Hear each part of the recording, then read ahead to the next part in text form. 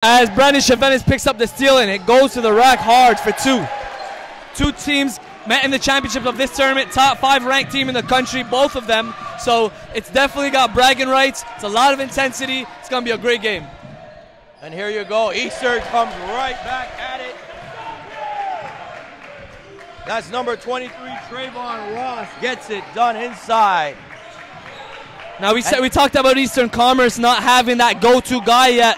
We're going to see as the season progresses who's going to step up, who's going to carry the load for these guys. They have a lot of weapons, no doubt, but we got to see who's going to rise to the occasion. Definitely looking forward to what this game is going to bring. The crowds are already starting to come in. Oh, nice drive, but can't get it to go. Ty Stewart Nelson can't get it to drop. Ball's moved over to the corner. Shot's no good. You saw live. I can't get it to go. You saw that live body, Habib Mohammed. You know, yesterday he was great in the first half of that game, and right now we got to see how he responds, because right now he's always going to be active on the boards, offensive boards. He has a knack of getting there, and he's showing a heavy motor. So we'll see what he can do here. And Coach Melnick is already active, Tarek. He's already up and about it, letting his players know what he wants out there. The intensity, you can feel it. You can cut it with a knife in this gym right now, and the game's just started. Yeah, you can hear each coach barking out instructions. They're going to be loud on the sidelines all day. And a foul, and Bonnet gets it to go. A foul on the big man, number 45, Tavon Bailey. And Bonnet is ready to go. Saw a couple tweets from him this morning. Had to be enthused about playing today in this big game. Win or lose, this is where you want to be. Championship Saturday in the semifinals of the Father Henry Carr Classic. Now Bonnet's a guy, you know him for shooting and his three-point shooting abilities. Over in that particular play, was able to get to the rim and finish. Love to see the transformation of his body and of his game. And if you can get that out of Bonnet, I mean, that's got to be a bonus. He's a guy who'll stick it from outside, but when he's putting it on the bounce and getting it to the 10, you know, nothing but good things can happen as well. Makes him multi-dimensional that way. As Habib, the 6'8" big man, shoots the 3 and misses. And an unnecessary foul there, number 45, Tevin Bailey. And I'll just quickly go over the starters for Eastern Commerce. Number 23, Trayvon Ross. Number 33, Casey Morris. Number 11, Habib Mohammed. Number 45, Tevin Bailey. And number 4, Narcisse Ambanza. For Henry Carr, we got number 1, Tristan Thompson. Number 3, Brendan Chavans. Number 5, Ty Stewart Nelson. Those two are the captains. Number 34, Lamar Copeland, and number 35, Marcus Bonnet. Action coming back the other way, and a charge. Trayvon Ross gets called for the charge there. Good defense by Eastern Carr, Tarek, getting back in the recovery on a fast break opportunity. No doubt, the defensive end is going to be key, whether that's transition defense or in the half court. That's the name of the game. The team that can defend the best and take care of the ball will win this game. And Chavez, crossover, gets to the rim, but can't get it to drop. Rebound by Bailey, and here comes Eastern Commerce. Ambanza gets trapped, and it's called on the foul. Thompson gets called on the foul. The other Tristan Thompson. What do you know about Thompson? I mean, look at his body type. He's long, wiry. Seems like he's a very active player down low for Father Henry Carr. Well, Tristan's got the physical tools. You know, at 6'4", he has that length. He has, like you mentioned, that big frame. But we got to see how much skill he has. He hasn't shown much yet, but he's a guy that is also new to this program, the Father Henry Carr, and we need to maybe provide him, or I'm sure throughout the season, I should say, Coach Malik will provide him with that direction to get him up to speed with how things are going. All right, back to the action. It is intense right to start. And the post up by number 22 of Eastern Commerce, Tevin Bartley, and he's fouled immediately on the attempt on the post move. 7-2, the home team leads it. Intensity galore, 4 fouls already on Eastern Commerce. We're going to watch out for that because that's going to be a key factor in the beginning of this game. 2 storied programs in Canadian basketball going at it in the semifinals. A lot of people would pay to watch these 2 teams in a finals, never mind to get it in the semis. Number 22 drops it down for Eastern. That's Tevin Bartley. Back come Eastern, Henry Carr. Copeland gives it off to Bonnick, over to Chavez. He gets the screen through, guarded by Muhammad. There goes Chavez on the left with the drive. Tries to dish down low, looking for number 32, and he can't find. Yeah. Brandon Chavez has to recognize that mismatch. Habib Muhammad defending him on the perimeter. Brandon can easily beat him to the hole. But didn't elect to go up strong. Instead, got that turnover. And the two head coaches, of course, Paul Melnick for Eastern Commerce and Kevin Jeffers for, I believe I said Henry Carr. That's Paul Melnick and Kevin Jeffers for Eastern Commerce. Bonnick with the shot, can't get it to go. Big rebound inside by Tevin Bartley. Kevin Jeffers gives the sign, calm it down, slow down the pace. Right now it's getting a little hectic on both sides, as we expected. But both teams have to calm down, and someone has to take control. We talked about that. It starts at the point guard spot. Who is going to be the guy to lead the way? On one end it's Brandon Chavez, but who is it going to be on Eastern? And that was a foul by Ty Stewart Nelson. Kind of an unnecessary foul. The opponent was nowhere near the basket, and one of those ones where I'm sure he'd like to take back. Eastern with the ball on the out of bounds. Ball is tipped out by McNeish. Jason McDonald with the inbounds for Eastern. Over the top to Muhammad, almost another foul. He drives, can't get it to go. Big rebound inside. Can't get it to go again, and Bartley's got to put that down. If anything, get that rebound, corral it, and then go up strong. Yeah, you see it a lot in young bigs, especially at the high school level, as the young buck goes to the hole. I believe that's Anthony McNish. Back come Eastern. Oh, no, that's on the wing. Banza. And that's a big shot right there. Eastern Commerce ties the game up at 7. We talked about that big man, a lot of offensive rebounds, but don't seem to be concentrated, just going up. They got to calm down, focus, and go up with a strong move. Stewart Nelson on the drive, and another foul here. Number 23 for Eastern, Trayvon Ross. Getting a little bit of a talking to from the assistant coaches. Thanks for joining us here on the web stream, brought to you by Ill Minds Media, On Point Basketball and North Pole Hoops, bringing you the best in Canadian basketball. As we resume action on the baseline, Father Henry Carr inbounds, Brendan Chavez inside, number 32. McNeish, he can't get it to go. And it goes over to Eastern Commerce. Both teams played well in their previous games to get here. You know they're going for it. And the intensity has been what we expected.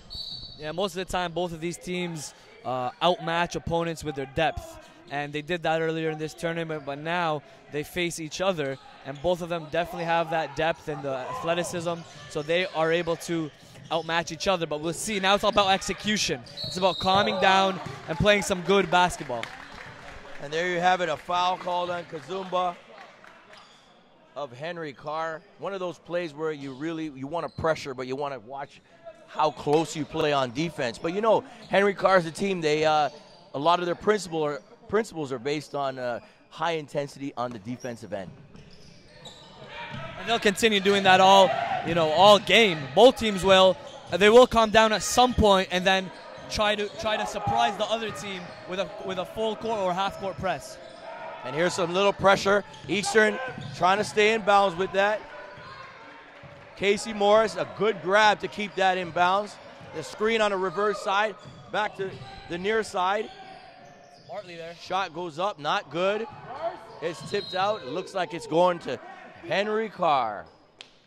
2 minutes and 51 seconds left. You're tuned into the 2013 Nike Father Henry Carr Classic in the northwest end of Toronto, one of the hotbeds of basketball in this country.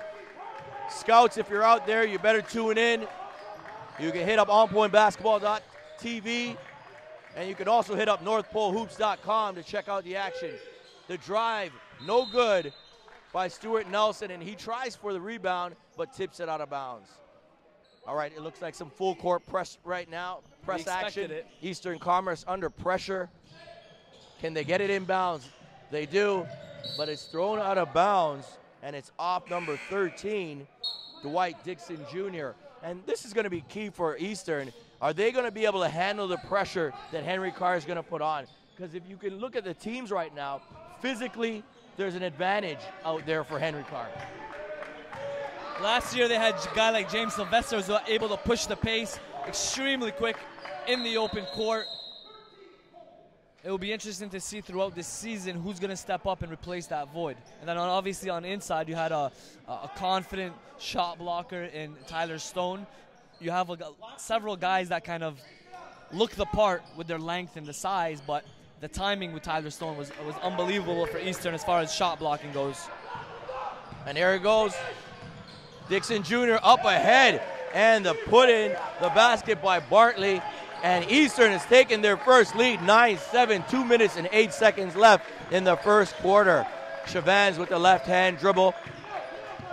Here comes the pressure. Little crab dribble. Step back. Gives it back up top. Almost a travel there at Kazumba. Inside. Pull-up Jay can't get it to drop. Eastern with it and throws it away. Over to Bonnick, looks forward. Oh, and not able to corral that is Grant Audu, younger brother of former Henry Carr Crusader Richard Audu. Currently at Siena, of course, but we talked about it. You know, these teams are both excited. Still yet to settle down. Both teams turning over the ball back and forth, back and forth. The first team to settle down will be the team that makes the run.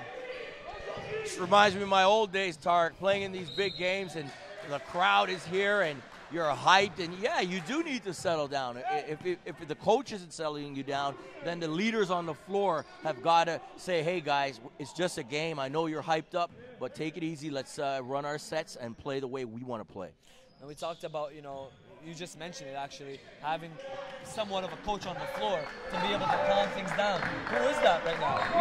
I'm not sure yet if either team has an elite guard or an elite leader to do just that. Well, you know, Chavans is essentially the leader on Henry Carr, but he's not the vocal type. And a big hoop, and you know what Bonnick can do, and he buries the trifecta. 10-9 for the home team. Father Henry Carr up, 58 seconds left.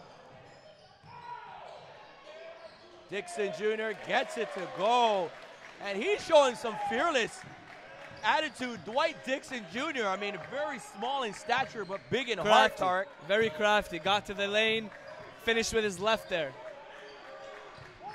Kazumba off to McNeish, back to Chavans. Defended by McDonald. Bonnick double team, back outside.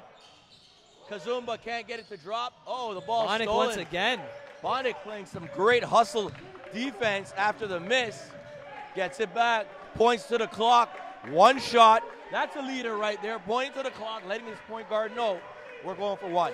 We talked about some potential first-team All-Stars for this tournament. He's got to be a mention if we're talking about that, as Brandon Chavez attacks the hoop. But Marcus Bonnick has been consistent throughout this tournament, shooting the ball, providing that energy, really getting his guys going, whether it's hitting the shot or earlier in this game, attacking the bucket and finishing, and then in the previous possession, picking up that loose ball. Right now, he's got to be one of their leaders, and looks to be a guy that's stepping up to you know, the big stage and really bringing it.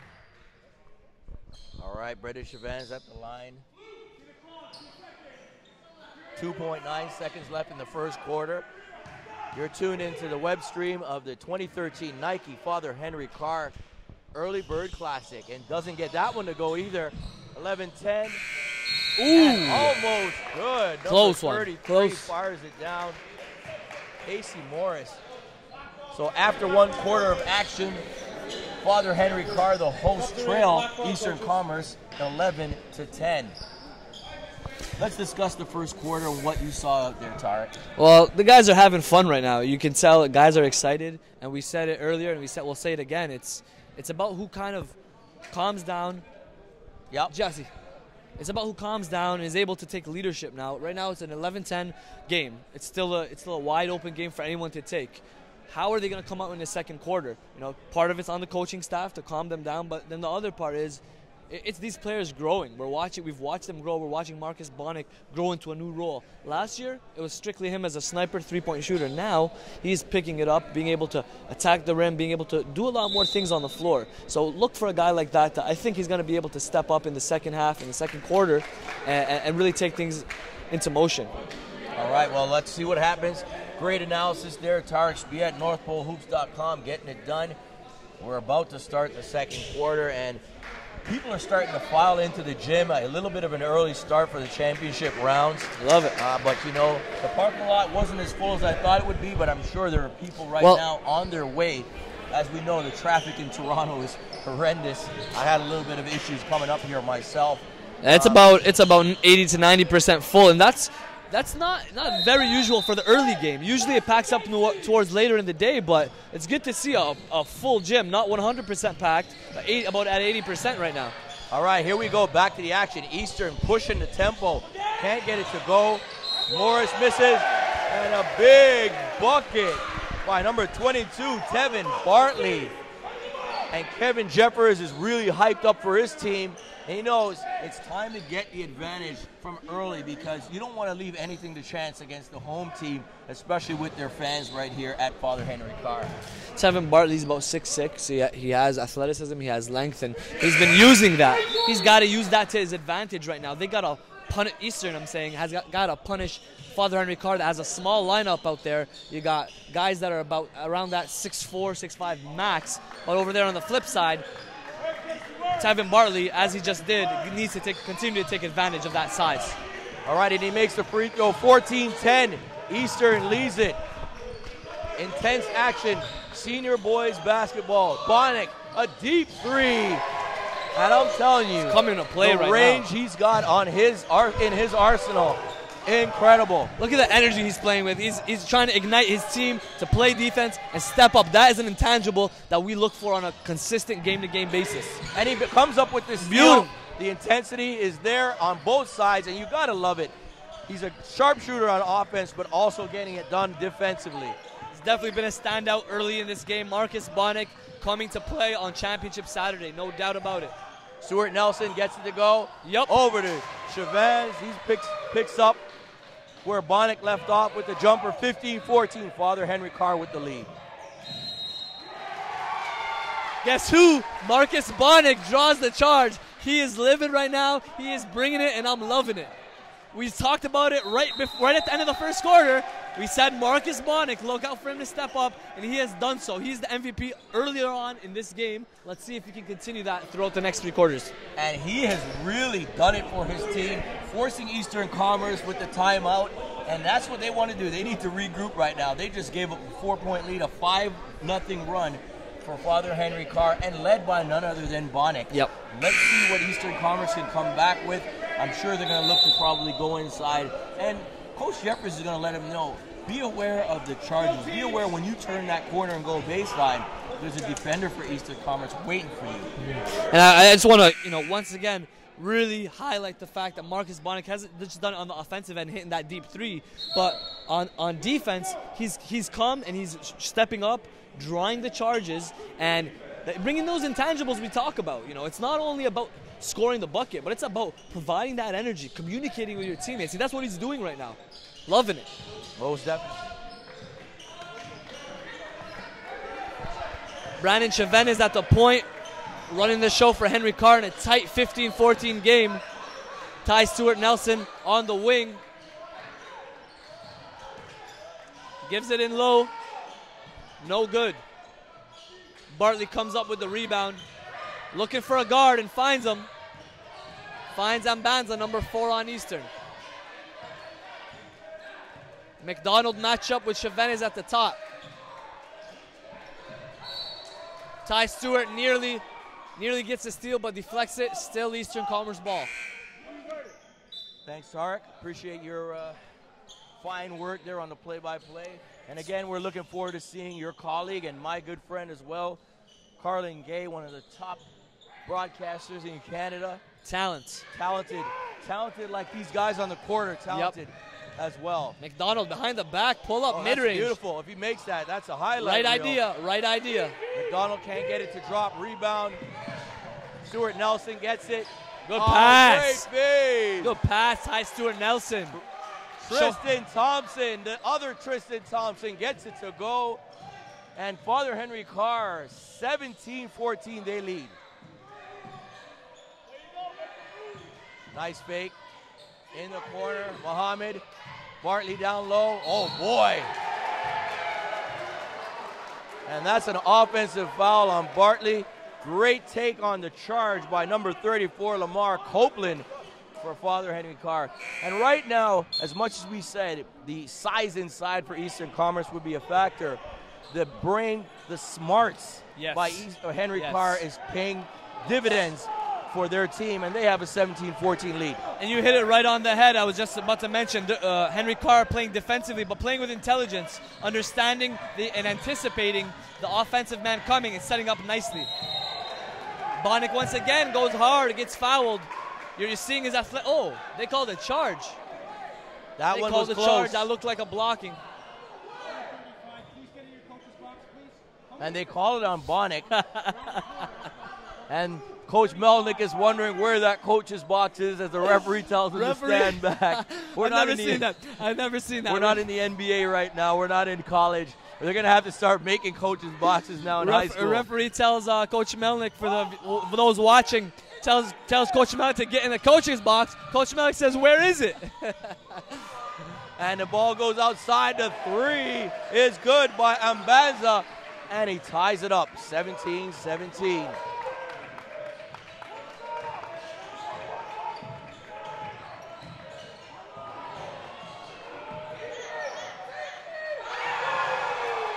Bonick, and more Bonick.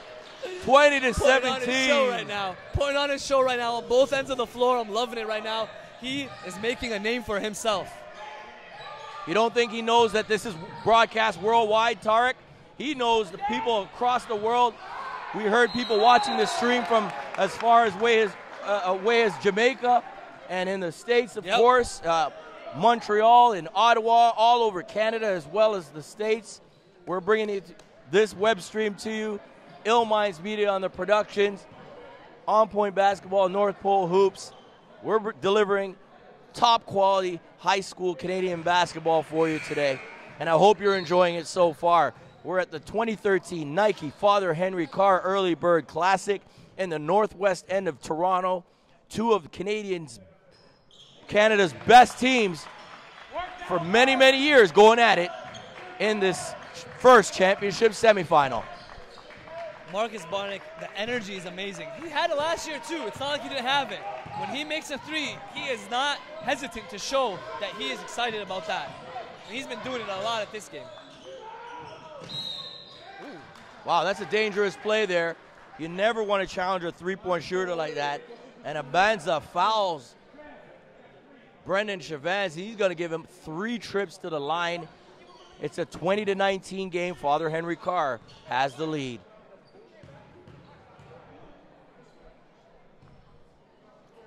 Yesterday we watched a couple guys come to play. Marcus Audi for J.C. Richardson. And we also, of course, had Damian Prehay for DeVille. Really made a name, and it has this season, has an opportunity to really break out and become among the top, I should say elite, in the Greater Toronto area as far as prospects are concerned.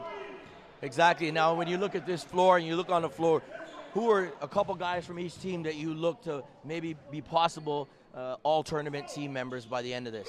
Of course, we talked about Bonick already. Eastern, they've had several contributors. Not one has really stood out amongst the rest, but we'll see as this game progresses. You know, we talked about Marcus Audi yesterday, Damian Prehay. I'm sure DeVille should have a couple if they move forward. You know, Campion has Andrew Anderson, Marcus Anderson, so a lot of action left today.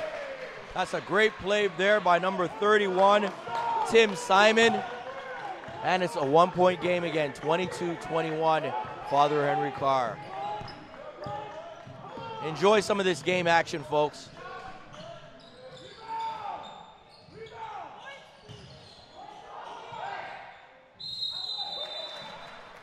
And number 15 for Henry Carr, Kyle Lefebvre, grade 11 student, puts it up and gets fouled by Eastern Commerce. Eastern already with 10 fouls. Not a good situation, and some of those fouls were very unnecessary as well.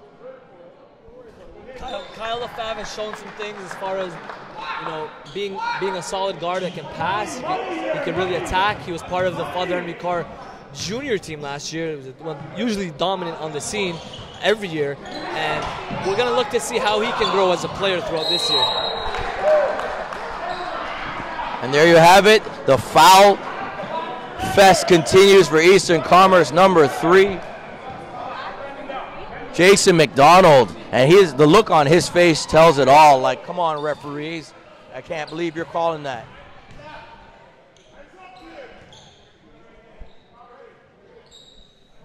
Coming up, we have a quote-unquote Battle of Brampton. DeVille versus Campion is going to be a good one. It's always fun to watch those teams go at it because we've seen it many times, whether that's at the Ville tournament, whether that's at the Campion tournament, you know, and they're going to meet again at some point. And it's great to be able to narrate this story we call the high school season. Most definitely. And Chavans makes both free throws. Father Henry Carr with a 25-21 lead. 3 minutes and 28 seconds left in the second quarter.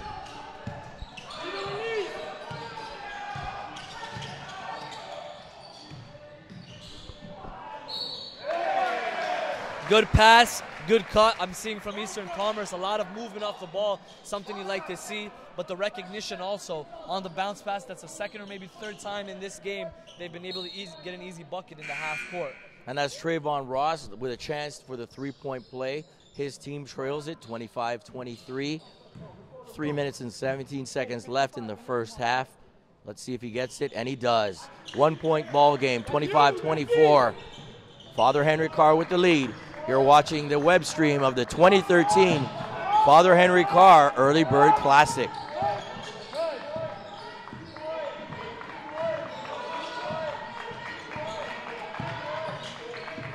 And I look in the crowd and I see some scouts from Ryerson Rams, as well as Chris Chang from Nipissing.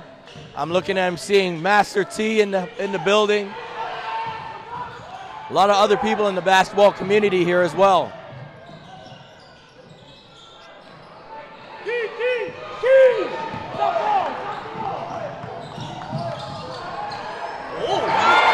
Stuart Nelson, I thought he was going to go for the dunk on that one.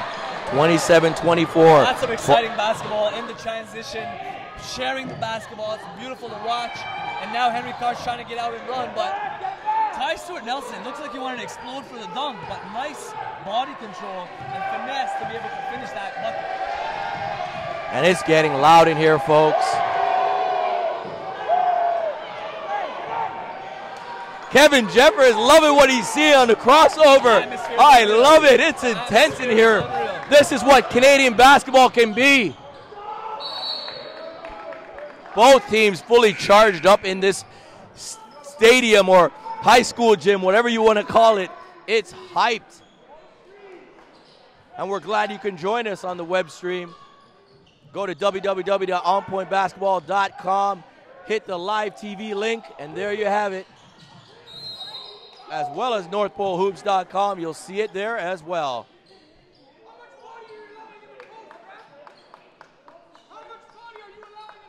And here comes Coach Melnick. He's got his game face on already. Please get back in your coaching area. Please get back in the coaching area. I'm not answering the question until you get to your coach's area. Yes, you are. No, you're not. You're still on the floor. As much as is legal. See, we have to let the natural sound play through there so you can hear the intensity going on.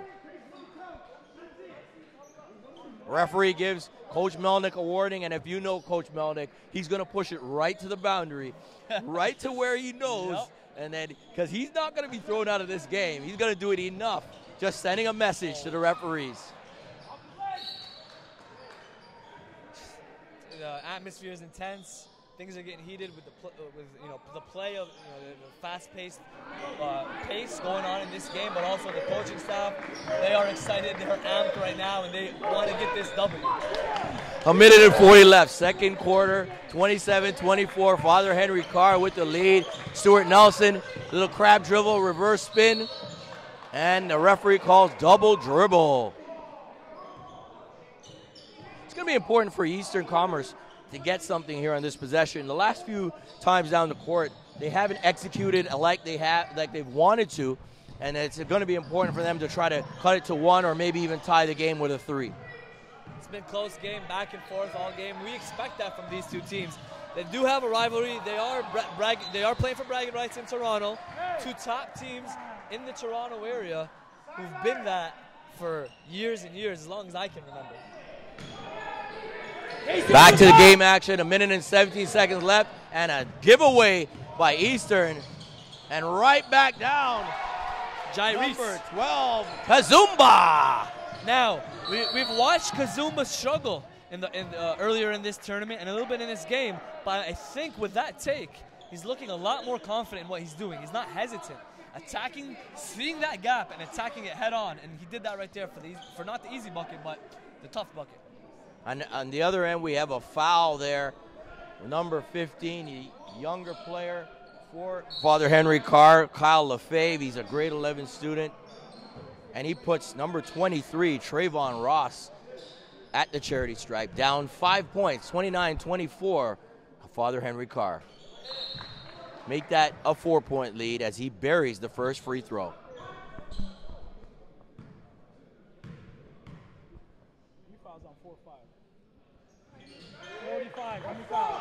And he gets it to go. It's a 3-point ball game, 1 minute and 4 seconds left. What's your breakdown so far? What's the keys to this game? Well, we saw Marcus Bonnick, come to life in the first and second quarter. He's been off for a little bit. He's been on the bench, but I think Henry Carr is going to need him for the energy, but also for the production. On Eastern's end, like we said earlier in this game, they've been having multiple contributors. There hasn't been one guy that you can say is the quote-unquote star of this team, but I think that's a good thing if you're Kevin Jeffers and you're Eastern Commerce. You got to have not just a starting 5, but a bench that can come up and produce. Most definitely, and back to the action. There was a foul on Ross for Eastern, and that puts Kazumba at the line. He makes the first one. And we mentioned Jairus Kazumba. He struggled earlier in this tournament. New to the team, very new to this program. But right now, I think he's coming alive. And he makes the second one. So that's 2 free throws right there. Eastern with a little pressure by Henry Carr. Steal by Stuart Nelson. They got time. They got to settle themselves down. Stuart Nelson gets blocked. And that was close to being a foul right there. Eastern gets it. Muhammad, 2-on-1. Nice dish down low. Number 31, Tim Simon makes it. And a technical foul. It's a tough thing right now for the refs to be able to kind of control the game. Number 11 called for it, and that's Habib Muhammad, unsportsmanlike conduct. And the referee is explaining what happened here to Coach Kevin Jeffers. He may have, got excited, and again, we talked about this yesterday. I'm cool with that. Personally, I'm cool with that. I'm gonna want to talk with the refs, maybe the referee board, a cabal. What happened to the warning? Give him a warning maybe first, and then give it to him. It wasn't a thing where it was unsportsmanship-like. I think that it was just he was excited. He made a good play, a good pass. And it happens here sometimes. I think we gotta, You got to be perspective. You have to have perspective, but the stakes are high. At least a warning. You know what I mean? And Stuart Nelson, he's at the line shooting the technicals, missed the first one, and he wasn't too happy with that, and misses the second one as well. Luckily for him, his squad still has the ball, and as we mentioned, Bonnet comes back in the game.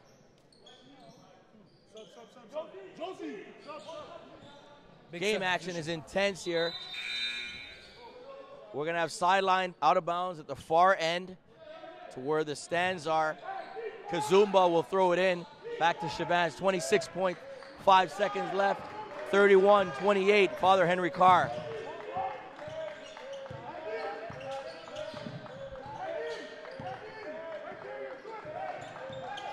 Brendan Chavans trying to get it done.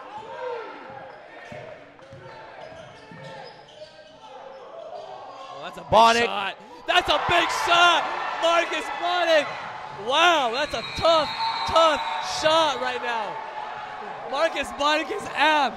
He's getting Look amped. at him go. They gotta calm down. Look at him They go. gotta calm down right now. The game is not yet over. The game is not yet over. Yo, but you gotta love it. You gotta love right now. They are excited. They are excited, but Marcus Bunnick, he got a tough pass. He had to catch it first, bring it down, and then shoot from the baseline. That's not an easy shot at all. Catch and shoot. Reminds you of some of the top NBA players, a la Ray Allen. 34-28 for Father Henry Carr after the first half, an exciting first half. Stay tuned. This is the broadcast of the 2013 Nike Father Henry Carr Classic.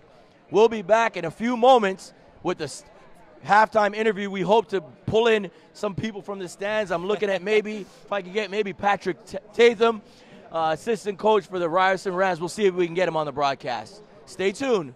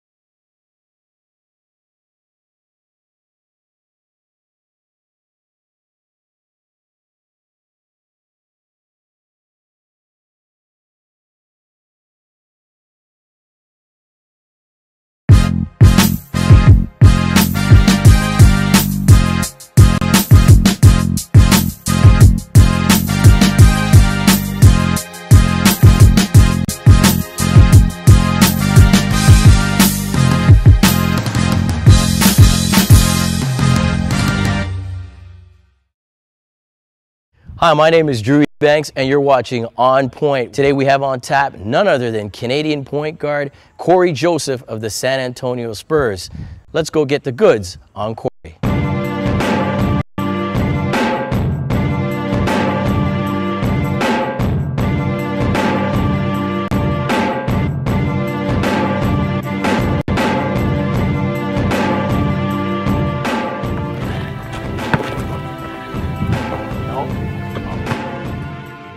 My motivation for basketball has always been high. I've always been motivated, self-motivated, and obviously motivated by my family and friends. It definitely takes a lot of hard work, just countless hours in the gym, getting better, working on my game, working on whatever it has to do, you know, taking care of your body. It's a whole different level, you know. That's why the pros is the pros. That's why you call it a professional, because you're great at what you do. So, you know, I'm just trying to keep on learning, and it's hard. It's a lot of hard work.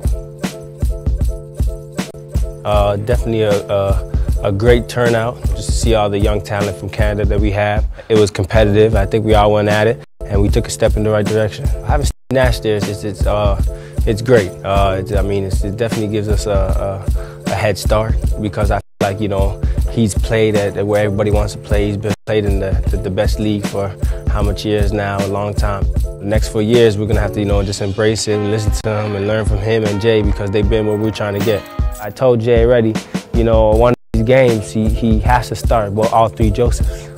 He has to do it. You know, call, announce, Joseph number 1, Joseph number 2, Joseph number 3. They gotta do it. It just sounds right.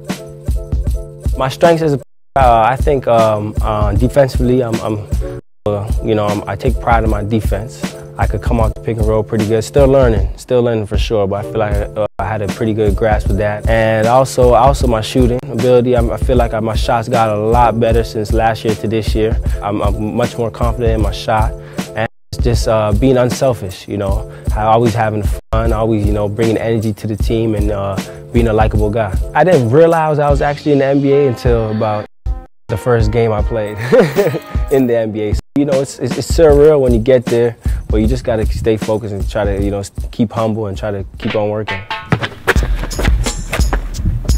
You don't want none of that. Fundamentals. Ooh.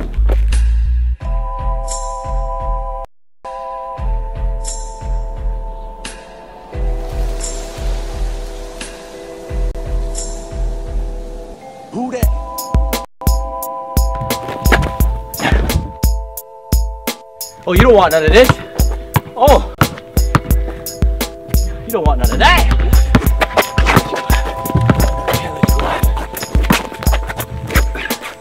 Oh!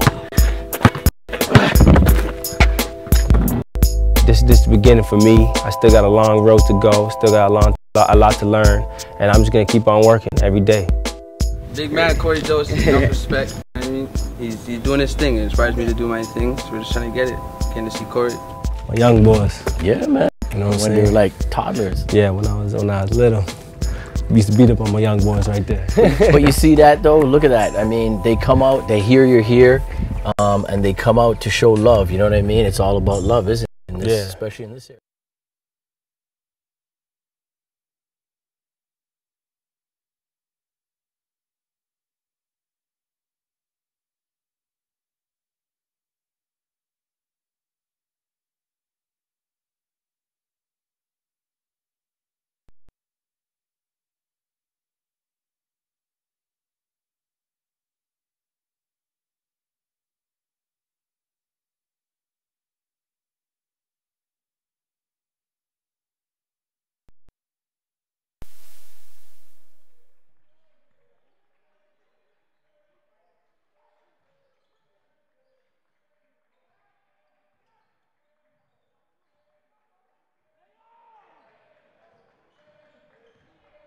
Okay, here we go, second half action. Welcome back to the web stream of the 2013 Nike Father Henry Carr Classic. The action was intense in the first half. It's a 34-28 lead for Father Henry Carr to start the second half. And we saw Marcus Bonnick, really go off in the first half, hitting a bunch of shots, and he looked good and leads all scorers with 12 points. And for Eastern, you have number 22, Tevin Bartley, leading his team with 7 points. They have a little catching up to do, though, as Bonnick misses the three. And I'm pleased to be joined by, as a special guest, none other than Patrick Tatham, assistant coach for the Ryerson Rams. How you doing, Patrick? Thank you. I'm good, good. Just enjoying this high school event right now. It looks real good. And you know, I mean, you're a stalwart of the high school scene back in your day. What are you seeing out here? What are you seeing in terms of the skill level, the intensity, and the gameplay? Well, you know what? There's a lot of intensity in the gym right now. It's actually surprising. A lot of talk about a lot of the guys going south to play high school basketball, but I don't think there's any fall off right now. Between Eastern and Henry Carr, it's pretty intense. Yeah, just talk a little bit again about what you see out here in terms of the intensity. Intensity's like at level 10 right now. It's unbelievable. I was surprised actually when I came in and saw this happening. So it's great to see. Now your team, of course, you're out here doing your scouting. What type of player are you looking for the Ryerson program? Well, you know, right now we definitely need a point guard to take over the reins of Jamal Jones after he leaves next year. So definitely looking out for a point guard, one that can stand out and kind of take over for Jamal once he leaves. Jamal, tremendous player. Talk about your recent trip. This is the Ryerson Rams assistant coach, Patrick Tatham. We have him live here and joining the stream. We just came back from Syracuse and talk about that trip, the Ryerson Rams, and of course, head coach Roy Rana, what he's doing with the program. Definitely a great trip for our guys because it's not too often you get to play at the Carrier Dome, which is pretty much a historic arena to play at where Carmelo Anthony kind of built the program. Our guys definitely enjoyed the trip, and it was great to get out and see one of our future stars in Tyler Ennis play at Syracuse. So it was all around great trip for our guys. All right, we'll keep you on board here for a few more minutes, Pat. Get back to game action. We got Bonnick as Henry Carr controls the rebound, leading at 36-30, loses the ball. Back comes Eastern, and a travel. Number 50 with too many steps, Cadre Gray can't get it to drop. Now, you guys also had a big game last night, the season opener. How was that game for you guys, the Ryerson Rams? It was great. It was fun to play back in our home court where we went 9-1 last year. So real good to get out and jump all over Waterloo Warriors. And now tonight you have another game, a big one. Who you guys going up against at 8 p.m. at the Mattamy Athletic Center? Yeah, tonight we take on the Laurier Wild Hawks. Very good team. They really score the ball. I think last night they had 109 points, so it's going to take a great defensive effort tonight to actually stop them in transition. And there's a couple big guns that Laurier has. One of the top scorers in the nation, Maxwell Aline as well. Yeah, he's a phenomenal scorer. I think he comes from a basketball family. His younger brother's in high school, really just killing it in the Halton League. So we're definitely going to have to find a way to slow him up and get this W tonight at home. All right, as we talk to Patrick Tatham, assistant coach, and scouting duties as well for the Ryerson Rams. And I'll tell you, I've been around the program a little while the last couple of years, and what Coach Rana has done has been incredible, changed the whole mentality of that program. And a lot of these kids right here, a lot of these players have to be looking at Ryerson as a program that's going to be one they're going to consider playing at the next level. Not only are the facilities incredible, the studies, the academics are incredible as well at Ryerson. So many diverse courses and programs. But the fact that you guys play against some NCAA competition on a regular basis, having come back from Dayton a couple weeks ago, played Wisconsin earlier in the summer, and also Wake Forest last year, it's great for the kids. Yeah, listen, Coach Rana has done nothing but a great job with this Ryerson program, completely facelifted the program and kind of changed it. We want to make it as exclusive as we can and make it into a Division I program here in the city of Toronto. So now the kids aren't really looking to go south too much. They got it right here in the city. Why leave home, you know? So it's been nothing but good. That's a great point right there. And there's the Euro step. Great move by Cadre Gray as he scores the bucket, 40-34. Father Henry Carr, 6-point lead in their own tournament, the Early Bird Classic. Thanks for tuning in. This broadcast is brought to you by Ill Minds Media, On Point Basketball, and North Pole Hoops. And Ty Stewart Nelson with the three makes it a 9-point lead as we go to timeout. 43-34. Glad to have my man Patrick. We're on camera right now, Pat. What are you guys looking to accomplish this season? I mean, I know the end of last season, it was a little rough. Of course, you didn't get to where you wanted to be. You're looking to get back to the Nationals, I'm sure. But on the journey, what are the steps you guys have taken to get there? You know what? We actually went out and recruited some really top-level guys in Adika Peter McNeely, Jean-Victor Mukama, and then Kadeem Green, who's come home from the United States. So I think we've kind of loaded up and kind of helped ourselves out this year. Now we just got to take care of games. We got to win. We got to get back to the Final Four, and we got to go to Nationals. And I remember Jean-Victor just last season playing in this gym. Yeah. And I've always looked at him and a young man who's grown a little bit as well, got that length, about 6'8" right now. And if he kind of fills out a bit, who knows what the future holds for him. And of course, the rest of your recruits and Green coming over, Adika, looking real strong right now, guys. And back to the action. Eastern Commerce, number 23, gets it to drop. Ross makes it a 7-point game, 43-36. Henry Carr still leads, trying to get it inside, can't get it. Muhammad with the steal. Back come Eastern. Oh, nice between the legs. Down low.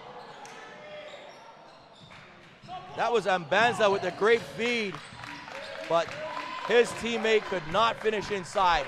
Chavans going left, pushing it over to Bonnet. Can't get the three to go. Rebound Muhammad. Almost a travel there. The crowd wanted it. Henry Carr bench wanted it. Number 3 can't get it to go. Eastern missing some easy bunnies right now. And it looks like a foul called. Trying to see the number. Number 50 gets called on that one. Cadre Gray. And substitutes come in for both teams.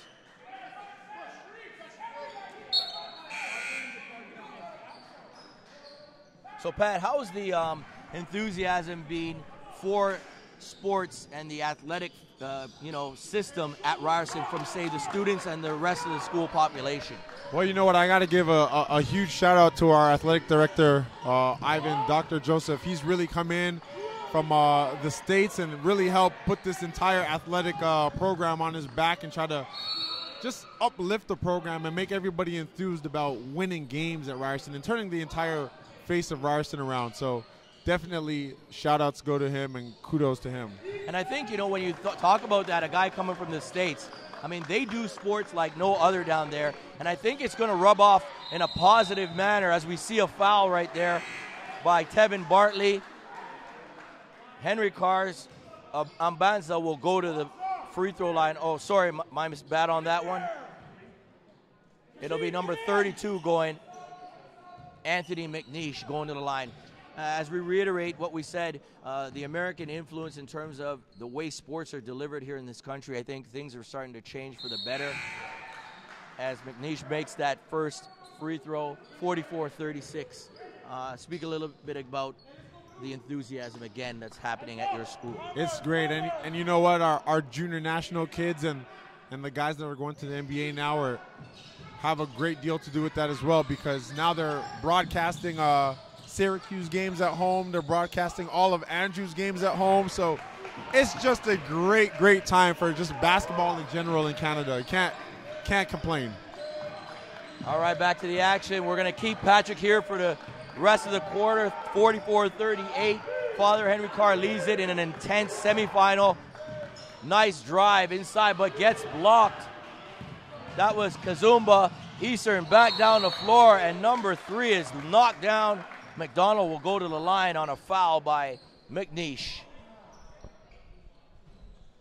44-38, 2:10 left in the ball game. And that's a great thing that you pointed out. Andrew Wiggins, of course, his debut yesterday. Kansas winning. Other guys, the big-time players, of course.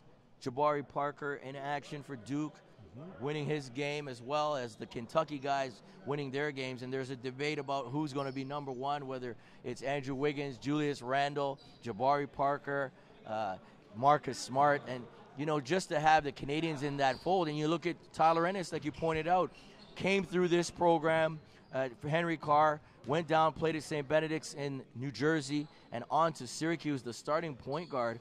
I mean, what an accomplishment for a guy coming out of Canada. And depending on what happens on their season, you know, a guy like Tyler Ennis, you know, he's going to have an opportunity to make his name known this season. Oh, for sure.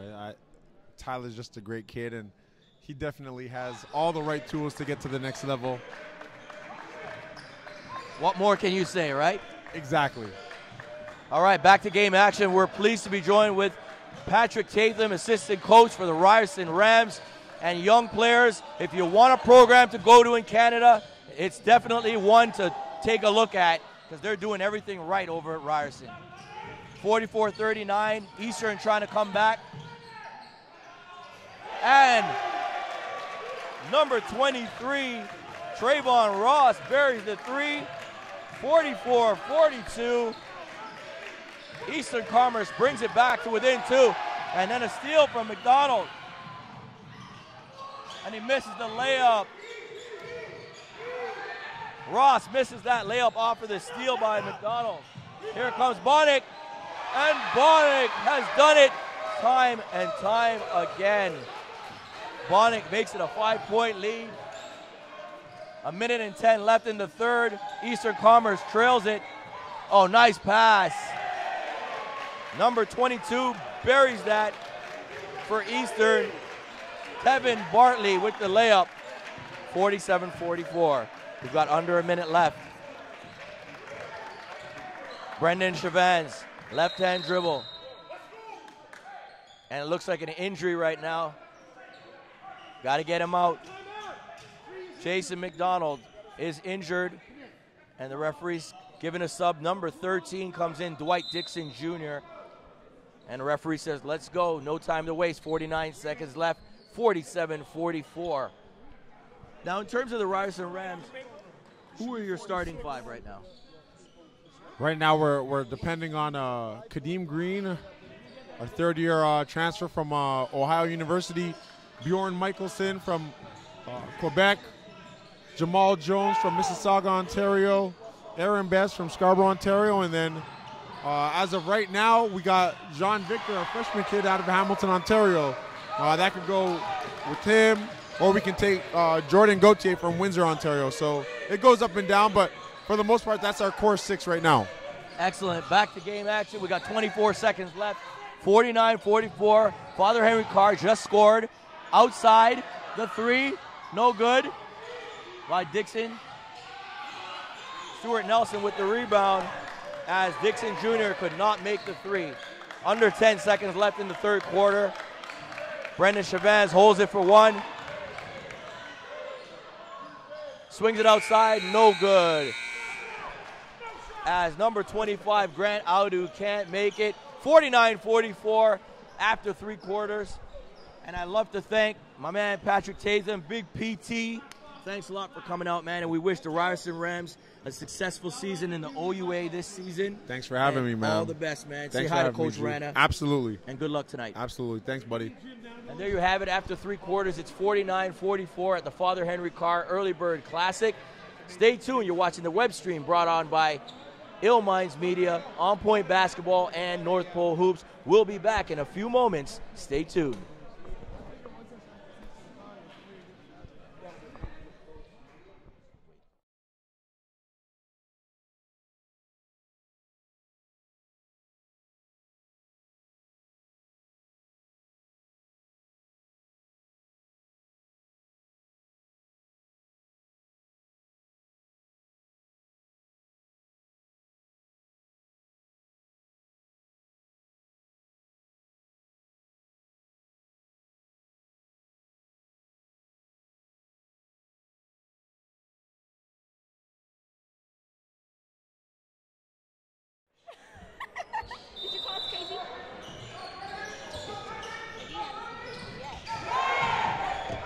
Back to game action.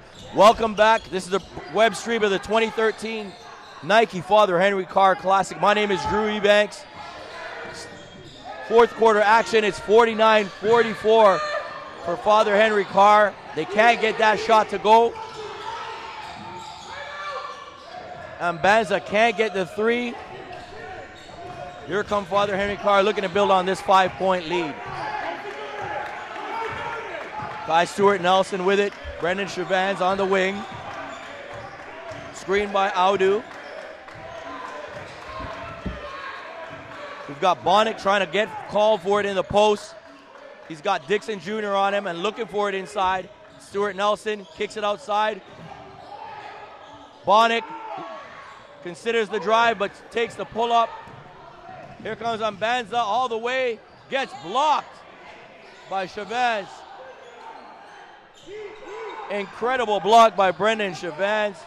Pushes it forward. Oh, number 32 misses it.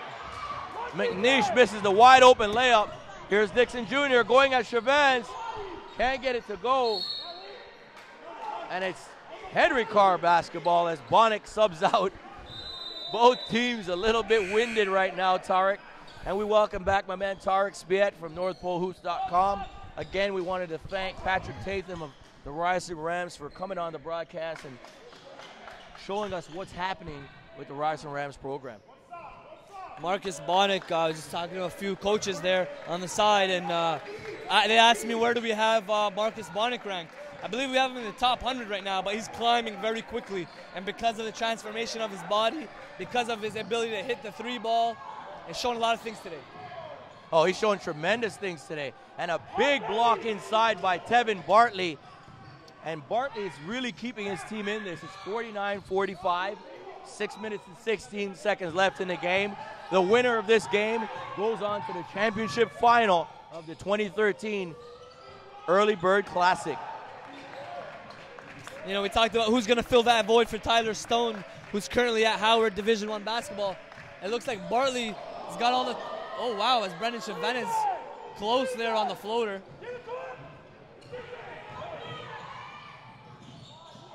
And that's a shot you've got to make. If you're Ross, you've got to go to the basket. You can't avoid contact in a game like this. And there you have it, number 34, Lamar Copeland. And you see the contrast there between those 2 drives. Ross is trying to avoid contact, throws a prayer up off the glass, and Copeland goes right at his defender and gets the bucket to go. 51-44. Father Henry Carr with the lead. I mean, I'm losing my voice here. This is incredible action. Yeah, I mean, I didn't even know Copeland had that type of move where he's able to finish with his left, finish you know, with some contact. It wasn't an easy shot. So we're learning a lot about these guys through, you know, an environment. You got a crowd, you got a packed house here, so that you have to be able to stay composed, and they have been able to do that. We're also learning about how they're able to compete at this level. This is pretty much the highest level, right? Henry Carr tournament, the Humber Classic next week, OFSA. These are, you know, even though it's a preseason tournament, the stakes are high. You know, they are playing for bragging rights. They are playing for, you know, making a name for themselves individually and collectively. And of course, we got some national rankings that we'll be dropping on North Pole Hoops at the end of this month, early December, after we get a chance to see who's who on the scene in the high school scene. And right now, it's looking good. It's looking even. 51-44 still. Tight game. Who are some of the scouts that you see in this crowd today? I mean, of course, we talked to Ryerson here. We see Nipissing University represented by Chris Chang. Yes. Who are some of the other teams, post-secondary teams? I see Coach Muddy. I've been in contact with him from Queens, and I know Dave DeVario has been tracking some guys at McGill. And I believe Muddy, who was formerly at Queens, is currently at McGill. Sorry, I made a mistake there. He's currently at McGill. So Muddy moved over to McGill. Yeah, he was at Queens, formerly assistant coach. Now is at McGill, and you know, McGill's been able to do some great things out in the RSCQ, led by Coach DeVero, Coach John D'Angelis, and Coach Ruel Hidalgo. They've done a great job out there, securing you know, talent. As and a foul the young there. buck 32, is that McNish? That's right. Comes up with the block. And I know that people are watching this stream from all over the world, including places like Jamaica, the States. We know that, shout out to Vidal Messiah, who is watching from Atlanta. Okay. And so everybody is out there checking out this stream. And now you're going to be able to see the top Canadian players throughout the season, throughout the year, brought to you by Ill Minds Media, On Point Basketball, and North Pole Hoops. It's a tremendous opportunity for these young student athletes to be seen by scouts all over the world. But also, what's happening here is kids are watching it from Nova Scotia, from Alberta, from British Columbia. They're learning also. They're seeing, you know, of course, Ontario. What it takes to be at that level. Ontario being the mecca of basketball in this country. Let's not make that mistake. But people are learning and seeing what type of talent is out here, what type of intensity you have to play with, you know, because we've been around the country. And on the West Coast particularly, it lacks that intensity. Wow. As McNish finishes a nice bucket. What a spin move by McNish. Beautiful. That's incredible. 53-46. That's an 11th grader right there. Or is that 10th grader? 10th grader. Wow. Ooh. Wow. Alley-oop. Eastern Commerce, Tevin Bailey with the alley-oop. And things are starting to get heated. 53-48. 4 minutes left in the quarter. Who wants it more right now?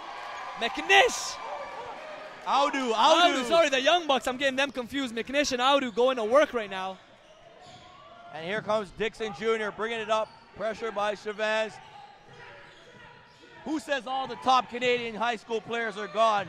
There's a lot of talent here, right here in this country. And Eastern can't save it. It's going to go back the other way. Father Henry Carr, you know they want to make the final. It's their tournament. The 2013 Nike Early Bird Classic, 55-48. Father Henry Carr has the lead. Listen to some of this game action, folks. We'll let you take in this stream.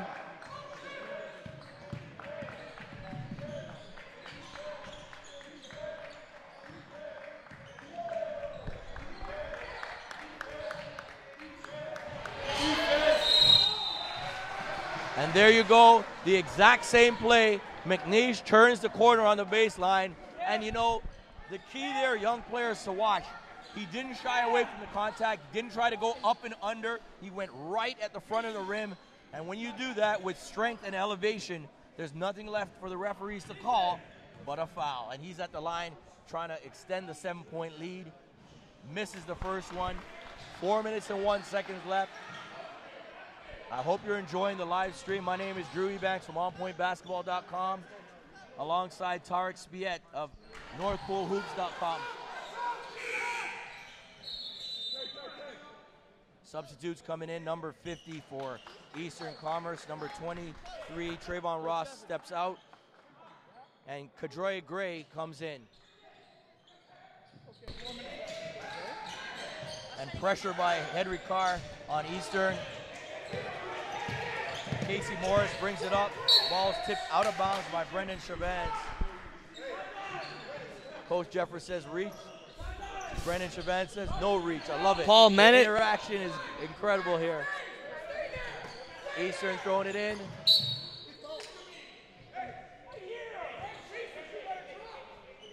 Coach Paul Melnick for Henry Carr, coasting on the baseline. Never afraid to get up at it. That's a turnover that you do not want to see at the closing stretch of this ball game. Brendan Chavez down low. Smart move there. Pull it out. You're up by 8. Why are you going to rush for? Spreading out the defense. Run a little delay offense. Little wheel on the outside. Little wheel. Exchange. And there it goes. That was close to being a foul right there on Henry Carr. Big rebound there. Big offensive rebound. Brandon Chavez gets on the loose ball. Resets.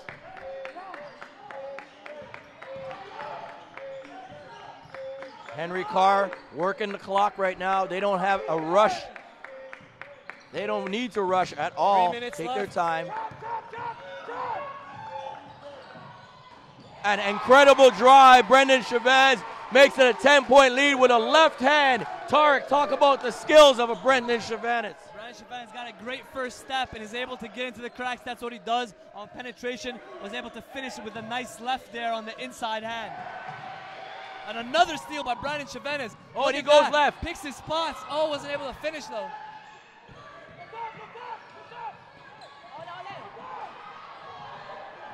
Wide open. No head, wide open, gave up a layup there. Number 31 did not see Tim Simon. He had Tevin Bailey wide open for the layup. Incredible. Timeout called by Eastern Commerce. Tarek, 58-48. It's going to take a miracle with 2:29 left for Eastern to come back. They're going to have to go to some kind of full court press and try to get a couple steals. Now look out for that. Could be a full court press here. Could be a half court press.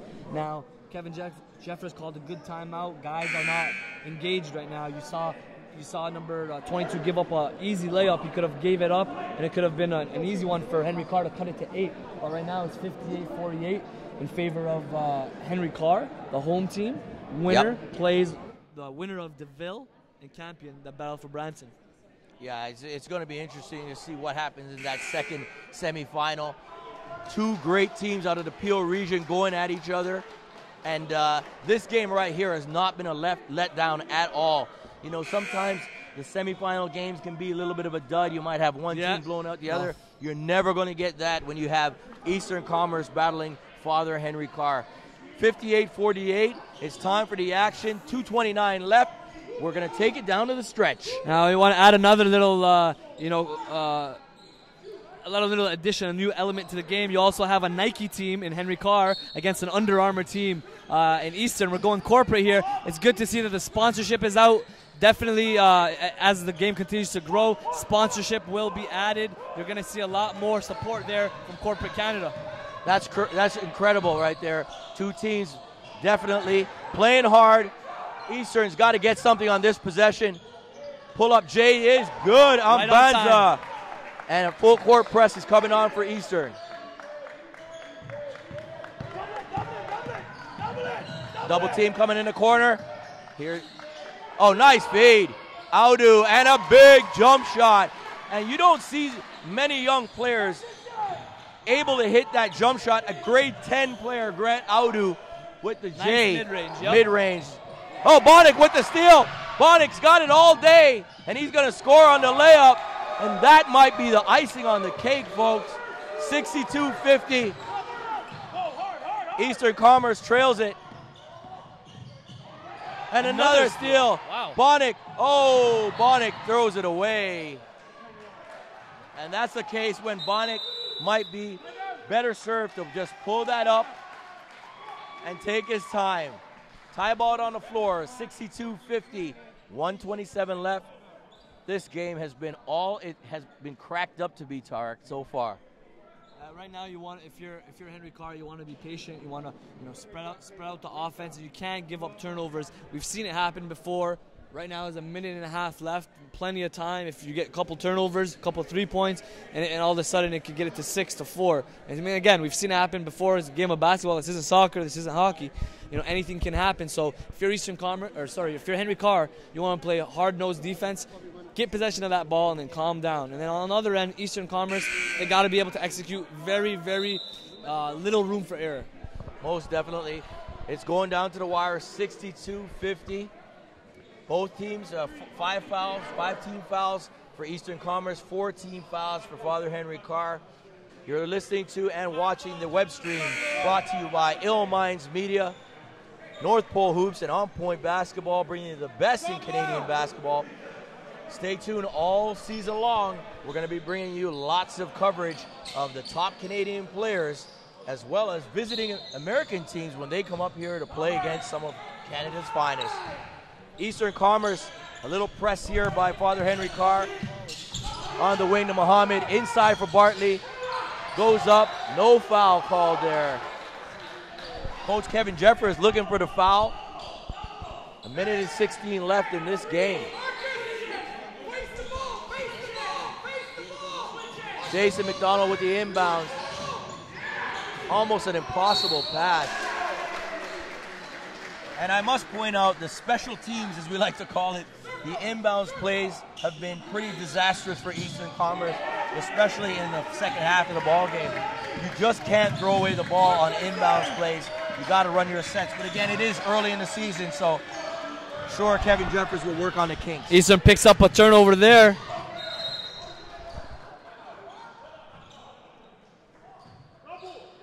Ball is knocked out of bounds by Father Henry Carr. 62-50 is the score with 59.3 seconds left.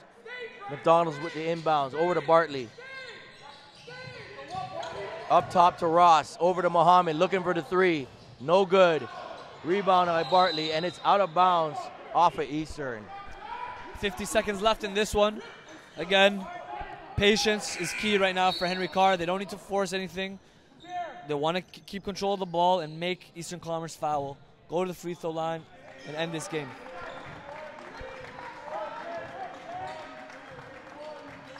We'll take in some of the natural sound right now as we take you home in this first semifinal.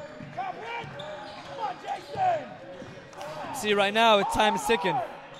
They got to double and they got to force the action. Well, it's a time They can't to play foul. up one-on-one. Exactly. You got to foul now. They've You wasted can't let already the 30 clock seconds. go down. Though. Big rebound inside, can't get it to go. Audu picks it up back outside, and this one's going to be a wrap.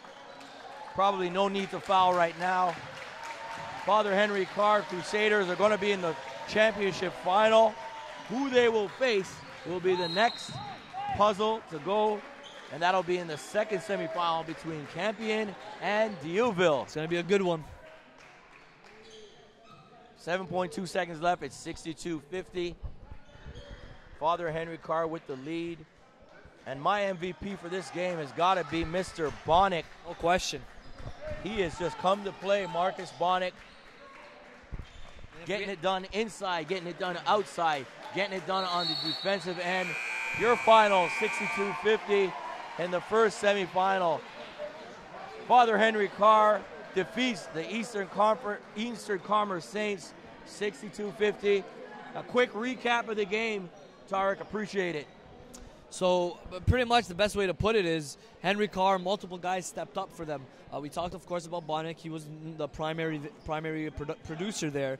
But you also had guys like Brandon Chavenes on not just on offense, but defensively picking up key steals for Henry Carr to take this one. And then, of course, finally, the two young bucks, Anthony McNish and Grant Audu, also stepped up, making mid-range jumpers, going hard inside, playing with strength, and they were able to finish it off with good team play. Guys stepped up. Now, as the season progresses, we'll be able to see who's going to step up for Eastern. Still kind of a collective game, but when time matters in the second half, guys got to have to elevate their game in order, one, distinguish themselves, but two, to take the game home. All right, there you have it. Next game up, Campion and Dieuville in the next semifinal at the 2013 Henry Carr Early Bird Classic. Ref.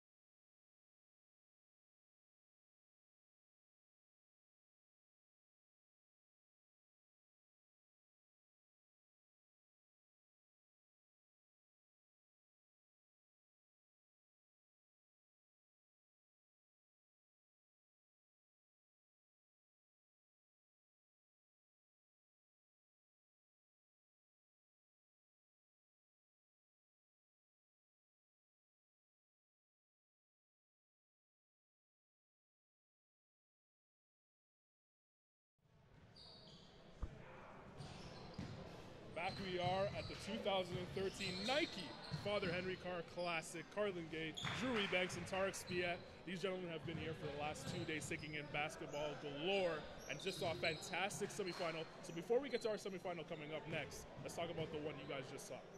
Tarek. I'll take it away to start. Henry Carr wins 62-50. Marcus Bonnick, we talked about it. Came up big, led the way with 17 points. Brandon Chivenez added 14, and it was just a collective effort overall with the young guys stepping up, Anthony McNish, Grant Adu, to get that W.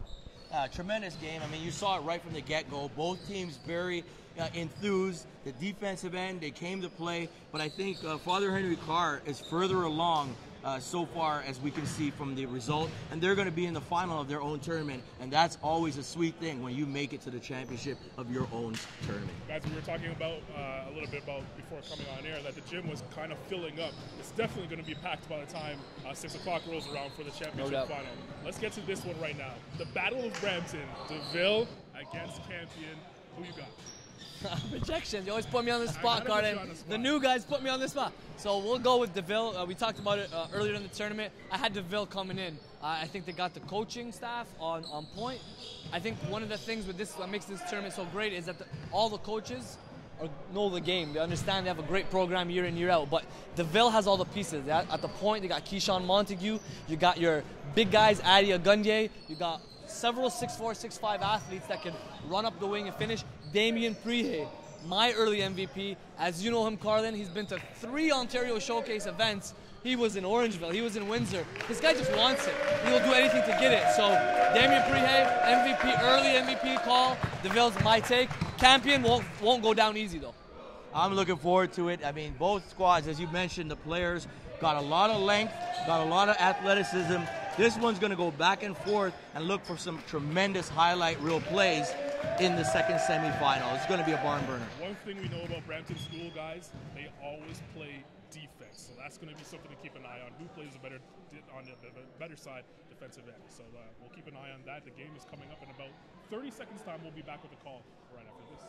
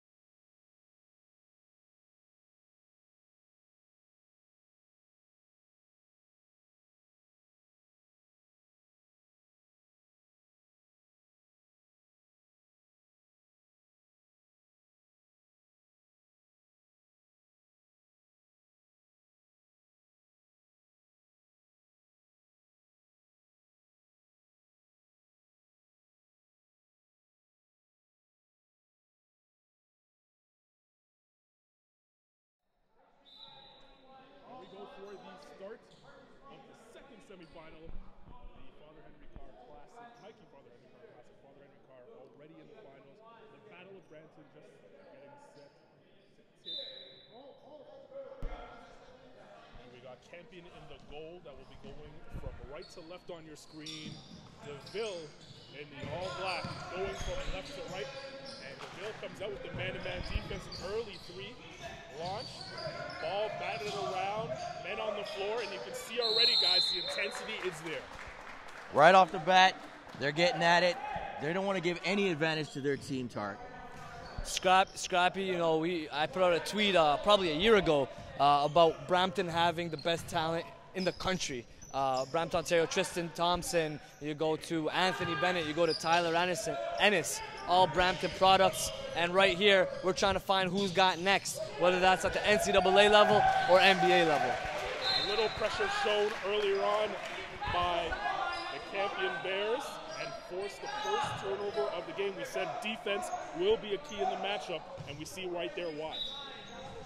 Starting lineup for both teams. We'll start with DeVille, Montague, Prehay, Montgomery, Gould, and Clayton on the floor for DeVille. There's a steal there by Gould, and Montague will lead the rush back the other way. Starting lineup for the Campion Bears: Anderson, Bennett, Lopez, Elvis, and Dennis.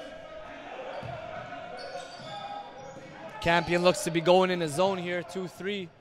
Can't leave that guy open though.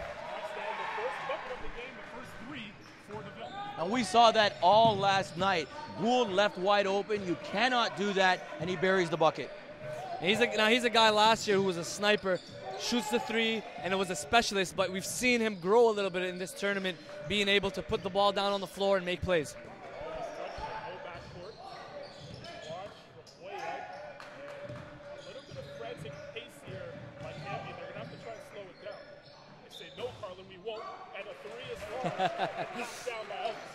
We remember Elvis, if you remember last year, Carlin, we watched it with Kadar Wright in the mix, leading the way, and David Armaloran.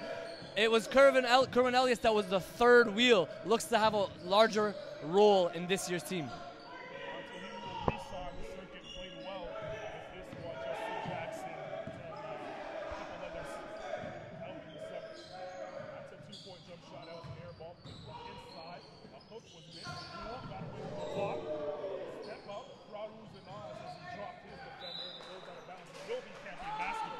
The only thing there, I mean, it's a tremendous move, but you gotta finish. I mean, you want to hear the cheers if he made that shot. But nonetheless, again, Gould is showing his versatility. Not only sitting outside, he wants to be a full three-dimensional player on the court.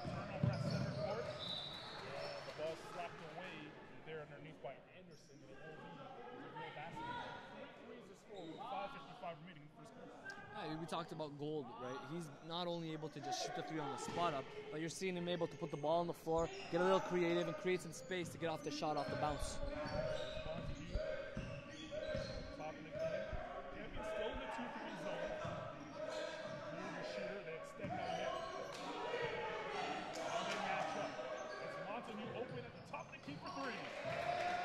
That's what he does. He's one of the best shooters from the point guard position.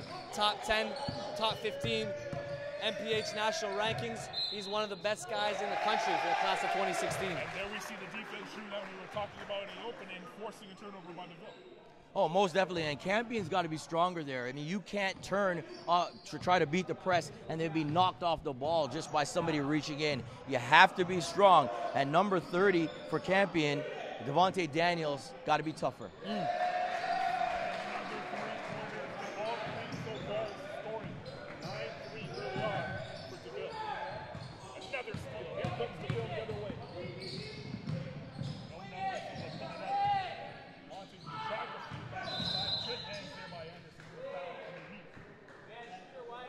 We talked about Damian Prehay. We talked about Damian Prehay as a guy that's an early MVP candidate for this tournament, given DeVille wins. But you see over there on the break, he's got to improve his dribbling ability. He can start the break, but he struggles at this point to finish hard with a confident dribble. So that's one thing we're going to monitor. As he turns his weakness into a strength, he's got to tighten up that handle. Shot there, no good by three. There's Gould looking for a second three of the game. That's no good. Pulled down. Here comes Campion the other way. They shoot 9-3 halfway through the first quarter. That's another three-point basket.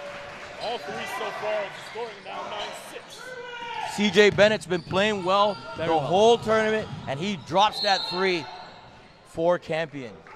Excellent move there by Damian Prehay with the Euro step. Gets fouled. Missed the shot, so it'll be two. We talked about it on day one with regards to that Euro step. It's being used at a frequent level. It's being taught at an early age. And, I credit to my guy, fellow lefty, Manu Ginobili, who introduced it to North America.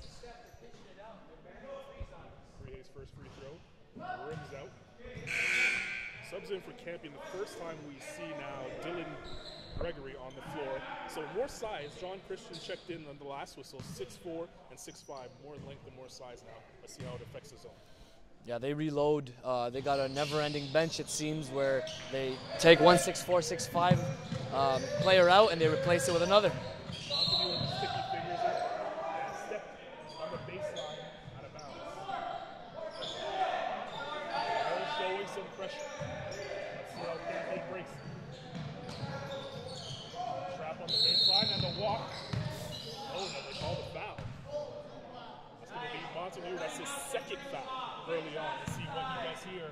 He wants to take it easy. He doesn't want to pick up that third early on in this game. It's so important to the Bills. Yeah, you know, you want to stay in a game like this. This is a determinant to whether or not you can get to the final. You have to have all your big guns in at the end of the ball game. One thing I'm learning about Keyshawn Montague, talented player. Wow, as Elvis goes to the hole hard. Now, Keyshawn Montague, a talented player, yes, and he can shoot it, yes. But right now, I'm questioning his leadership. I've seen him over the 2 days arguing with teammates. There's a lack of communication there. So at the point guard spot, you know, he's a young kid. He's one of the youngest guys on the team. So we got to see him evolve as a player and as a person. But anytime you're a point guard, you need to be able to be on all cylinders with your teammates. That was Gregory who picked up the last foul on the push back. 1 minute to go in the first quarter. Second semifinal. The winner of this will take on the home field on the Liberty Ball. Blue Block on 6 p.m. tonight. Union State is built around the guards. Desmond. Campion now going to man-to-man. Got out of the zone. The help defense is there. It doesn't stop Prunay from putting it in. I mean, he's dominant right now. Dominant on the inside, getting it done. Prihey, a big part of his Dieuville team. Short jump shot there, no good. 3-8 pulls it down and he's stripped. And a reset for Campion. I saw the last play from Damian Prihey. He's very crafty on the interior. That's kind of his first option inside with his strength and his size. And he's got to work on continuing to develop that perimeter game. 12-54, Gould. Bottom of the three now drive. Inside, Prihey. He's stripped and here comes Campion the other way. This is what they want to do. Alphys to the rim and kisses it off glass. That is absolutely beautiful right there. Full speed ahead, control, body control, and goes in and gets it with the left hand. 12-8. Campion trying to battle back down 4. They try to force it inside. Alphys on the quick push. Numbers for Campion. Inside and a foul. Shot no good, but he'll go to the line. Will C.J. Bennett to shoot 2 free throws. C.J. Bennett is a guy that I've heard his name in the past. He's played for the Brampton Warriors Club, but I haven't been able to learn. I haven't had the chance to learn about him as much as I am in this tournament. He looks to be that guy replacing the void. You leave Kadar, you graduate Kadar Wright, you graduate David Armaloran. That's a lot of production in 1 year. C.J. Bennett is a guy that's proven to be a guy that has the ability to step up.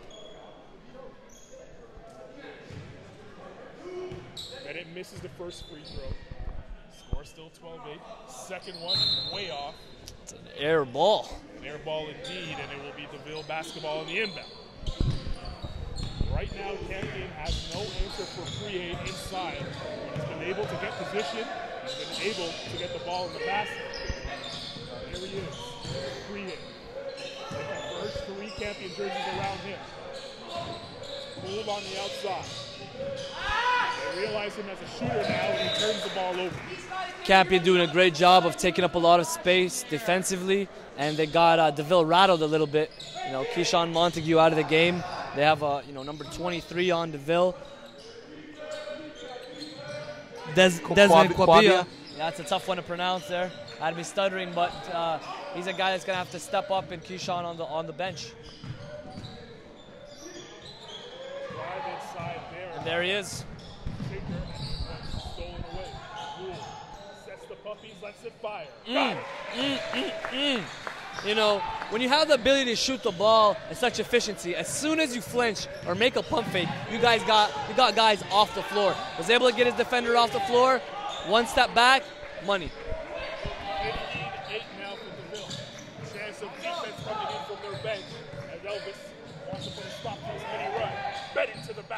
Takes the contact and finishes. That was delicious. You had CJ Bennett not only split the defense, but avoid the defender to finish strong on the right side. Looking to get another one. Showtime. Elvis kisses it off glass. Timeout for Campion. And they're on a mini spurt here on the Campion Bears. Oh, and right now, coach for Deauville not very happy.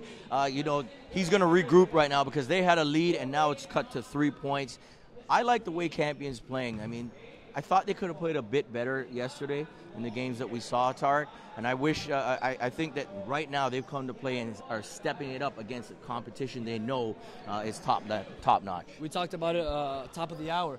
You know, every program in this tournament, why it's such a high-level tournament is because you got high-level coaching. You can expect there to be adjustments, whether that's throwing a press, a half-court press, a full-court press. They're going to add pressure out of nowhere to try to cause some turnovers. And you're going to see a switch of defenses as well, whether that's going in the zone, going back to the man. You're going to see a lot of different changes, and it's up to these young student-athletes to be able to see how they can respond to that. These preseason tournaments are always a kind of a gauge to see where you are after the long summer. You know you don't want to work out with your team, your high school team after the long summer. So they take this and try to get better. And as we know, we want to be top-notch in March. And DeVille, we spoke about, me and you, Drew, about DeVille having a chance, to be a very, very, very good team by mid-season. They look good already in this tournament, and it's just going to be scary. If they can continue to develop their chemistry and develop their roles, they can be very scary come mid-season. I agree. I mean, and they're very unselfish in terms of, each guy on the starting five could probably go off for X amount of points, but they realize they're playing within a team concept, share the ball, and look for each other. And that's a testament to the coaching, as you said, and the players that they recruit for their program. Campion just showed a little bit of a half-court trap. Montague back in the game. Let's see how DeVille now reacts to a little bit of pressure on their end.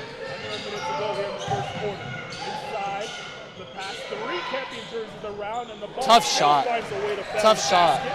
That's 44 Clayton with the 2. That was good defense. I'm very impressed with the structure of their 2-3. Looks like they're moving on a string, all in sequence. Good defense, better offense on that play. Campion will hold for last shot. We are under 30 seconds to go here in the first quarter. 17-12. Second semifinal here at the Father Henry Carr Classic. And a kick ball there by Clayton will allow Campion to reset under the baseline. Both teams look spent, guys. I mean, the energy they're exerting right now in a close game in the first quarter. Hopefully they can keep this pace up for the rest of the game. Thorpe checking in now for Campion. Elvis on the baseline, looking for help. Finds it in Bennett. Elvis wanted it. Now he does it. Look away pass inside for Thorpe. Couldn't handle it. Still 5 seconds on the clock. Bennett inside. At the buzzers, Elvis. No good. And that's how we'll end the first quarter. 17-12 in favor of DeVille. The battle with Brampton has been tight so far. We said it was going to be a defensive battle, and you can see both teams locking in defensively. Yeah, we talked about it again. When it comes to these type of tournaments, they're not just one game in a day. You got to play 2 games, sometimes 3 games. So it's a matter of stamina. It's a matter of mental toughness and discipline. And I think that, again, with the coaching on both sides, you have guys that are able to hold their players accountable. If they get out of sorts, if they get out of hand on the floor, you're gonna see a timeout. Right now it's the end of the first quarter, 17-12, and I'm sure each coach is giving them a good plan coming into the second quarter. Yeah, I mean, the first quarter is key. I mean, getting a good start, and as you can see, both teams not doing too bad, but let's see what happens in the second quarter. I mean, going into the half, you want to maybe have the lead in this game because the other team's going to be able to come back and make a run. It's a game of runs, and it's going to happen at some point in this ballgame. 2 referees, Mr. Pete and Mr. Jeff, have been doing a phenomenal job and not calling all the chippy stuff. They've been allowing them to play so far and letting the players aside. Let's see how that happens the rest of the way. Normally when you say something like that, it jinxes it. And now in the last game, Eastern Commerce and Henry Carr, they came out, balls out. They were going hard. The energy level was high from the beginning. Over here, it seems like it's going to incline and incline. They will execute. They will play the right way, but it all comes down to guys are going to have to step up. In the last game, you had guys like Marcus Bonnick step up. Now we'll see which players are able to rise to the occasion. the semifinals here of early bird basketball. You're blocking. No problem, no problem. We're trying to get everybody used to it. Thought about the free throw, the jab step. See, good ball movement now by Campion as they attack. Elvis for 3. Early on to end the first quarter, and it's the second. Same spot, and if you look at how he shot that ball, he did not drop it. He kept that elbow high, and as soon as he got the ball, he was ready to shoot and run.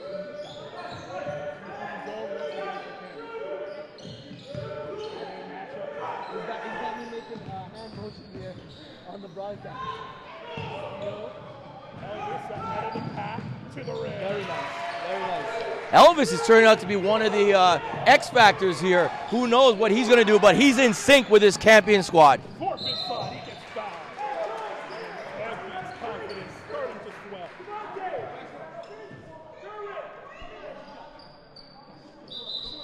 Head coach Omar Miles doing a phenomenal job of settling his team down from the opening quarter jitters, getting them to fire out of the gates here in the second. The game is now tied at 17, and Fort has an opportunity to get the lead for Campion in this free throw.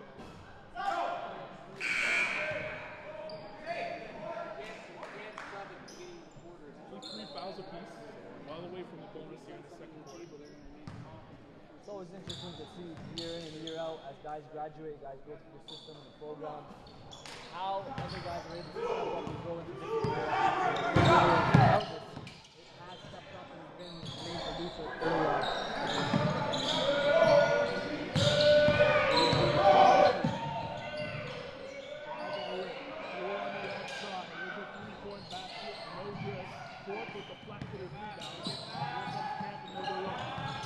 Now if you're DeVille on the offensive end, it's clear now shoots the 3 ball. If you're DeVille on the offensive end, you have 2 you're going up against. You want to get a shot, push them as possible, and make sure you shoot them out of your own defense. He gets to the basket, no good. Last touch by DeVille. You know, Carter, it's about recognizing personnel sometimes on the floor, and you're going up against his own defense.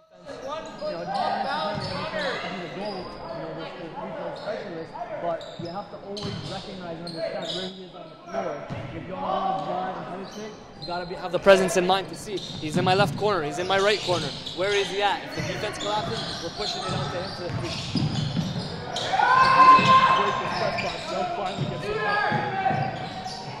Wide open man on the weak side. Anderson will pull it back out. Marcus Anderson, a 2016 prospect. He was the last cut for the cadet national team this year, so you can see why. Not Anthony Bennett, same city, different player. CJ Bennett stepping up big for his team throughout this tournament, and is a guy that is definitely making a statement and saying, hey, I'm here.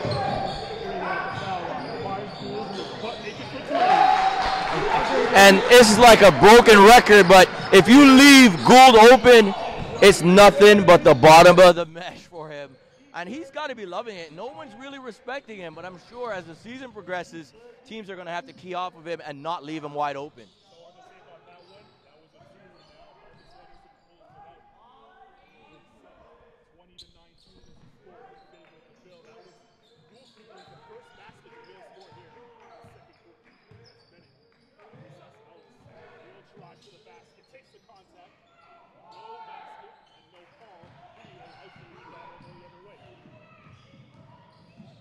Euro step.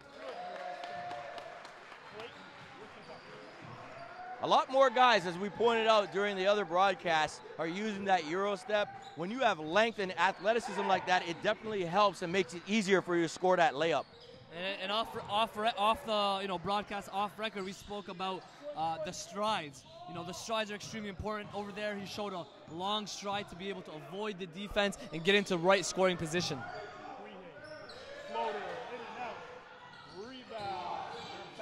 Gotta get on the floor there. Picks it up. He's getting hacked.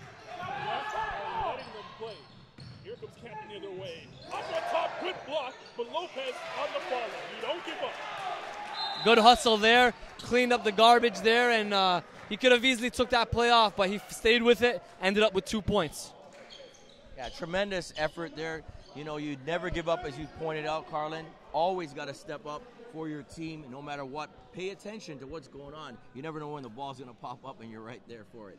22-21, DeVille is struggling a bit here in the second quarter. They only have 5 points as we're halfway through the second quarter with 4 minutes and 13 seconds remaining. And we were talking about unsung heroes. Who would be the guy to step up? We know about the stars. We know Damien Prehe. Who on Campion would step up? It's been Elvis so far. It's been Elvis. So far, Marcus Anderson has been a little bit quiet. He is one of the younger guys, extremely talented with his length and his size for his position, but you're right. Elvis stepped up. He's been hitting threes. He's been being active. He's taking the ball to the hole. He's another guy that we talk about. You know, we talk about Marcus Barnick, a guy that has expanded his role, has improved his body, and become more of a multi-dimensional threat. Elvis, I say for Campion, is the same type where before he was just shooting the threes. Now you see him aggressive to the hole, wanting and having the confidence to be able to do stuff off the dribble. This is the time, you know, the time you step up. When other guys were there before, you stayed on the bench, maybe didn't get as much time. Watch them, and now it's your time. And it looks like it is time for Elvis to get things done for Campion. That's the benefits of kind of playing up when you're young, playing up on the big boy team. Yep. And now you have that type of experience. That confidence. Been through the ringer, and now showing it on the floor. He hasn't sat yet, guys. He's played the entire first half, the only player to do so in this game. Gould is trapped by Lopez, and Bennett has a jump ball. As the direction arrow is in favor of DeVille. Yeah, I saw Elvis in the timeout. He was kind of resting. Looks like he could be cramping. Look to monitor that, as Elvis could be cramping early in the game. Yeah, we'll keep an eye on that. As I mentioned, he has not taken a break as yet. Campion extending that 2-3 zone. Good hands there by Elvis with the steal. Showing no signs of a lack of stamina there. Staying with it, gets on the steal. Campion ball. To Lopez. Daniels, a big man, was calling for it on the block. They looked him off. Anderson. At the top of the key, inside to Daniels. Fighting through. Elvis for 3 again. No good, and Gould pulls down the rebound. Being harassed now by Bennett and Anderson. And makes it through that.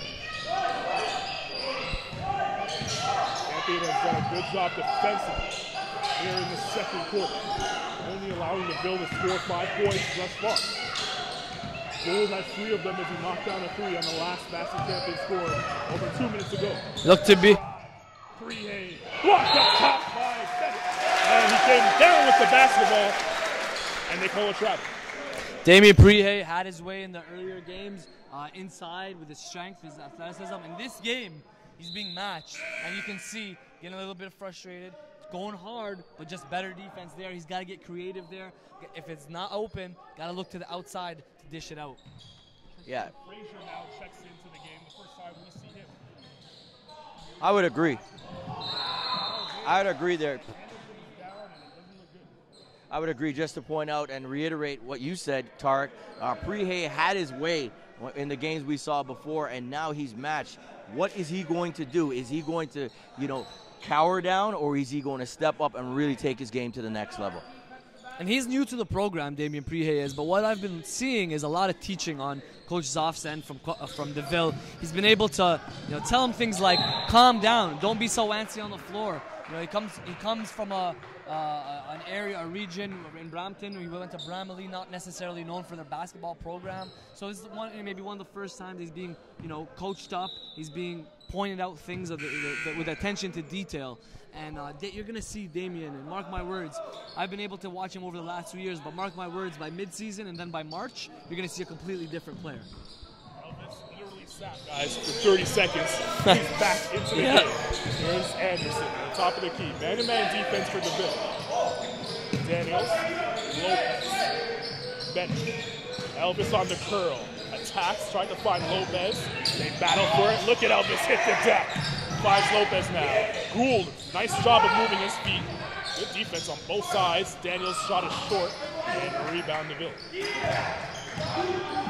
Gould's playing a little point guard now. We're seeing him extend his game, not just a shooter. Oh, that's good to see. I mean, again, we talked about his him being a three-dimensional player now, not just sitting out in the corner, and it's good for his abilities to, you know, make an impact at the next level as well. And if they want to be effective against the zone, Prie's going to have to start hitting some of those. Now, as we said just a second ago, we talked about direction from Coach Zoff. I just heard him from the bench. Take your time. Take your time. You see Damian's rushing it a little bit. He's struggling early on in this game. Ready to the rim. And knocks it down again. You know, we said Elvis, but it's also CJ Bennett who stepped up. He's been able to go hard to the rack, finish hard, and be an option on the offensive end.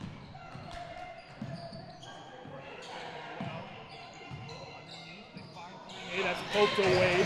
Lopez got a hand on it, and now we'll retrieve it. And a timeout there by Coach Omar Miles as he gets his team to settle down. Campion basketball with a minute 34 till half.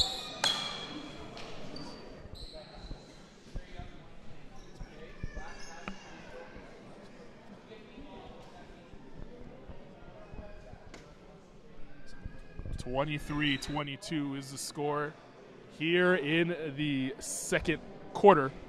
The second semifinal between DeVille and Campion. Two Brampton teams are battling out defensively, Tark. Yeah, you look at these two teams, it's still a close game, 23-22 as you said, and I don't think it's going to really get too out of hand maybe until the fourth quarter where you see guys make some runs, some guys step up, maybe hit some big threes, but it's very tactical, you know. They're still in the zone, they're still holding it down in the zone, Campion. And right now, it's doing a number on DeVille. But as I mentioned, if you're DeVille, you gotta keep that presence in mind. Gold is a three-point sniper. Hit it out to the three-point territory, and he'll be able to knock it down with efficiency, as he has done today, and all his whole entire career. He's knocked down 2 threes so far, but they've realized that he is a shooter, and they've extended out to him. Now Prihe in the middle has been neutralized. We're gonna have to see a bigger second half from him. Anderson to the basket. Wild on the layup. And look who's there. Mr. Elvis. Now you see DeVille, they've gone into a full court press. That hurt him that time as Marcus Anderson has the length and the speed to go up quickly. He did miss, but got an easy rebound, and he is creating havoc on a against a full court press. Three-point shot, no good. Bennett ahead with numbers, and he gets fouled. He'll go to the line to shoot 2. CJ Bennett, he's got some good size. He's about 6'3". He's got great length, and I love his tenacity going to the hole. He's not going up looking for a contact. He's going up initiating the contact, going up hard to the rack, and he's been able to finish well.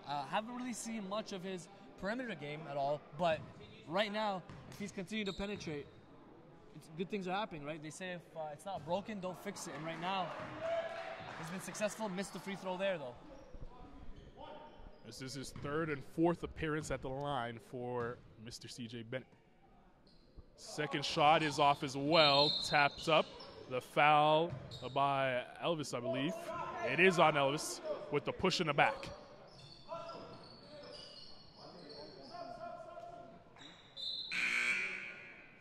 Foul 7-4 in favor of DeVille. 7 DeVille fouls, 4 to Campion. A score 22-25.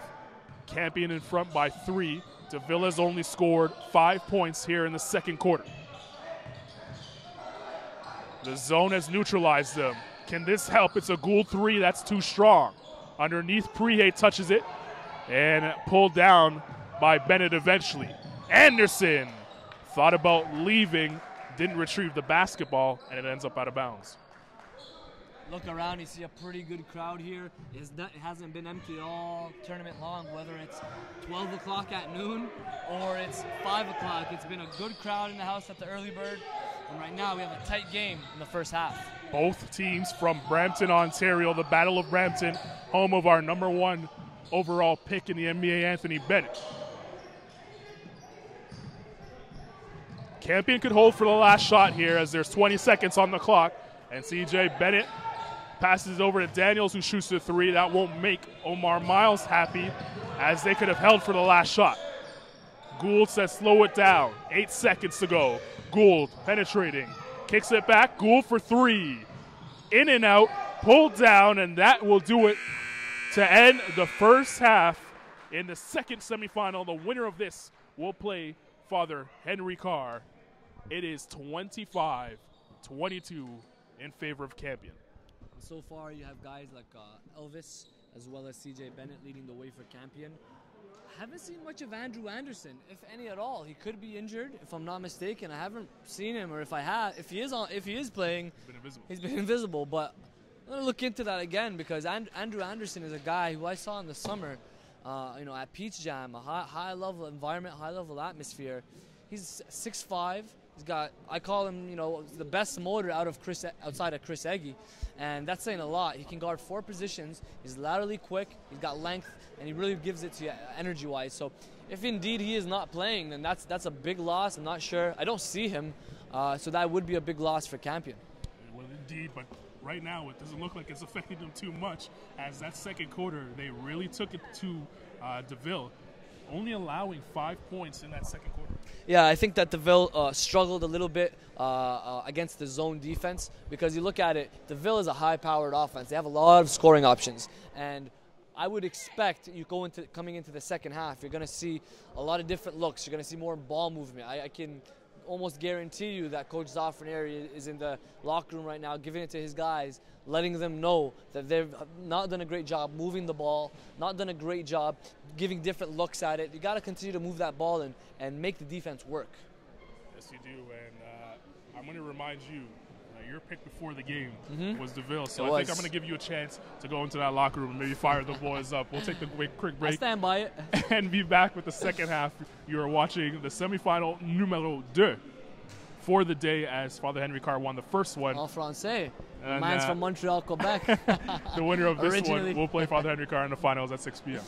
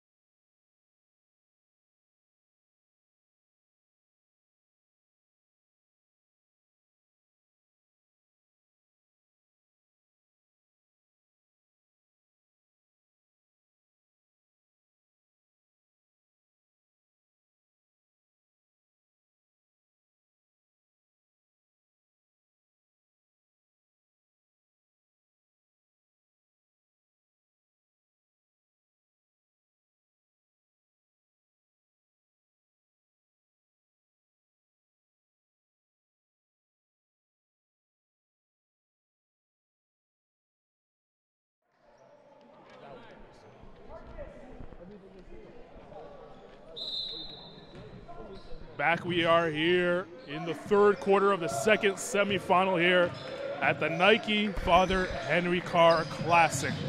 Father Henry Carr, of course, winning earlier today. They will be featured in the finals against the winner of these two teams, the Battle of Brampton, DeVille and Campion. Carlin Gay, Tarek Spied on the call. And Tarek, after the first half, what did you see that needs to be changed from both sides? So on DeVille's end, you know, like we mentioned at halftime, the Campion zone defense was too much. I think they have to use Gold a little bit more. But they also got to move the ball a lot better. On Campion's end, they've done a great job. Oh, nice block. No, that will count. That basket will count. Oh, they called that a goaltending. But on Campion's end, they've done a great job on penetration. Everything has been looking to go to the basket, whether that's in the half-court set or in transition. And now, right now, they're adding, looks like they're adding a press, a 2-2-1 press, and we'll see how DeVille handles it. Lopez and Anderson were in the front. It's broken. And Montague, who spent a little bit of time on the bench after picking up 2 quick fouls, back into the game. Offensive rebound and then up and down. Ovi getting a job done with his 6'4" length. Adi Agunye, number 25, he missed that three-pointer. He's one of the guys I've been hearing from the coaching staff. He's a guy that's going to have to step up and has expanded his. He used to be a 4-man, you know, in the post, limited perimeter ability, but he's expanded it. He's been quiet in this game. Look for him to step up a little bit if DeVille is going to have a chance down the stretch. Chance of defense coming in from the DeVille bench. It slowed Campion down momentarily. Bennett, Elvis, who had a terrific first half. Bennett to the rim, forced it up. 4 black jerseys around him, no call. Coach Omar Miles wondering why. Here's Montague. Agunye. Montague thought about the 3. Now pulls it back out. Prihe is right at the foul line waiting for the ball. Agunye attacking. That's how you do it. Finding the seam in his zone but couldn't finish. You got to hit those. Gets the rebound and puts it back in. Agunye, right place, right time. And that's what you got to do. If you're moving the ball, meaning you got to open up a gap on the zone D. He saw the gap, he attacked it, he missed, but followed up for the tipping. Anderson, Lopez for 3. Got it! That's his game. Knocks down the 3 at the top of the key, 30-26. Just underway here in the third quarter. You look at this Campion team, there isn't one player that doesn't know how to play the game of basketball. And there's not one player that's in bad condition, it seems. And, you know, all the guys are live contributors, whether it's the starting 5, the guys coming off the bench. And it's the same thing on DeVille's end. All these guys can be contributors. And you saw Lopez, who's been a solid player for Campion, knock down that 3, showing a little bit of versatility offensively. Damian Prihe goes to the line. Kind of got bailed out on that call. He was a little out of control, but the flop there by Daniels will send Prihe to the line for 2. And again, you know, Damian is learning the game still. He's got the physical tools to be, you know, a Division I caliber player. You know, he's at 6'5", he's got length and can shoot it a little bit, but he's still learning the game. His IQ still needs to be taken to another level, and I think he's going to get that IQ from playing at DeVille. This is his first year there. You know, he's going to get a good experience at the high level. Last year, went to a public school. Of course, there was no season, but also Bramley, you know, his previous school. It's not a powerhouse. You know, it's not a team that, no disrespect to them, but it's not a team that plays at these type of events. And, you know, kudos to Damien to be able to recognize an opportunity. But we'll see how he, you know, continues to progress throughout this year. Pressure broken there. Lopez open for 3 again. Off the heel, pulled down by Agunye. Your coach is off. You're not too happy about that. Wide open 3, had maybe 5 seconds to shoot that ball. Prihe needs to look for a guard. He finds Agunye instead. Montague wants the ball. Finally gets it. It's a 3 by Montague. Short. Pulled down by Bennett. Lopez. One-on-one on Montague. To the rim. Gets fouled by Gould, and he'll go to the line for 2. Just spoke about Lopez a second ago. Talking about his versatility. Knocked down that 3 earlier. Now he's taking it to the rack. On the flip side, you got Keyshawn Montague subbed back in. He's playing with Christian Gould. Those 2 on the perimeter are definitely threats from behind the arc.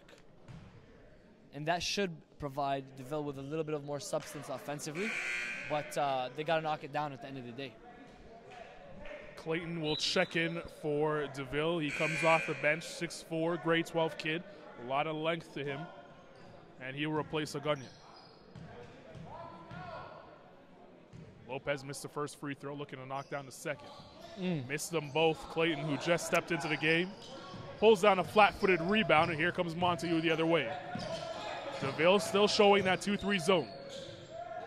Ogunye for three, short. Clayton touches it to Ogunye, and a reset for DeVille. They almost lost possession.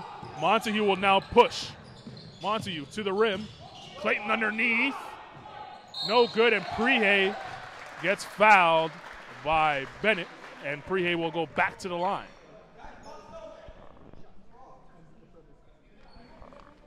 You know, one thing I'm noticing against the zone defense is, you know, they are moving the ball a little bit on the perimeter, but I'm not seeing anything, you know, to get it inside. You know, we talked about it a little bit earlier yesterday when it comes to Henry Carr. They were facing a zone, and I said about Dylan Brooks last year, and he was on Henry Carr. He was a guy that was right in the heart of the defense, was able to get that ball and either face up against the defense or attack it. Over here, you need to have someone that has the ability to do that, because he's going to cause problems for that zone. He's going to have to be able to attack it or settle for the mid-range J. If they have someone that has the ability to do that, and I think it might, their best option either Ogunye or Prehay, but they got to call for that ball. They can't be swung around the perimeter for so long. But let's monitor that. Let's keep an eye and see if they actually go inside at all. Tied at 30 now, 6 minutes to go here in the third quarter. Winner of this heads to the finals, which will be played at 6 p.m. You can catch it right here. Chance of defense coming in from DeVille. Montague, call for the block, and the DeVille bench up on their feet. They don't like the call.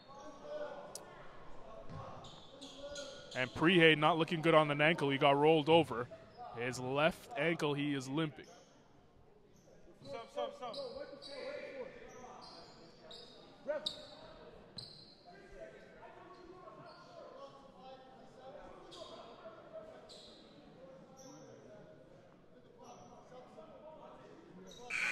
You got to keep an eye. Tied up still. Keep an eye on Prehay as he walks towards us with a noticeable limp. He'll go on the bench, and I'm sure will be worked on while he's there. Tied up at 30. DeVille only scoring 5 points in that second quarter, allowing Campion to come back into the game. And we're seeing a lot more energy out of the halftime locker room break from DeVille. We expected it. We expected them to make a run back. They were down a couple points at halftime. They've tied it up now at 30-30, and you know, by the looks of it, it's going to go down. This game's going to go down to the wire. Currently, 6 minutes left in the third. We don't have a problem with that. We like that type of stuff. I mean, I'd like to see some overtime. I wouldn't mind that. Floor was a little bit wet. They wiped it up, and now play will resume. Inside, a good block up top. I believe that was Ogunye who got a hand on that one. Here's where DeVille had trouble when they sent both Montague and Prehay to the bench in the first. They're doing a better job of reversing the ball, but he's got to keep it moving. They can't keep it stagnant. They'll call on Gould for three, no good. Anderson tapped it to his man Daniels, and finally Bennett will pick it up. And here's Anderson calling for it, and will set up a play. Bennett, they want to give it inside to Daniels, they do. Daniels, drop step, sweet move. Beautiful move. That's a big boy move. The educated feet inside by Daniels. Yes, sir. You don't see that too often where a big fella or even anyone really in the post is able to do a controlled move down low. We saw that Vaughn team, Khalif Young, big man, 6'8" in the class of 2016. I would like to see him do a little bit more of that. You know, a 6'8" guy that could cause a lot of problems. We might be able to see him later on today. I believe they're playing next game. Gould finally knocks down a three after missing his last four. And that gives DeVille the lead once again, 33-32. Pressure shown by DeVille. Timeout, head coach Omar Miles. And you can feel the confidence on this side of the court swelling.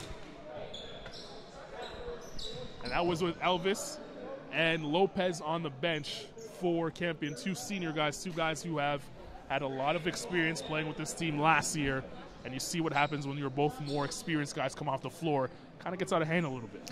It'll be interesting to see what Campion does now. They've been playing the zone for the majority, if not the entire game. Gold hits a three, gives DeVille the lead now. Now, if he gets going, it's going to be a problem for Campion. There's a 1-point lead for DeVille, and, you know, shooters, they make one, and it can get contagious, not just for him, but for the rest of that team. They're feeling good right now, up one. You know, they haven't really played that well. Still, not moving the ball. They're moving the ball around, but they're not moving it inside to make a to have an ability to break down that zone defense and either attack those gaps, or some of the time you catch that ball in the middle and you're already wide open. You just got to be ready to shoot it. Or take it to the basket. Correct. See him and take it to the basket. And it's still early on. We got to remember that. It's still early on in the season. That's true. They haven't played a lot together, these two teams. Cut them some slack. And we got to cut them some slack. They got to get ready for March. And that's where it all comes down to. That's what you want. You want to have your best team foot forward down in March. And this year, OFSA will be in your hometown, my friend. Mississauga, Ontario. The two Brampton teams now doing battle here in Toronto. And one of the better tournaments across Canada, Father Henry Carr Classic. Yeah, we have a system where we rank even the tournaments. We go 5-star, 4-star, 3-star, and we pass that information on to Division I coaches as well as CIS and college coaches. And what happens is this tournament is a 4-star tournament. Next week we have the Humber Classic.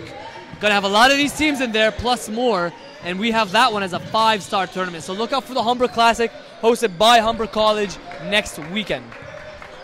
Lopez being guarded by Gould. You see the intensity defensively. DeVille all over Campion right now. You hear the bench in the background chanting defense. Daniels outside Elvis. They need someone to do something extraordinary to Campion. Oh, there's a shot there, and Clayton bothered it. Here comes DeVille the other way. Great defensive stand by DeVille. Gould locked down a three on the last possession that led to a timeout. He's open in the corner. Gunray attacking the seams of the zone. Inside, Clayton gets fouled by Bennett, and he'll go to the line. Coaches want guys, you saw Clayton kind of shy away from contact there. Coaches want guys to go into the contact and be able to finish. Didn't do that, but at least he got fouled. Well, Addy's a guy that he can do a lot of things on both ends of the floor. He's been kind of quiet in this game, but if you look there, he attacked, and he's a 6'4", 6'5" body. Attacked, drew two defenders, then had the presence in mind to be able to find that corner and spoon feed my man, number 44 of DeVille, Clayton, put him in position to score the ball. And when you have three guys on the floor, 6'4", 6'5", and have some versatility, it becomes tough for the defense to handle. The intensity by DeVille's being shown here. Almost a 10-second count by Campion, and they get away with an easy layup, but it's missed. And Addy Gunray pulls down the board, 35-32, 3:30 remaining in the third quarter. Winner here goes to the final to play Father Henry Carr. And a wasted possession there by DeVille. And head coach Carlo isn't impressed with that one. Yeah, I mean, he's on his knees right now, begging and pleading for them to execute. And, I mean, it's a preseason tournament, but you love the intensity from both the players and the coaches. Bennett at the top of the key. Inside to Daniels, who has Gould on his back.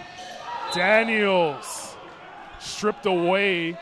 And they say last touched by DeVille. It will remain on this side. Omar Miles also getting into the game. Both coaches fired up as Omar Miles wanted that call.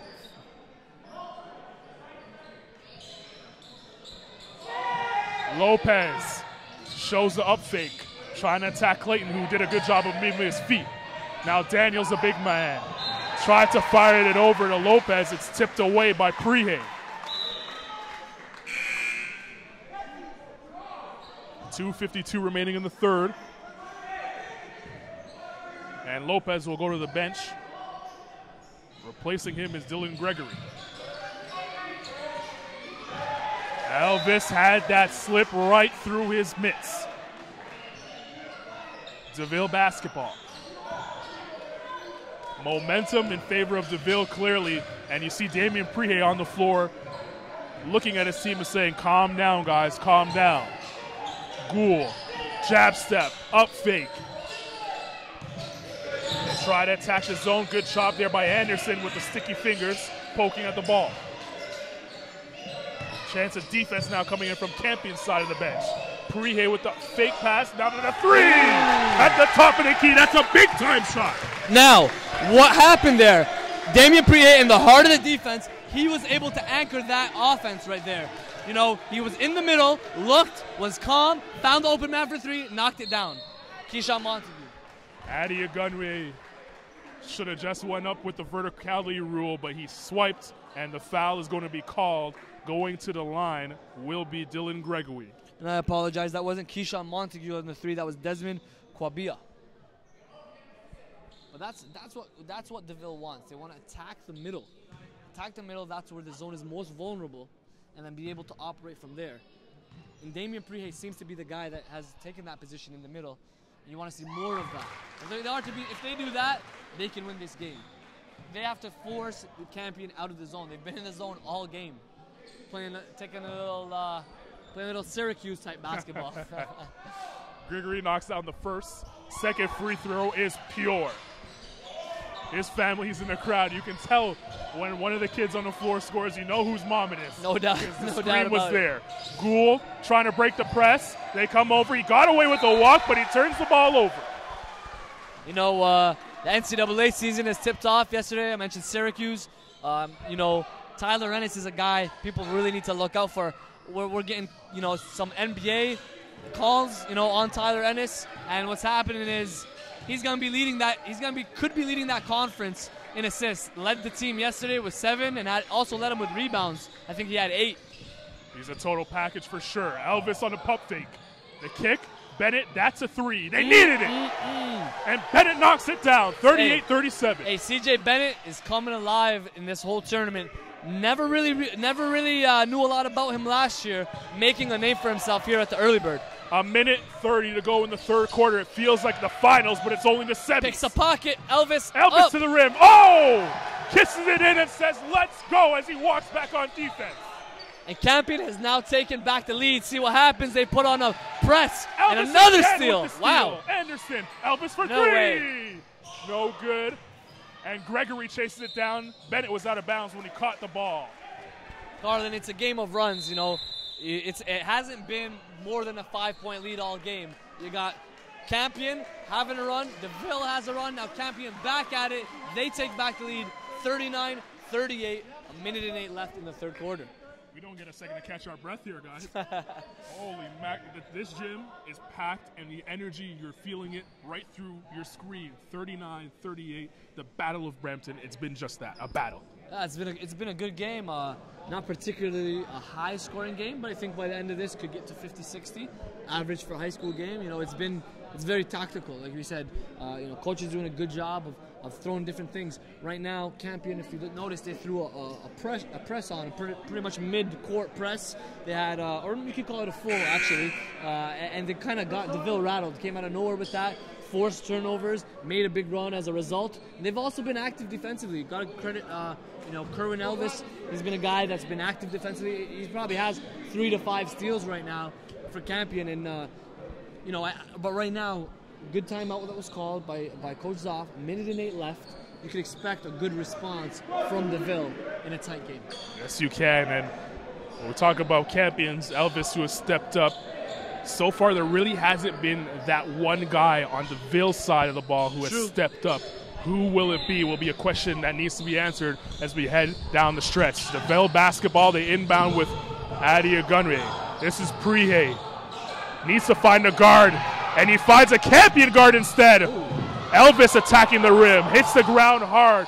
Omar Miles wants a foul. He's wondering where the call is. Meanwhile, Gould to the basket and hits. Very, very good take. Christian Gould was not a guy that had the ability and the confidence to do that last year. He's attacking and he's playing at the senior level now. He's attacking. He's also hitting the 3. Been very solid. We talked about a guy stepping up for DeVille. It could be Gould. 35 seconds to go in the third quarter. Gregory to the basket, gets hacked, and depends on who it is. I think it's on Prihe. Check that. It's on Adi Agunwe, who gets picked up his 3rd foul.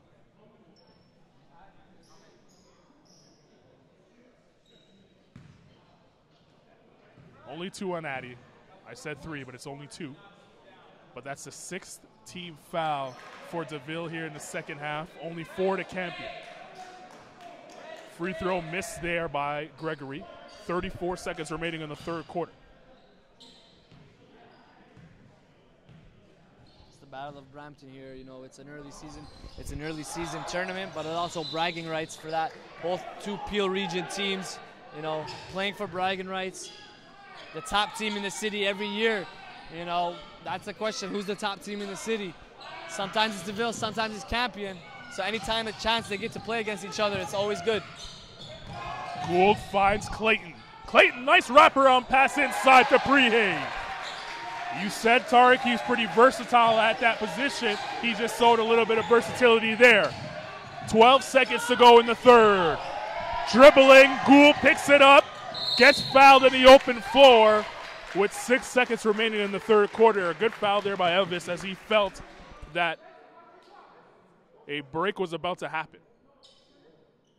It will be DeVille basketball in the backcourt. 42-39 to go in the third.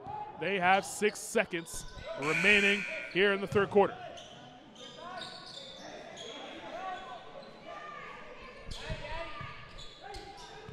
Gunway right in front of the camera will inbound. Just did beat the 5-second count right to Elvis. And puts it in. You can count that up for about maybe 5 steals, unofficially 5 steals for Elvis. Great job picking the ball in the lanes. And that's the end of the third quarter. 42-41 is the score. A close game, the Battle of Brampton, DeVille and Campion. Of course, the winner of this one will go on to the finals and face the home school, Father Henry Carr, at 6 p.m. And then Father Henry Carr should be a happy team right now as they watch these 2 teams battle it out. They want this game to go into triple overtime if it could. And we talked about it at halftime about regarding Andrew Anderson. He is out. The Campion's playing right now a pretty good basketball without him, but he's a big piece to that puzzle. Gonna check it up at the end of this game and see exactly what, you know, maybe if it's an injury. I'm assuming it is, you know, because yesterday he seemed fine. So big piece missing for Campion, but nevertheless it's a tight game, 42-41. And in Anderson's absence, Elvis has stepped up big time, taking over the leadership role, and he is so far the MVP of this game. I think he's a next level guy. If you take a look at the program, we can take a look. I believe he's in grade 12. He is in grade 12. Grade 12, so he's a guy that we definitely going to be monitoring throughout the season. He could play at the next level. It's a matter of learning more about him as the season progresses and see, you know, is he a mid-level CIS guy? Can he play at the highest of levels of the CIS? Maybe even a low Division I caliber player. That is yet to be seen. But one thing is for sure, he's got some good instincts in the passing lanes, showing the ability to pick off that basketball, has about 5 steals. And then offensively, he can shoot the 3, he can penetrate, he's got speed, he's in very good shape. You talked about it earlier. He hasn't really got off the floor. He's been playing heavy minutes for this Campion team, and as you mentioned, stepped up big. He's only sat for 30 seconds of this game so far as we head to the fourth quarter. A 1-point game. It's been close throughout. DeVille is in black. They lead 42-41 over Campion, who is in gold. DeVille basketball, they are going from right to left on your screen. Campion going from left to right. And first time we see a 3-2 zone now for DeVille rather than the 2-3. So a little bit of an adjustment heading into the fourth quarter by head coach Omar Miles. Let's see how it affects the game. I mean, I love watching this tactical basketball because what's happening now, they're trying to cut off that middle. They're trying to cut off that middle by getting that third player in there. You see the screen. They have to move that ball. They still have to try to attack the middle, but trying to give them a different look at it. Kabia knocks down a 3. He's hit. That's the second one he's hit. 2 big threes. And it's going to be interesting to see if Coach Miles is going to stay in that zone defense. He hasn't budged yet, pulling a Jim Boeheim on us. You know, sticking with the zone defense, mixing it up. But if they keep hitting those threes, you might be able to see a man. But you know what? The basket's good. The stop in time was the ref was checking the foul situation. It's 6 apiece right now. That was a break and play. Bennett. Oh, backdoor Anderson. cut. They missed it. He didn't look at the rim. His back was C-man, towards the C-ball. net. Daniels. Here's Bennett. Bennett attacking. Up and gets his own miss. Inside is Gregory. Left hand finish and a little bit of emotion after the basket. I'm surprised he didn't get called for the technical. He shouldn't have been, but sometimes they do that over here. Hey, Carlin, I think they just actually gave him a warning, but we talked about yesterday. I was talking with Drew about it, about the emotion, showing emotion after a big play. It's an emotional game. Personally, I don't mind it. What are your thoughts on it? I love it. That's basketball. Here's Clayton. He got away with the hook. Euro step inside. That's a tough move and a tough basket. Clayton stepping up big over here. Who is this guy? Where did he come from? Because he's been a good producer for this team, not just today, but yesterday as well. Well, we're finding out who he is right now in this game in the fourth quarter. His team up 4. 6 minutes and 40 seconds to go in the fourth quarter. Bennett attacking. Fouled. He'll go to the line to shoot 2. He's done a phenomenal job of attacking the rim. He's shown the ability to hit the 3 a little bit, but he's doing a great job attacking the rim, finishing at times, in this particular case, drawing that contact and going to the free throw line. Prihe and Montague getting set to check back in as they stand right next to us. They'll await the first free throw by Bennett, and Bennett will try to cut this lead in half. Thank you to all our viewers watching the Battle of Brampton, Campion versus Deville. Spread the word. We got the championship game coming up later tonight. Spread that word. It's now viewable online. Watch some high-level hoops. Canadian high school basketball is alive and well. Ill Minds Media providing it. North Pole Hoops as well as On Point Basketball doing a phenomenal job of covering this tournament thus far. First free throw fell. The second one no good, and they're going to call a push on Gregory. And shout out to my brother and partner Elias. He's currently at the Vaughan Junior Classic. They're in championship day as well. We were talking yesterday. He's telling me there's a ton of 2017, 2018 Canadian prospects who are going to be coming through the pipeline. You know, it's never ending. You know, we're going to see those guys in this stage in the following years. But a lot of guys have come throughout this tournament. You talk about Andrew Wiggins. I remember him throwing down some nasty dunks. Currently doing that at Kansas. Still's got that spin move on lock. You know, some things don't change. One of the most unguardable moves in the nation. For sure. Both teams in the bonus. 7 fouls apiece, so we'll be shooting free throws on every foul on the way to the finish line. 6:30 to go in the game. 3-point game in favor of Deville, who is in black, Campion in gold. Campion try to tie the game on this possession. They can do that with a 3 or make it a 1-point game with a 2. They go inside to Daniels. This is Elvis for 3. Give me that. Elvis is getting emotional here. I love it. And look, pay attention to his form. He gets that ball and it doesn't drop it. He keeps it high and ready to shoot. That is a sign of a strong, strong shooter. Tie game. Parents getting nervous on the other side. You hear the defense chants coming from them.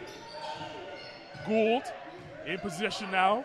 And there we see the leadership ability qualities from a Monty that you want to see, that you called for in the first quarter. Correct. Let's see if it ends up being a basket now. Prihe. 3-2 zone here. They can't figure out what's going on right now defensively. Nobody in the middle. You got to attack that gap. Right there is the middle, big gap. Finally, big man pops up. Gould on the baseline, picked up his dribble. Ooh, tough shot. Rebound by Addy. No good. Clayton attacking. Got away with a walk. Prihe for 3. In and out. Daniels picks it up. Anderson will break loose. Bennett to the rim, and that's a charge all the way. Montague was waiting with a cup of coffee.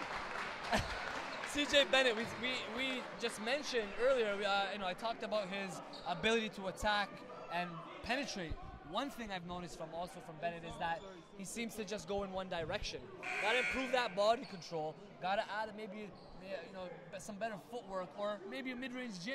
A mid-range J would be great in that position because over there he showed that he's going to attack straight ahead, saw the defender, but still was able to get that, got the charge, picked up that foul. It's crunch time. Under 5 to go in the fourth. Prihe Gunry, who just checked in, back to Prihe. That tough pass. Prihe was unable to catch, but they say last touch by Campion. So will remain DeVille basketball on this side of the floor. I just got a heads up from the DeVille Panthers. Clayton is a transfer from Chingakuzi, another public school in Brampton. He's a younger brother of a former DY Athlete of the Year, so he's got some athletic genes in him. The air ball leads out to a break. Gregory, who's come off the pine for Campion, knocks down another two. The lead in favor of Campion. 4:30 to go in the game. Prihe to Gould. Adiagunye. Montague. The Campion parents chanting defense. Montague. Gould. Showed the up fake. Now penetrating. Oh! Very nice. Gould. Not just the shooter. He's really growing on me. He's doing a lot of great things outside of his bread and butter, which is shooting that basketball. 4 minutes to go in the game. The DeVille crowd now chanting defense as Anderson is at the top of the key. Gregory. Bennett, who's been awesome. Gould on him. The swing pass, Anderson, good jab step. Nice dish. That's inside to Daniels. That's the one. That's what you call spoon feeding your big. Marcus Anderson, the last cadet national team cut, feeding the big man for an easy one. It's Gould butt naked for three. Short, Anderson touches it, and here comes Elvis in the open floor. Addy there. Oh, big that block. basketball will That's a never big block. be the same. Addy Athleticism. Agunyi with the block. Here's Montague.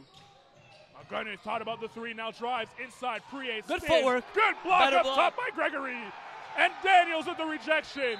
This side, DeVille basketball. Wow. And we get a Let's second to catch go. our breath. Let's go right now. 51-49 timeout. Omar Miles wants to talk about it. I want to get on the floor right now. With 3 minutes and 8 seconds to go in the game. Wow. Foul situation, 7 DeVille, 8 Campion. Both teams in the bonus will be shooting 1-and-1 down the stretch. That will be important. But the change by Omar Miles at the beginning of the quarter was to switch from the 2-3 zone to the 3-2 zone, which was working for him. And now he threw another wrench into the program, and it struggled. DeVille's struggling a little bit to find out what to do.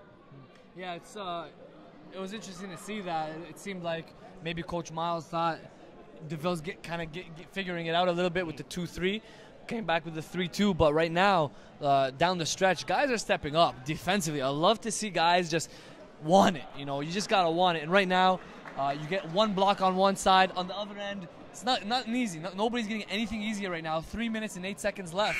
It's a 2-point game, and that's the question: who wants it more? So both teams seem to be playing with maximum energy, and we love to see that. That's just watching some good basketball. Coach Omar Miles and Coach Carlo for DeVille doing a great job of kind of matching punches with each other. One guy does a defensive adjustment. He comes out, calls timeout, figures it out in the huddle, comes back on the court, and his team goes on a spurt. That last timeout by Campion, they're up by 2. Let's see what they come out of with that last timeout huddle of. Back to a 2-3 zone for the Campion Bears in gold. They're up 2 with 3 minutes exactly to go in the game. Another steal. And a huge steal there by Anderson. This has been the man of the hour, Elvis. Hands it off to Bennett. Campion likes to eat clock in this type of situation and get a good possession. That's what Omar Miles teaches. When you're up, kind of like in football, you run the ball, eat the clock as much as you can with no shot clock. You remember that. 1-and-1 as C.J. Bennett gets fouled. And he'll go to the line to shoot a 1-and-1.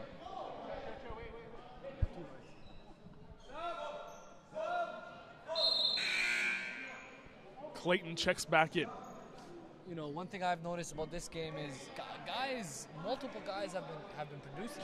It's not like any of these guys are scrubs on the floor. They're coming in, and they're whether it's rebounding the ball, blocking shots, scoring the basketball. Clayton has come up big at times. You've seen Addy come up with some big defensive plays. You know, you've seen Gold, obviously. I think he's been probably the most consistent producer on both ends of the floor in this game. Rebound there by Addy Agunyan. 52-49 as at the line, Bennett made the first, missed the second. A three for DeVille would tie the game. He's thinking with about a three there. 2:25 remaining in the game. Gould to Clayton. Good patience shown there by Clayton. Could have went up with it, pulled it back out. That's the Gould one for they three want. to tie. That is the one they want. Hits that three. Big shot to tie the game at 52. Wow. Ball last touched by DeVille there on the full court pressure. 2 minutes and 9 seconds to go in the game. Campion trying to figure out this pressure right now.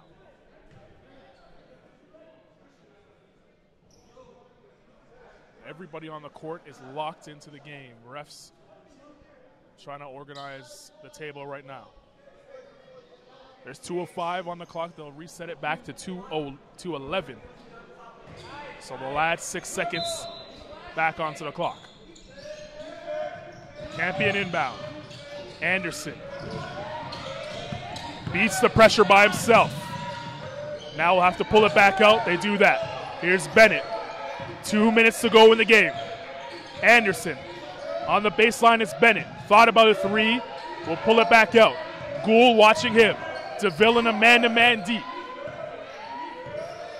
The winner of this will head to the finals to play Father Henry Carr. Bennett hustling down the floor to get back the loose ball. It's Anderson for three in the lead. No good. Gould pulls it down. As you mentioned, Tarek, he's been the star so far for DeVille. DeVille wants a timeout, and they call timeout just before that steal. Coach Zafraneri was yelling and screaming the timeout. Ref caught it, heard him there, and he gave him the call. Tied at 52. That was for a second there. I didn't think he was going to catch that timeout, but he did. It's a tie game, and 1:30 left. 1:30 left indeed. Battle of Brampton right here. And it is tied up. The Battle of Brampton. A timeout by Coach Carlo. He was screaming timeout. You probably picked it up on the mic at home, but he was screaming timeout well before that was given to him. It's a good call too. And because the gym is so loud, it's tough for the refs to hear him. But it's a good job there. They did their job. They did the right their call. job. The right call, no doubt. And right now it's strategy. Offense on one end, defense on the other end. It's a good call right now. If you're a basketball fan, you're happy about what you're seeing. It's 52-52, minute and 30. It hasn't been more than a 5-point game either way. So it's been a good game overall. Christian Gould has been the guy for DeVille. All right, put your coaching pants on for a second. Where do you go with the basketball in this type of situation if you're DeVille? I mean, given they're not in a zone, which they have been all game, you're going to want to swing it around and try to find Gould. He's been able to shoot it. He's been able to do a couple different things. So he's the guy that you got to feed the hot hand. I'm a big fan of feeding the hot hand, and look out for that. But obviously they have multiple options. Gould is number 33 in black. He's with the basketball right now. Campion back in a 2-3 zone. Montague at the top of the key. Montague move that ball. Moves it to Addy. They're eating the clock right now as we approach 1 minute to go in the game. No shot clock, of course, at the high school level, so they can do this. They can really hold for the last shot if they wanted to here. And we'll get to that later on. Yes, we will. Montague. Now they extend the zone. Under a minute to go in the game. Winner of this plays in the finals tonight at 6 against Father Henry Carr. You're watching the Father Henry Carr Classic presented by Nike. 2013 edition. One of the top preseason tournaments in Canada. They're going to milk the clock all the way to the last shot. But who will take it will be the question. 30 seconds to go in the game. The anticipation in the building is rising. Who is going to operate? Who's going to initiate the offense? 20 seconds to go, and it's a good timeout by Coach Carlo. Now he will set up the play that he wanted. Coach Zloff wants to make sure that his troops understand what they're trying to do out there. And he also wants to make sure that the refs heard that timeout call this time. No doubt. And right now, it's still tied at 52. Now down to 19.5 seconds.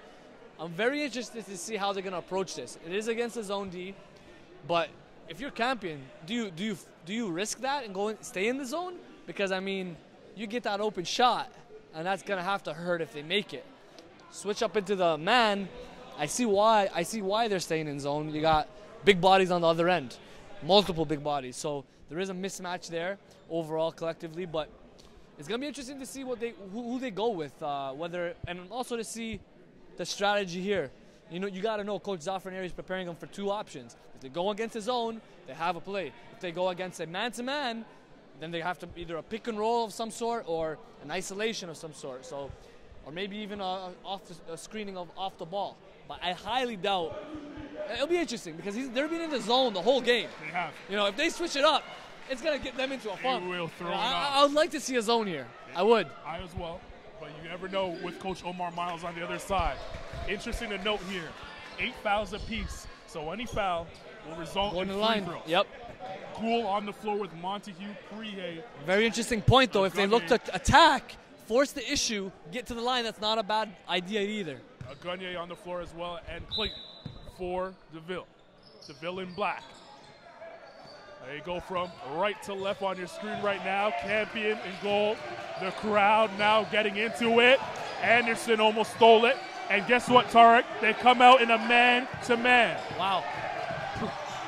In the corner, Clayton for three. No! Clayton makes the three ball. Oh! Yes, that's the transfer. Makes the three ball.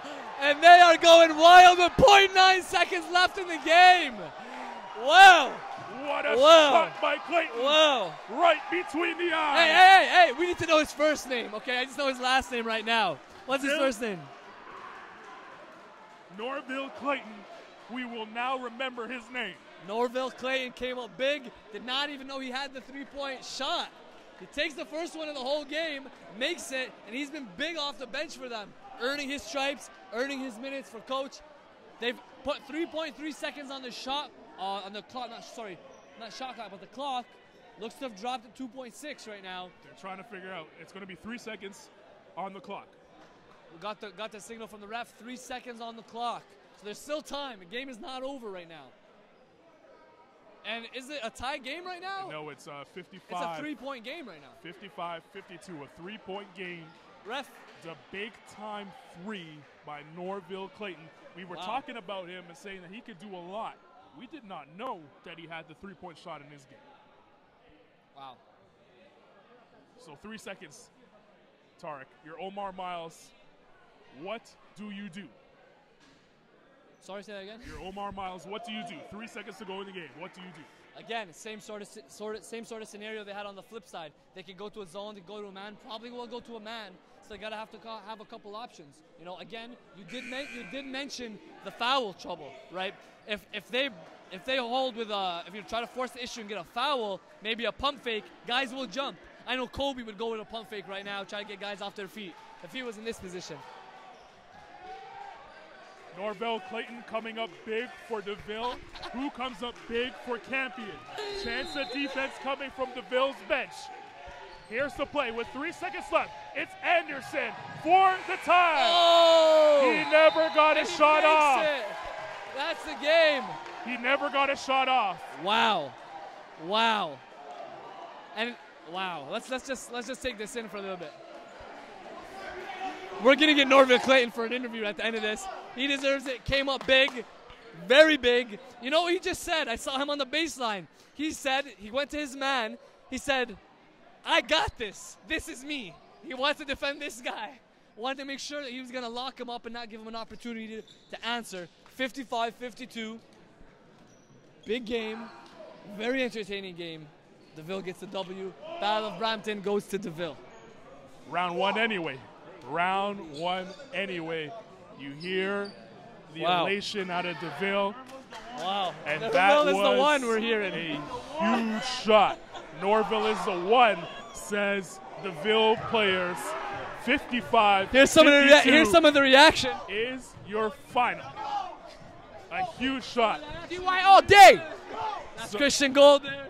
So in the finals, it will now be a battle between Father Henry Carr and DeVille, who is pretty fired up after that huge shot.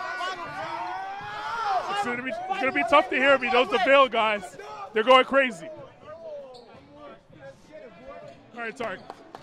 Father Henry Carr, DeVille in the final. What's that? Father Henry Carr and DeVille in the final. Yep. It was a tough matchup for DeVille, but now they have to face a different beast of Father Henry Carr, very talented squad. Can they bottle this emotion? And try to get a W in the final? Let's grab Norville before he has to get to the locker room. Go ahead, Carlin.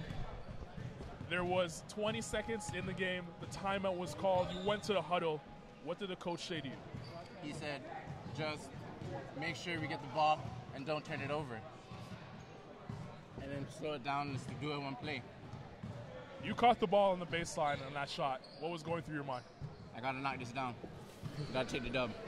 On the next possession, you were right here baseline. You told the opposition, this is me, I got this. Where do you get that confidence from? I hear you're a transfer, so this is your first year at DeVille. How are you feeling with the new team? It's really good. I'm really fitting in here. You know, I usually know these guys from rep and stuff, but it's just family. And I love to see that passion there, that killer instinct right there. Now, was that with you throughout? Would you say it was with you throughout the whole game, or just on that final possession as far as getting the emotions up? It was there with me the whole game, but I just had to bring it out the end.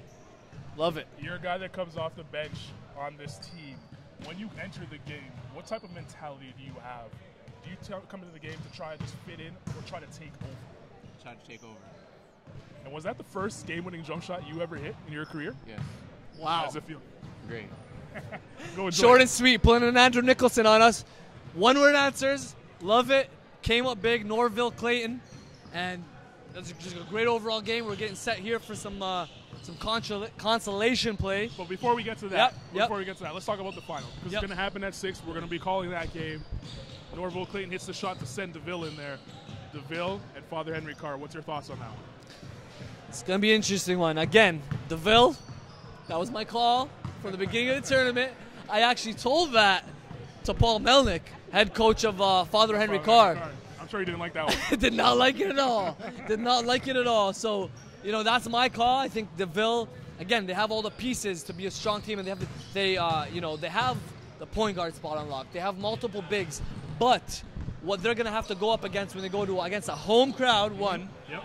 Two, you have a team that's very deep in Henry Carr. Yes. You have multiple guys that can come off the bench and produce, much like DeVille. So it's going to be a good matchup. Both teams have extreme depth, good size, good length, good coaching on both ends. It's going to come down to discipline. Who's mentally tough, who has the discipline overall when it comes down to crunch time. Over there, it looked like, I guess you could say that DeVille had more discipline, because if you look at the last shot, they didn't get it off. Right. They had 3.3 seconds. They have to have the presence in mind to be able to at least get off a shot. Because what happened, they gave the pass up, they made the shot, but time ran out. Mental toughness, and they got to be able to execute down the stretch. That just comes with playing games. You're not often in situations where you're put in to kind of win the game with 3 seconds left. And that's experience they learned right there. In Mr. Anderson's favor, it didn't kind of work out. He lost control of the situation, and time ran out on him. But that's going to be a learning experience for Campion, for Mr. Anderson, for Marcus Anderson, and for the entire team. No doubt. There's win or lose, especially in a preseason. I mean, yes, you want to win the tournament, no doubt. I think it's still a very big stage, and it's good for bragging rights. It's good to build your resume. But at the end of the day, it's a learning experience for both teams. They're going to take this, and then the long-term goal here, we're talking OFSA, the final stage. That's not it for Campion, though. They get to play in the third place game a little later on today as well, going up against the loser of the Father Henry Carr semifinal, and that was Eastern. And we'll break that down in a bit. For right now, we're going to take a little bit of a break. Yes, we will. As we head into a little bit of break, a little too much talking going on. So stay with us, viewers, as we get back to you.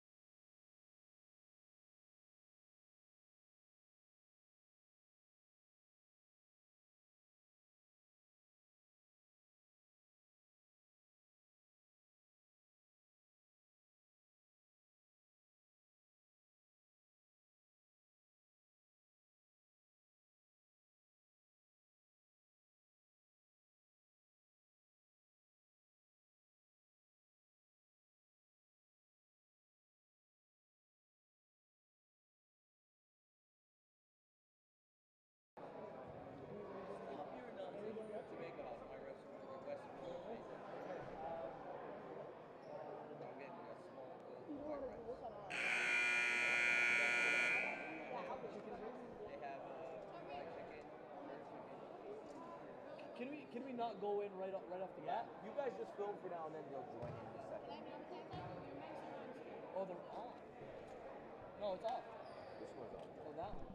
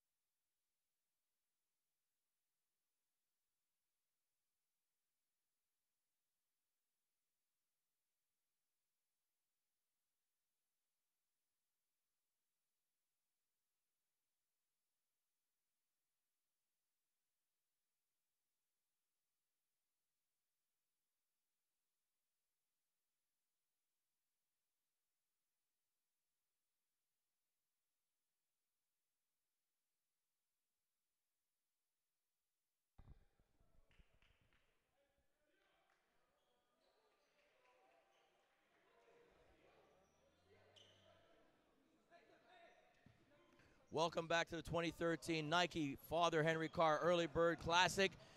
Just a bit of information here on the stream. We will be streaming this consolation final between Sir Alan McNabb and Carlo Newman, the Battle of Hamilton. Stay tuned. The stream will be live. We'll be coming back with play-by-play and color for the bronze medal game at 5 o'clock and the final championship final between Father Henry Carr and Dieuville at 6:30 p.m. So stay tuned, keep watching. The stream will be live. Play-by-play and color broadcast comes back at 5 o'clock for the bronze medal game and then 6:30 p.m. for the final. You're listening to the web stream of the 2013 Father Henry Carr Early Bird Classic, brought to you by Ill Minds Media, On Point Basketball, and North Pole Hoops. Thanks for tuning in. We'll be back at 5 o'clock with the play-by-play and color commentary.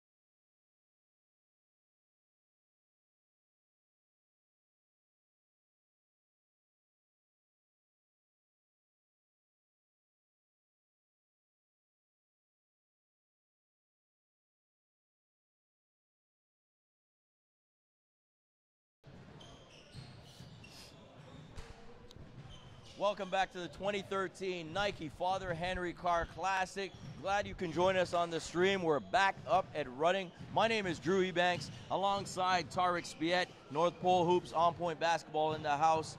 We're glad again that you can join us for this stream brought to you by Ill Minds Media. Tarek, we just saw the consolation final between McNabb and Cardinal Newman. Just a quick dish on that consolation final.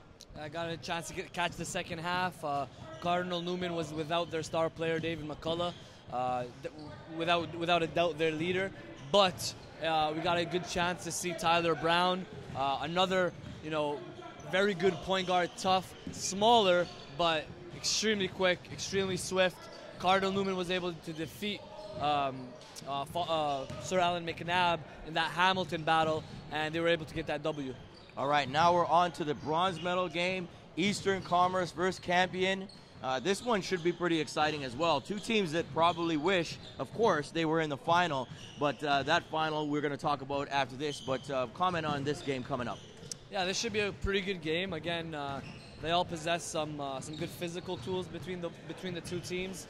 I would say that Eastern Commerce has more of the size, but Campy's a disciplined team, Eastern's a disciplined team. It's going to be a good basketball game. Again, in these type of tournaments, although you're going for bronze, you want to get as many W's as possible from a confidence standpoint, but also, and probably more importantly, coaches want to make sure that their players are executing. So that, those are the things that coaches keep in mind, and they want to be able to make sure that their team, above all, is getting better, game in and game out. All right, for each team, I want you to give me one key player for the Eastern Commerce Saints first, and then for Campion after.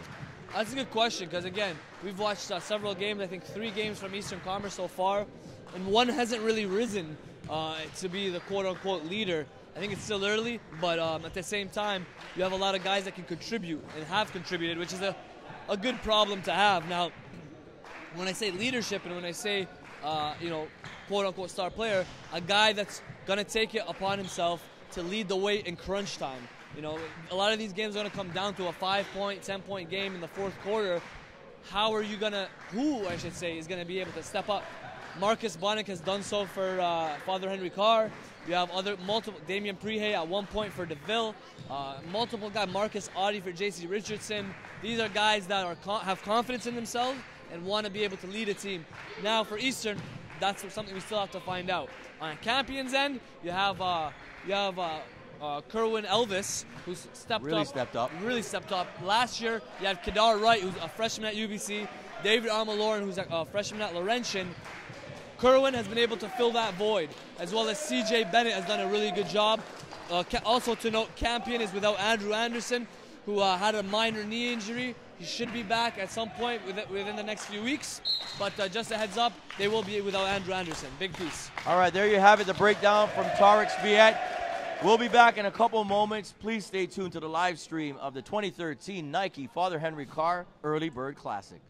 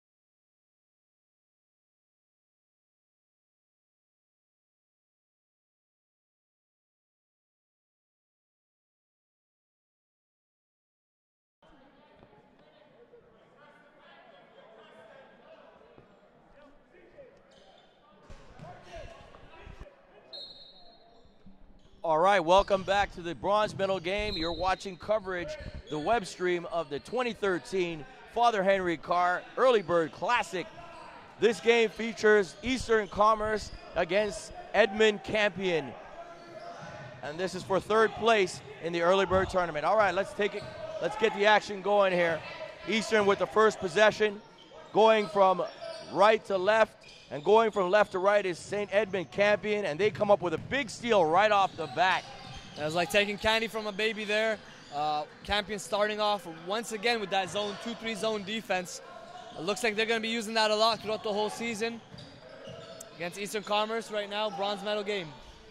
CJ Bennett with it on the drive, goes up, no foul. Picked up by teammate number 21, Kian Lopez. Great hustle showing right there. Bennett's got it. Muhammad on the pressure, way outside. Got to be careful on not getting a foul there. Picks up the rebound, and Eastern comes back with it. A lot of pressure defense, and there's a foul right off the bat. Marcus Anderson with the hack.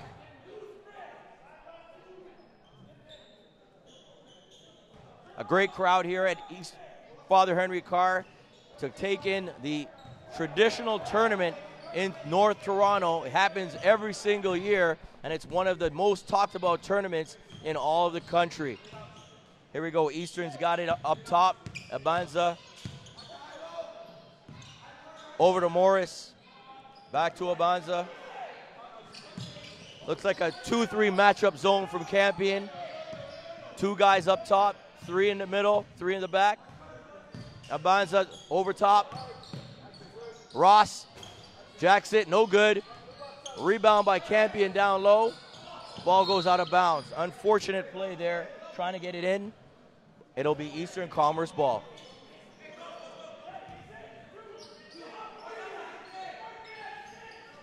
Oh my, what a breakdown.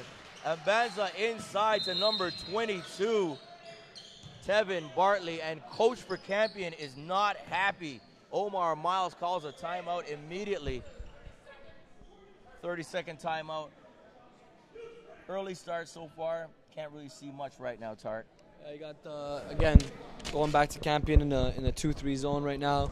2-0, just a minute in the game. I'm still trying to wake up. We just had some good food, had some curry and rice, so I'm still trying to wake up, to be honest. Shout out to Jamaica House for the providing the lovely meal for us. That was great, and I'm just trying to get back into the swing of things. Come on, man, we gotta wake you up. We gotta wake you up right now. I'm shaking him, folks. We gotta get back to the swing of things. We got the championship game coming up next.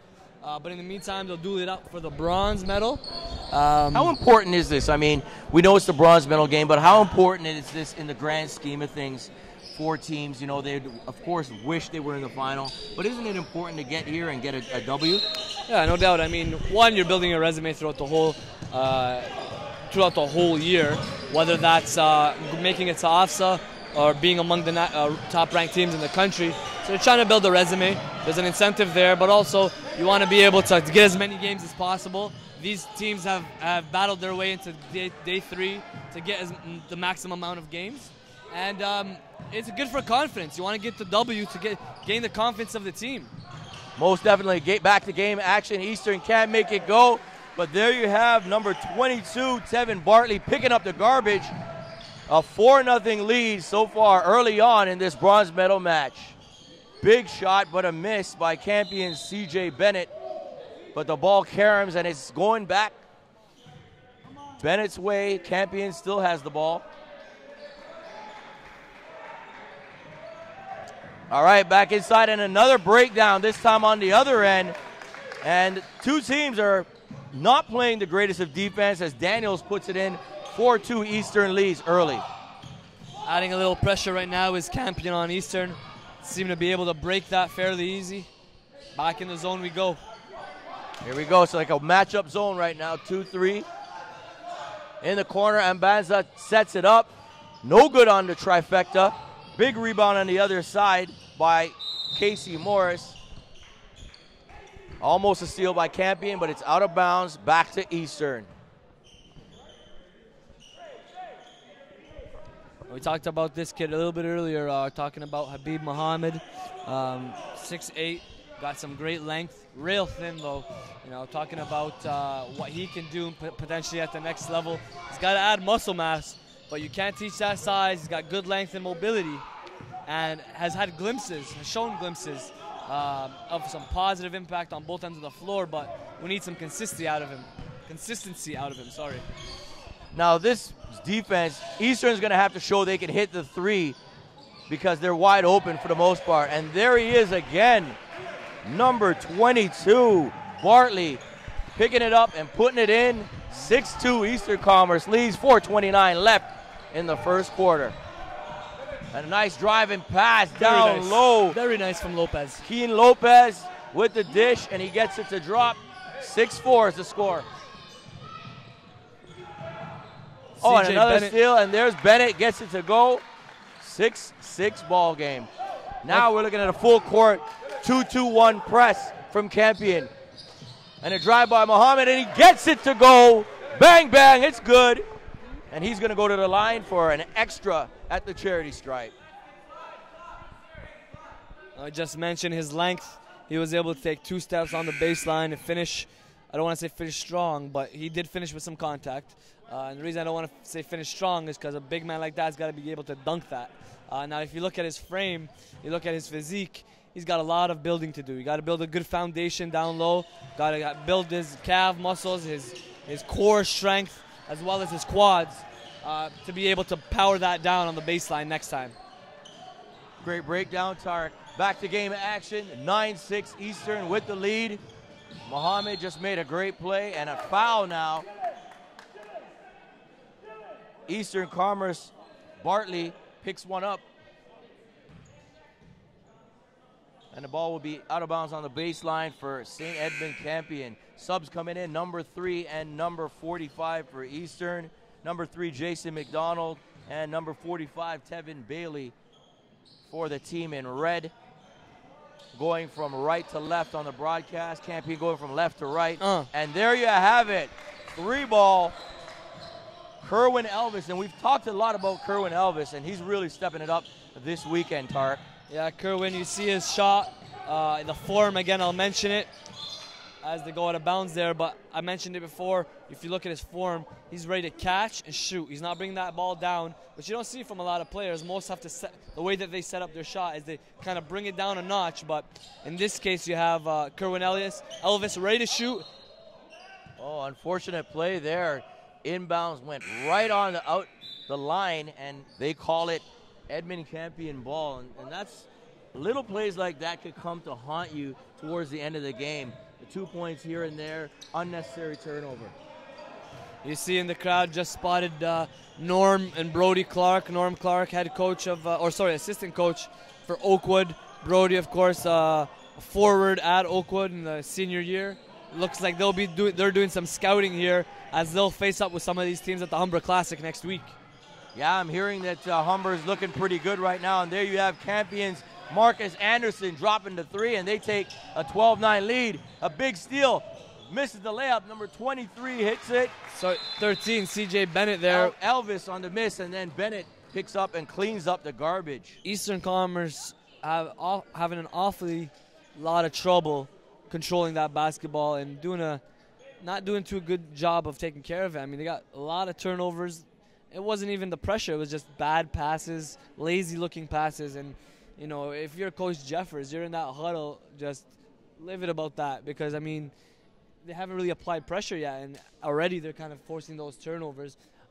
So they're going to have to clean that up, and I think it comes down to the point guard spot. You know, McDonald, he does a good job defensively, does some good things out there, but is he the point guard for this team? Is he that leader? And I always say that that leader, it's so key in this game. You know, if you have a floor general that's able to run the show, you know, and it's hard to find those elite PGs. But in this case, if McDonald and a couple other, Casey Morris and a couple other guys don't have the ability, they're going to have to learn it fairly quickly out of necessity.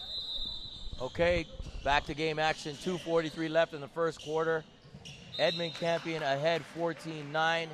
Eastern got a rebound here after a couple unfortunate turnovers on their last couple possessions.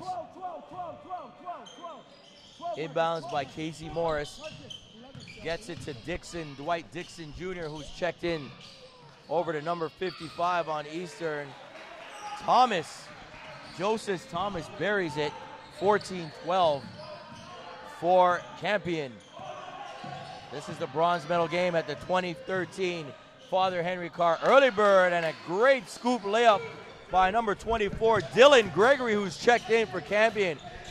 Here comes a double team on the baseline, and they get the steal. Bennett looking forward, and that's a great play. Keeping his head up. Trayvon and number 23, Elvis, gets it to go. Back comes Eastern. Action is intense. Campion with the steal. Bennett back up top.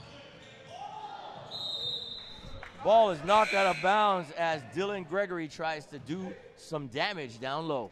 Now you see Coach Omar Miles telling him just to calm down, it's okay. And I like Dylan Gregory. He's an 11th grader, a new name for me, and a guy that I've seen a lot of good things from. He's bringing a lot of energy, cleaning up rebounds. He's showing a little bit of a three-point game. He's been doing some work inside. A guy to look out for. Definitely a guy that will be coming into our national rankings, as this is the first time I'm seeing him. There you have it, the scoop from Tarek Spiet. My name is Drew Ebanks. Welcome to the live stream of the 2013 Nike Father Henry Carr Classic, produced by none other than Ill Minds Media. They're doing a fantastic job this weekend. Shout out to the whole crew at Ill Minds. Back to game action, 18-12. Edmund Campion still in that zone, hanging back. Shot doesn't go. Morris misses it. Quickly comes Campion back down court. Daniels outside. Elvis can't get it to drop. There's Daniels battling. And ball is out of bounds. Back to Campion as well. Both teams a little bit active. I mean, you see a lot of missed shots right now. And so the key for both teams are how the offensive team gets on the glass and if the defensive team can box out and keep them from getting those rebounds. Right now it's a 18-12 lead for Eastern, if I'm not mistaken. Oh no, sorry, Campion has the lead right now. Hitting it from out of bounds, you got Elvis on a curl, nothing there, outside, and it's a steal. Good defense by Eastern Commerce. No, you don't want that. I mean, you got to make a sure play in a key game like this. Muhammad with the three, no good. The rebound comes over to 55 of Eastern Thomas, and he's called for the offensive foul. And another unfortunate break for Eastern. They look a little bit out of sorts. Coach Kevin Jeffers talking to Muhammad and telling him, you know, settle down, guys. We got to work our offense.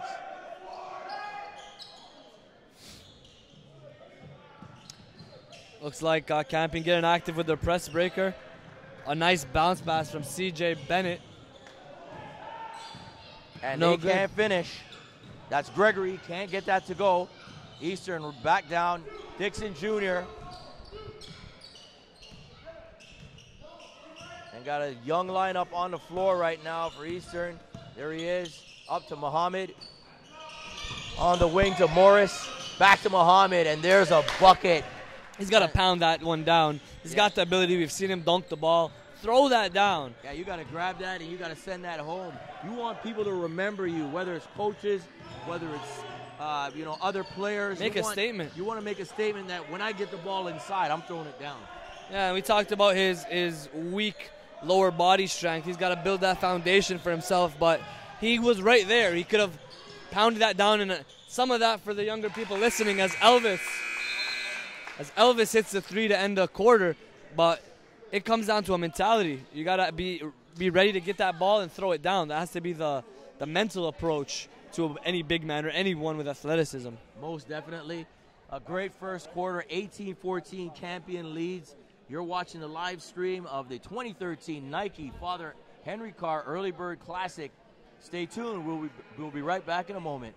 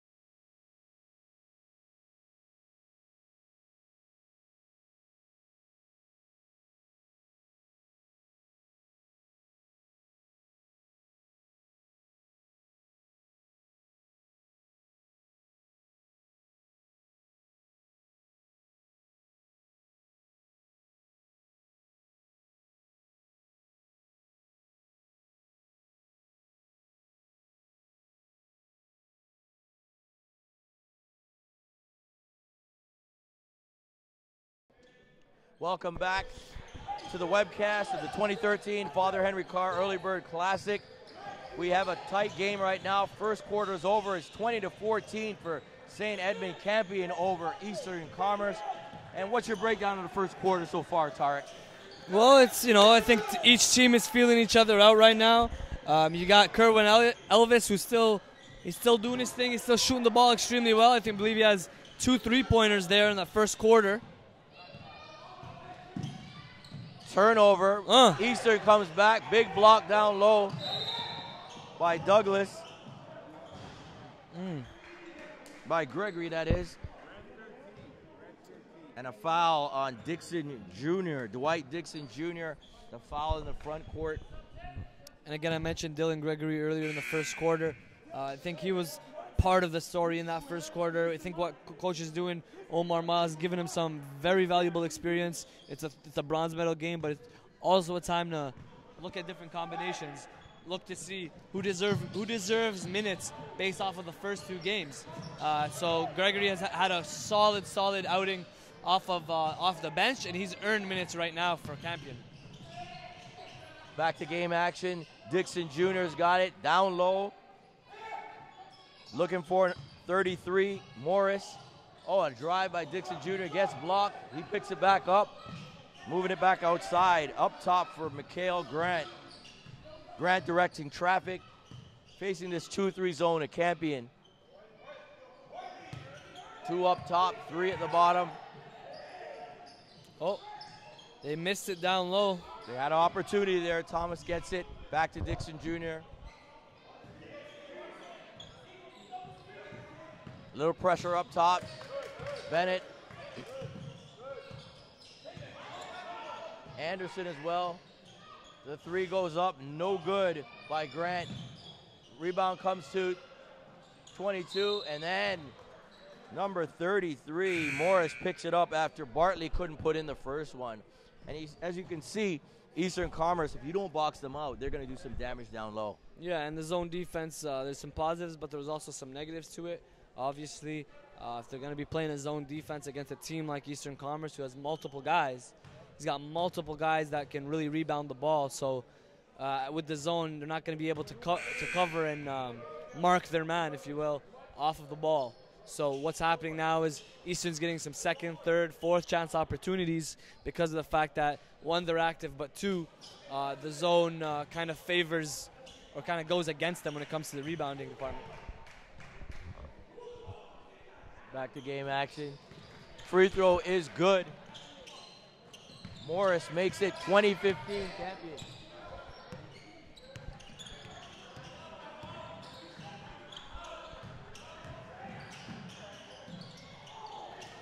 And Campion can't get it to go. Down the other end. Padre Gray makes it good, and it's 20-17 as Eastern looking to make a little bit of a run right here, Tarek.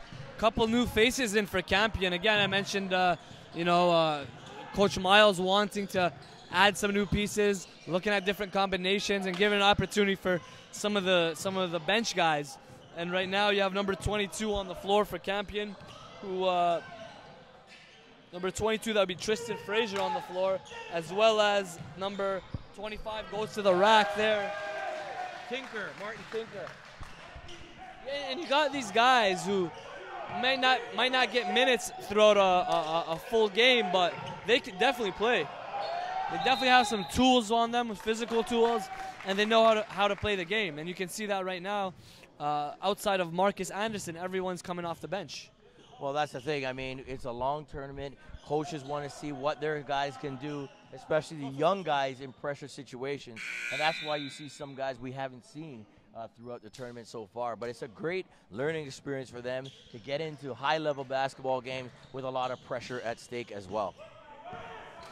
Back to game action, 22-17. Edmund Campion leads Eastern Commerce. You're watching the web stream of the 2013 Father Henry Carr Nike Early Bird Classic.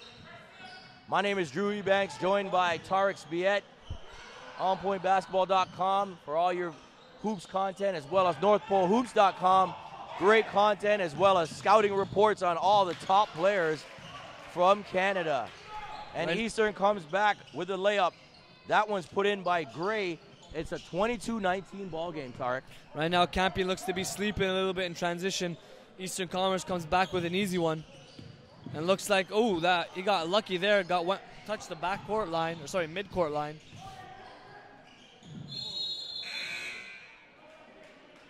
And that play was pretty much youth. You know, you're seeing guys that are not regular rotation guys coming in and making mistakes, and it's part of the learning process, right? It's part of the growth. They got to get their minutes, but then they got to be held accountable when they're making mistakes. That's the only way that kids can learn, is they got to be held accountable, let them know what they did wrong so that they can improve, and Omar Miles is definitely doing that. Okay, Eastern's ball after the charge call. 22-19, 4 minutes and 28 seconds left in the second quarter. This is the bronze medal game of the 2013 Father Henry Carr Nike Early Bird Classic. Good catch. Eastern, I know that was a difficult pass. Very good catch there. Wasn't able to finish it, but good grip on the ball there. Campion gets the ball on the out of bounds. We've got Elvis bringing it up. Oh, showing a nice little handles, going behind the back to the left. On the drive, that's number 30. Can't get it to drop. Everybody going after it. That's Daniels, he misses it. Three-pointer goes up from deep. No good by Elvis, and he gets the ball back on the wing. Tinker with the drive, and that's what you want to do.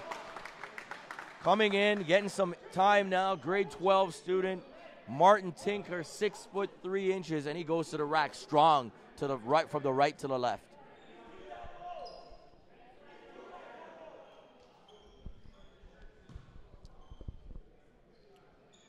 It's a good chance for us to get a look at these, secondary rotation guys.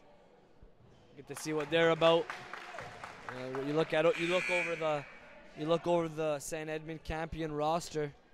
You got 3 fifth-year guys, a couple 12th graders, and the rest are 11th graders. Really, you're looking at a young team with a bright future. If they can remain, absolutely, and if they can remain together, they're gonna be strong for years to come. Next 2 to 3 years, they're set.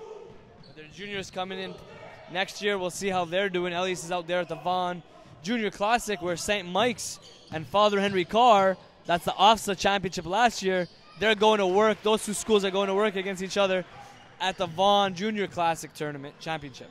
And there you have it. I mean, those guys some of them are going to be stepping up, as you have Tristan Fraser buries the three, 26-21 in Campion. Some of those junior players are going to be stepping up to the senior ranks as well. So any guys that are playing this season got to make sure they're ready for the challenge of the new guys coming up. No doubt, and right now we're seeing a younger lineup. You saw number 22, Tristan Fraser. Very nice looking rotation on that shot. He looked confident shooting it, took that ball. Again, good rotation, and was able to knock it down. And substitutes come in, number 10 and number 13 for Campion, Marcus Anderson and CJ Bennett. We've got number 10 in for Eastern, that's Gula Osman. And number 45, Tevin Bailey as well. 26-21, 2:58 left in the second quarter. Father Henry Carr Early Bird Classic. Nice ball fake there. Oh, and a jump hook. Sweet move by Devontae Daniels. Devontae Daniels, that's not the first time he put a post move on someone. He probably has the most advanced post game out of anyone in this tournament, at least from what we've seen thus far. He's a little undersized. How tall is he there listed? 6'3". 6'3", a little undersized, but definitely has a post game that I like. And to join back action, Eastern just scored a bucket. And now we have Campion with another one, 30-23. They lead. A little bit of a press by Campion. Eastern breaks it pretty easy. And a drive and big bucket by number 22, Bartley. Campion back down court. Marcus Anderson. He's facing Gula Osman. Over to Bennett. Fraser. Anderson. Drives. Nice dish. Back up top. Bennett can't get the three to drop. Big rebound And Banza picks it up. Eastern right back. Osman gets blocked. Back come Campion. Elvis.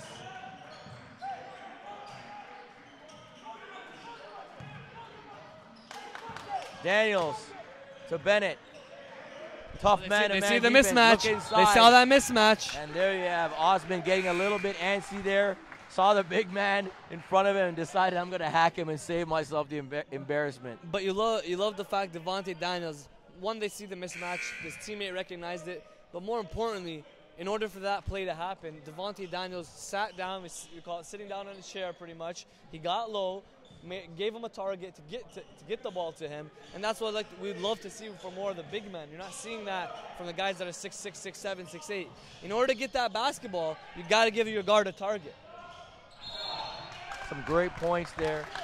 You've got to play big, especially when you're inside, and nothing wrong with using your butt to give yourself a bit of an advantage as well. 30-25. We have 1 minute and 11 seconds left in the second quarter. The bronze medal game at the Father Henry Carr Early Bird Classic. Inbounds by Campion. Elvis to Bennett. Bennett takes the screen. Crossover right to left. And what an amazing play as CJ Bennett. Impressive. That's something you can't teach, Tarek. CJ Bennett is a proven, reliable, penetrate first guy. Doesn't really look for a shot too much, but is definitely effective. I would say, from what I've seen thus far, about 60 to 70% productive when he gets to the basket, because he's so good around the rim, and he knows how to use the angles off the glass like he did just there. That was tremendous. Back to game action. Under 50 seconds left in the second quarter. Oh, and a nice drive there. Can't get it to go. Is Daniels, and looks like he's a little hurt. Comes up limp. Here's an alley-oop. Oh, and Muhammad almost throws it down. Referee says leave the ball. Gives a warning not to touch it. That's a new rule right now. It looks like at all levels of basketball, you can't touch the ball after it goes through the mesh. Now you see that length I'm talking about, where with Habib, he comes up, rises, looks like he goes about to dunk that. He was in the air pretty high, but it's a mentality, right? The crowd wants to see that. And I just think, like you said earlier, it's big when it comes to making a statement. It shows the opposition that you're gonna go up hard. You're not going up soft. He's gonna have to work on his explosiveness inside just so that he can finish plays Absolutely. like that. That was good. Daniels at the buzzer, and St. Edmund Campion leads it 34-27 after 2 quarters of play in the bronze medal match. Can you give us a little recap of what you saw and what you think is going to happen in the second half of this bronze medal game, Tarek? I don't think Eastern Commerce has had a good half at all. Campion has done a good job of using different combinations, using their young guys a little bit. You did see some glimpses. You saw Habib with some more glimpses of what he can do. His length, obviously, using his to advantage. But the big guys got to go to work. You know, you saw Devontae Daniels backing down his man, going to work in the paint.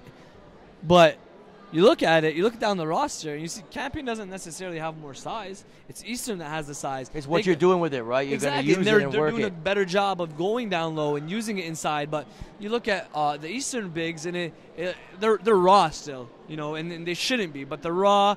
They still don't have the skill set. They might not even understand the concepts of, you know, getting down low, making a target, like I said earlier, you know, backing your butt down and get in the right position so a guard is able to, you know, help you out and get you the ball. And it hurts them when they're going against the zone, because it's all about getting that position in the heart of the zone, right in the middle. If a big is able to get that, either face up or sweep, one dribble, go to the bucket.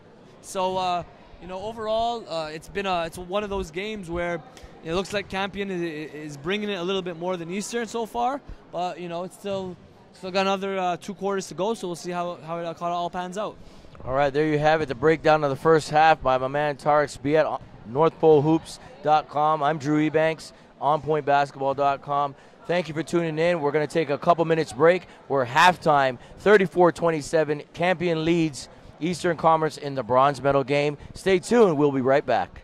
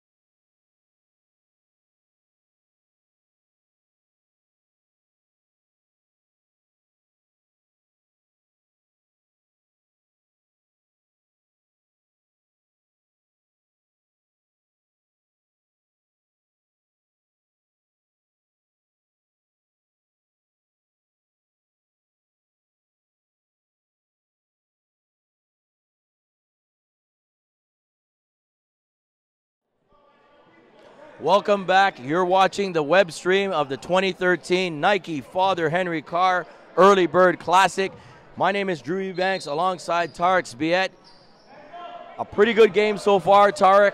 Give us a quick rundown. It's 34-27 to start the third for Campion. A quick rundown of the first half. Yeah, so you have Elvis has 9 points leading the way for Campion. On the flip side, Habib leading it with 9 points for Eastern. Bartley's chipped in with 7. So the bigs are going to work down low, but it's not enough. They got to continue as Elvis hits another 3. Hey, that's a guy that I'm confident shooting threes. You know, he's every single shot that he takes is the same form. Now, a lot of guys, and I'd be a hypocrite to speak on it as Habib finishes there. I was never a shooter, but watching the game, I learn, I see how, you know, a lot of shooters or quote-unquote shooters, when they do shoot, it's never the same. But the true shooters are the ones that same form every time. And you look, again, I love Kerwin Elvis' release, always ready to go, always. Back to game action, 37-29, Campion. Here comes the big man and just drops it in. I want to see that thrown down, big man. Come on, Bartley, you got to throw that down over there. We've got fans in here, they want to see some action. They don't want to see a layup from a big man. Throw that down and make a statement out here. Get your team back in the game as well. Drive there, not good. Daniels can't get it to drop. Down the other end, it's Eastern, and a big bucket for number 23, Trayvon Ross. Cuts it to 4. Campion's trying to settle themselves down 37-33 with 6:28 left in the third quarter. Elvis up top. Bennett gets it on the wing. Nice strong drive and gets fouled. And that's the way you want to get to the hoop. You got to drive strong. Don't avoid contact and get to the line. And that's what Bennett does. Has proven to be a great, not good, but great penetrator. Being able to get to the rack, whether it's drawing the foul or finishing nicely left or right. And here he goes, first free throw, and he gets it to drop.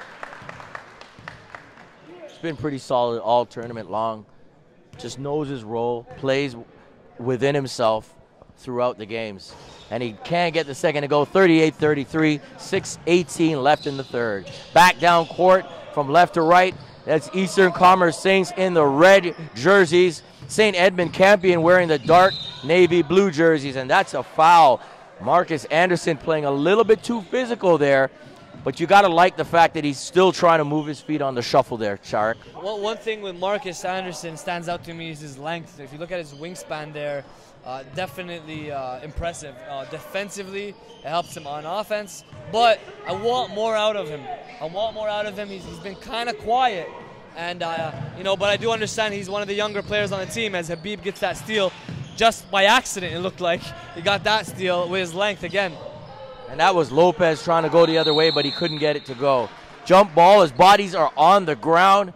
The teams want this. No matter if it's the gold medal or the bronze medal, you still want to finish a tournament with a victory. You never want to go home with a loss. You got to drive all the way back up to Brampton if you're a Campion. Got to drive to downtown, eastern downtown of Toronto if you're Eastern Commerce. You want to go home on a Saturday night with a smile on your face, getting that bronze medal. Back to the action. Edmund Campion. Bennett up top. Over to Daniels. And Elvis, what a drive. That's beautiful. I mean, when he doesn't have it outside, he has it inside and seems to be able to pick his spots, Tarek, as well. Yeah, Elvis is making a case, as there's the big fella that's going to work. They got to continue going to work for Eastern to get back into this game. But yeah, that's Bartley right there, and he's going to go to the line. Yeah, and Bartley and Muhammad, they've been leading the way for Eastern so far. But you mentioned Elvis. He's a guy that you got to consider when talking about tournament team. You know, he's definitely a guy that's right up there. It depends on, you know, the outcome of the final game. There could be 2, maybe 3, 4 maybe even between the two teams on the All-Star. But Kerwin Elvis has been pretty impressive. Learned a lot this week about him, no doubt. And it's been definitely a long week where we're watching every game. We've been able to learn a lot about the players' strengths, the players' weakness, and most importantly, the progress that they've made from last season until now in a different role. And there you have it at the line. Number 22, Bartley, closes the gap to 5 makes his free throws, and you love to see that out of a big man, stepping up to the line and capitalizing on the foul. And here comes Campion, full court man-to-man press by Eastern Commerce. Daniels turns out of it over to Bennett. Elvis guy is trying to settle his team down. New role for him, being the leader out there. There's your guy, Tarek Anderson. Can't get it to go. The tip comes to Dixon Jr., who loses it. Daniels, sloppy play there. You got to make the sure pass. You never want to jump in the air and try to pass that. Eastern back down the court with a three. Can't get it to drop. Ross doesn't make the three. 4:41 left in the third quarter, and it's a 5-point gap. Campion ahead. Let's take in some of this game action right now.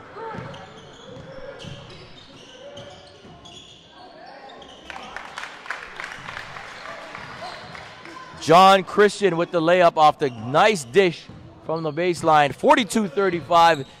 St. Edmund Campion really in control. They've got a big 2-3 zone on defense now, looking to slow down Eastern and prevent them from getting out on the break. That's Mbanza, number 4 for Eastern. Over to Dixon Jr., looks inside, great feed.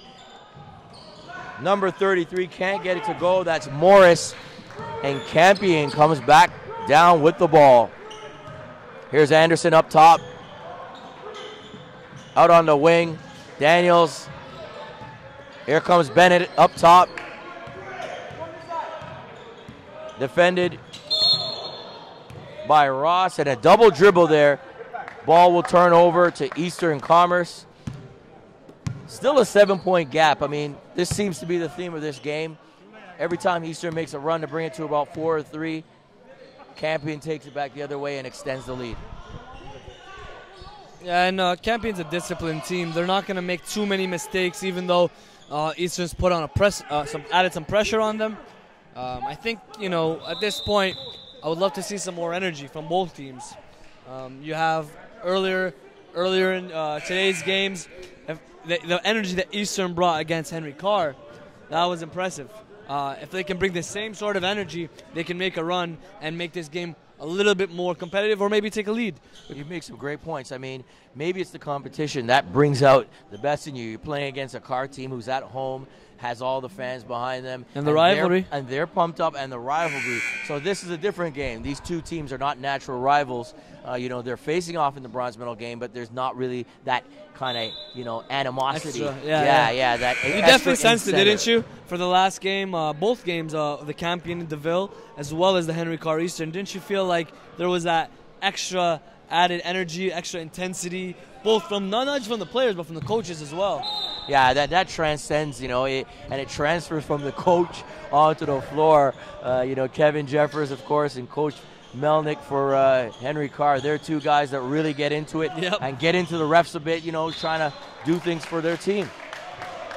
And as much as it is bragging rights for the kids, it is for the coaches too. They got a lot of pride within their programs. They got a lot of respect for themselves and for their teams, and they want to get that win. It really matters. They don't want to lose. No, they don't. They're just competitive nature.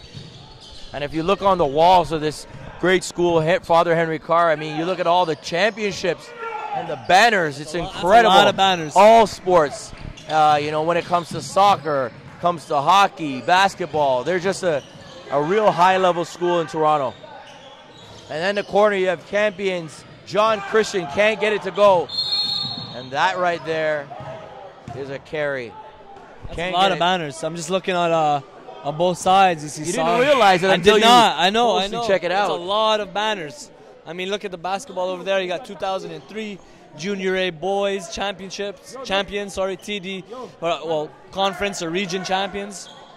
A lot of tradition, you know, in this school, and it's a family, like we mentioned in the broadcast yesterday. It's a family atmosphere. The scorekeepers, the volunteers, you know, the fans from the area come out, and this is a tournament they don't want to miss. Definitely. It's been a packed house practically the whole tournament, whether it was noon, a nice move by Tinker. Strong finish off of the spin. I like that. Oh, sorry, that was John Christian, number 32. Nice spin, goes hard, absorbs the contact, and finishes. You love to see that. I mean, you don't want to shy away from the contact. go up strong, and good things happen when you go up strong. He's in his final year at 6'4" forward for Campion. Got a lot of length. I mean, strong body. Looks like a football player. I mean, there's a lot of teams that could use a player with his kind of mobility and size. You know, maybe work his way on to maybe a mid-level school and try to get in there. Yep. And he's got a lot of energy and enthusiasm as well, which you love to see. One thing though about him is he is undersized as a big 6'4". He's gonna have to increase his skill set, add some perimeter game, or you can still be able to play at the next level, with what he provides inside. But also, if he can play with a high level of energy and defend different positions, then you have use for him at the next level. That could mean CCAA. That could mean low to mid level CIS programs that could use a strong body like that.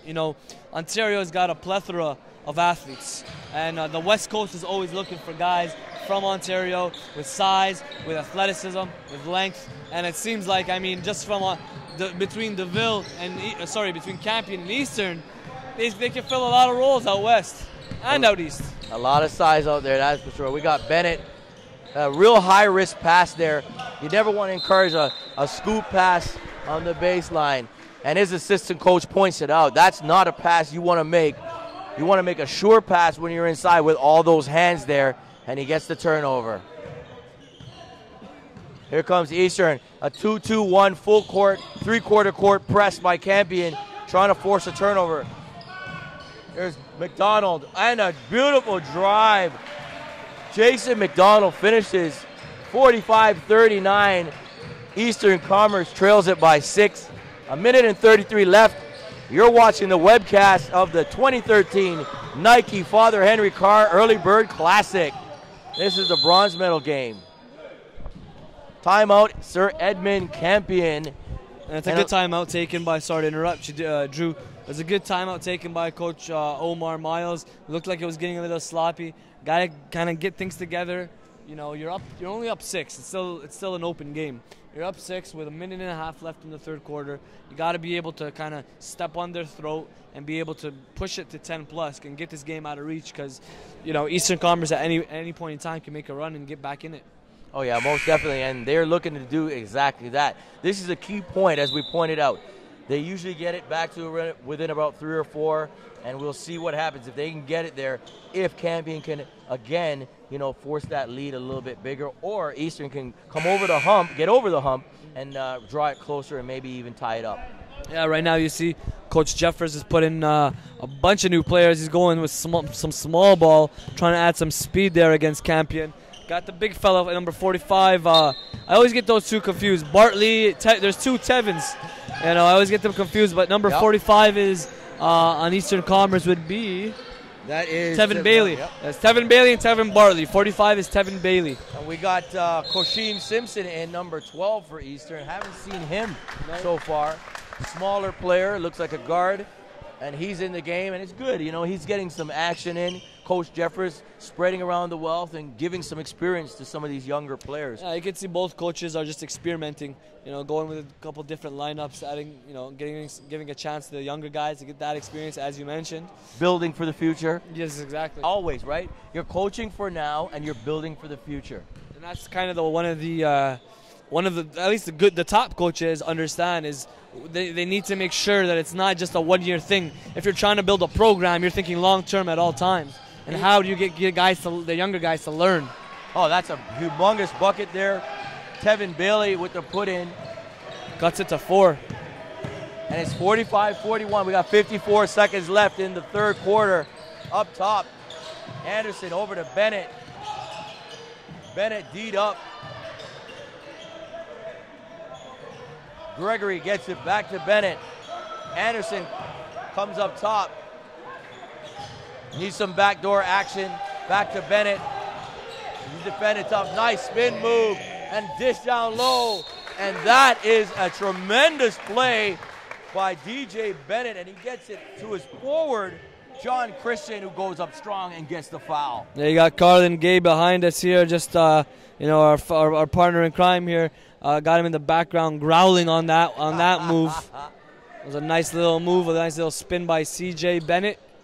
Even when he's not calling the game, we have his influence here. And Oh, it's and stay tuned. In the final, you're going to have Carlin calling the game with Tarek.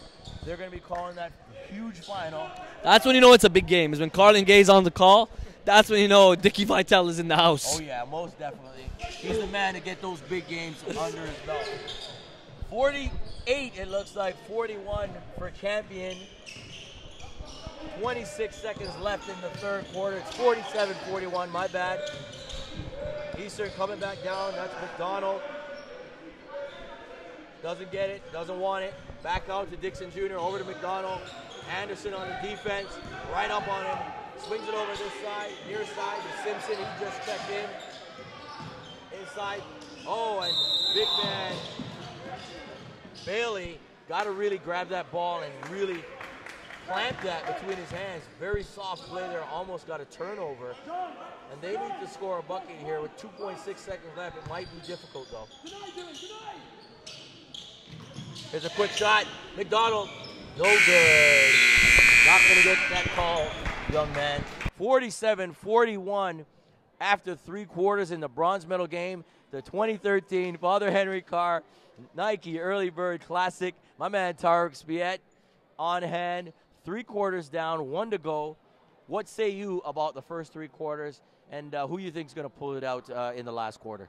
Well, right now you got a Campion team that's controlled the majority of this game. Every time it seems like they're trying to get closer and closer. Eastern, that is, you know, Campion comes up with a steal or a play on the offensive end to kind of spread that lead out. But again, like I said, both teams are experimenting with their different players, giving them that experience. So, you know, take it for what it is. At the end of the day, you want to win, and I would expect the fourth quarter for coaches to bring in their big dogs, or at least you know, second half of the fourth quarter to be able to bring out their lineup that's going to allow them to win this game. But right now, it's a 6-point game, still up in the air. Still up in the air, and Coach Jeffers has that look on his face, like, what can I do? I want to press some buttons to get my team over the hump. And Coach Miles over here, Omar Miles, he wants his team to keep the lead and keep playing the way they have on offense and defense. Here's Anderson up top, over to Elvis. Elvis on the right wing, back up top to Christian, and he drives, doesn't get the foul call, ends up on the ground. Big rebound by Eastern. Bartley, and there's a foul. Elvis with the push. And that's a foul you don't want to have. I mean, the ball's up at mid-court, center court. No threat by Eastern. And Elvis, you know, a little bit too anxious and fouls. 47-41, 7:42 left in the fourth quarter to see who gets the third place medal. This is the bronze medal game of the 2013 Father Henry Carr Early There you Bird go. You Classic. got that ball in there. Oh, a nice little shoulder fake with the hook. You know what? He missed it, but I like it. It was the first play that I saw from that big man where it was a confident move. Yeah, he's got to be a little more confident. There's Elvis. He tracks it down up top. Christian to Anderson, setting the play. Defended by Gray. TJ Bennett back to Anderson. He's patient. Elvis. Oh, nice fake. Pump fake. Wow. Tried a little quick floater there, catch the defense off guard. It was a quick move. I was impressed with that, but wasn't able to get the floater to go. Looks like a foul here on Campion. That's 32. Christian with the foul. 5 team fouls for Campion. 4 team fouls for Eastern Commerce. And Christian subs out. Devontae Daniels, number 30, back in for Campion. Shot from the outside. Eastern Commerce can't get it to go. That's Tim Simon. There's Bennett back down for Campion. Gregory on the wing, back to Bennett, to Anderson.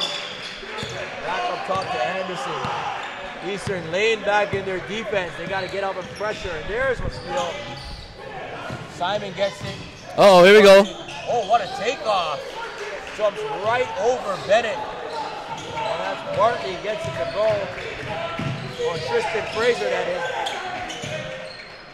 Bartley stepped up in this game. Bartley, my bad on that. Bartley stepped up in this game, and you know what? He's got to take it to that next level this season. if Eastern is to have a successful run this season, he's going to have to step it up, as well as other players on this team. They still don't necessarily have an identity. You know, last year you had James Sylvester. Every game you knew what you were going to get from him, about 15 plus points, 15 to 25, sometimes 30. And then Tyler Stone, your defensive presence inside. Right now, I think Eastern is trying to find themselves a little bit, get familiar with their roles, and I think it will happen organically throughout the season. Make some great points there, Carr. Back to the game. We've got Bennett on the drive, and that is such a tough layup. Ooh. That play hurts. That hurts me, and I'm sitting on the sideline. Dylan Gregory going for the rebound and gets clipped. Stay down, young man. Stay down. Let it breathe. You gotta love it. I mean, he's hurt. He's down on the ground, but the hustle on that play. And let's go back to Bennett. I mean, taking on two guys, and these are the big plays that Campion seems to be coming up with. And unfortunately, on the other end, Eastern is not coming up with plays of that magnitude. Yeah, I think they're just outworking them, out hustling them right now. As the big fella, he's been working hard, and he's down right now. We hope he's okay. It looks like he may have landed on his tailbone, maybe. But whatever that is, hopefully it's not too serious. Hopefully it's just a little bruise. But doesn't look to be moving much. He's just kind of. Oh, there you go. We got some movement there. Just catching his breath right now. That's an unfortunate play. But we'll be back. We're going to take a little break, and hopefully he'll be okay. And there you go. He's getting Get a round of applause there. Stay tuned. Right here. Father Henry Carr, Early Bird Classic.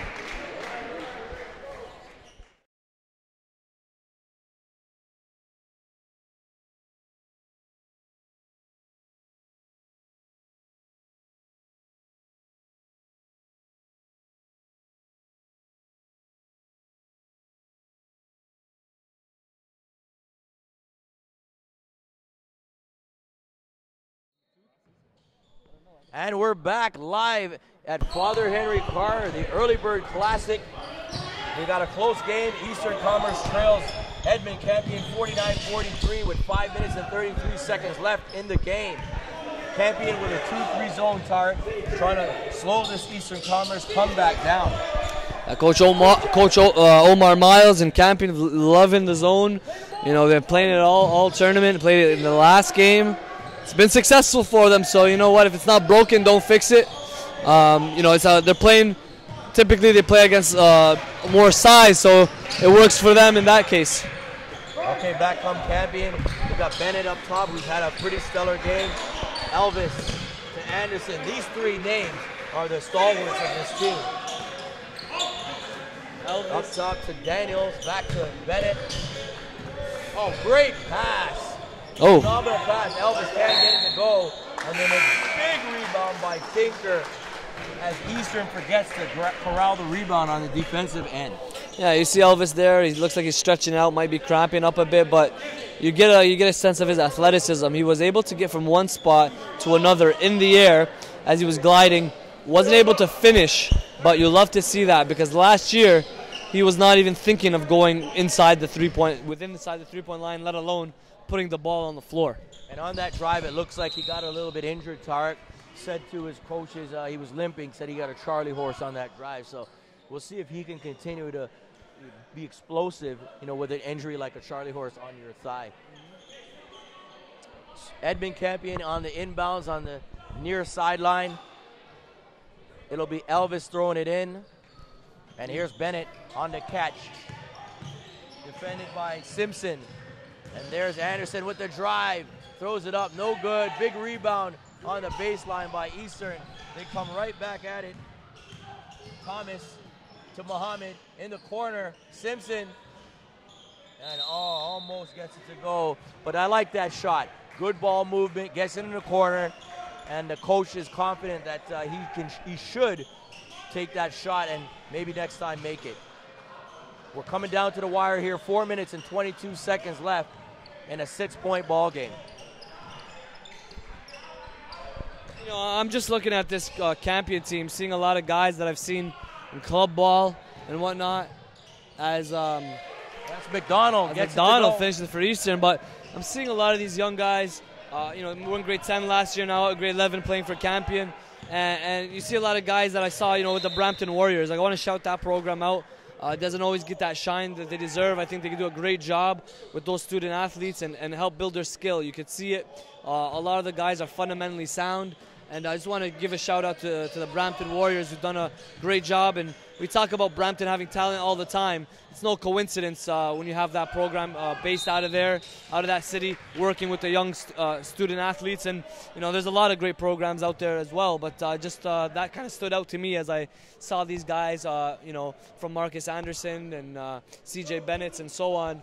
We've been able to watch them in the States on the summer as well. There's got to be something in the water out there in the west side out in Brampton, because the basketball product coming out of that area is absolutely tremendous. One of the top areas in probably North America right now in terms of basketball talent. And back to game action, 3 minutes and 42 seconds left and counting. It's a 4-point game. This is a crucial time for Eastern Commerce. They need to get a bucket here to cut it to 2 or even 1 with a 3, because every time they've gotten to this distance away, Campion has pulled it the other way, and a missed shot by Simpson again. Back comes Anderson for Campion. Dishes off to Elvis. Oh, behind the back. Some fancy dribbling. No razzle-dazzle there. No razzle-dazzle. Almost throws it away. Bennett up top. One-on-one defense there. Man-to-man. Mano-y-mano by Gray. Out on the wing. Can't get the 3. Look at that rebound by Muhammad. Put it up by Gray. Oh, and Eastern can't keep it in. And there you have it again. Another opportunity. It could have been a tie game, and you have 2 misses there, and it's still a 4-point game for Campion. You see Habib Muhammad there, goes up, rises for the rebound, but wasn't able to hold on to it. That has to heavily have to do with his strength. If he's able to grab that, pinch it, as we say, grab that rebound, hold it tight, and then have that muscle, have that strength to not be able to let guys just strip it out of his hands so easily.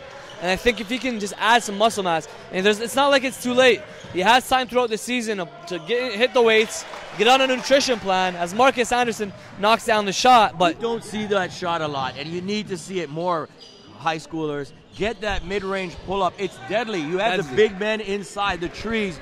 You're not going to get a lot of opportunities, but guys continue to drive into traffic, getting blocked and getting lost. You develop that mid-range game, you're going to have a future in basketball. No doubt. Because that's the area, think about it, Drew, that's the area that is least covered. In a zone defense, that's where the gap is, right? So you got guys defending the perimeter, you got guys defending right at the three-point line. That's in a zone defense. In a man-to-man, same thing. If you're being defended, let's say baseline, or let's say on the wing, you're being defended one-on-one, man-to-man, you're taking a sweep, one dribble, and then after you beat your man, usually there isn't a second defender that close to you if the spacing is right. So that mid-range game, it can't be stressed enough.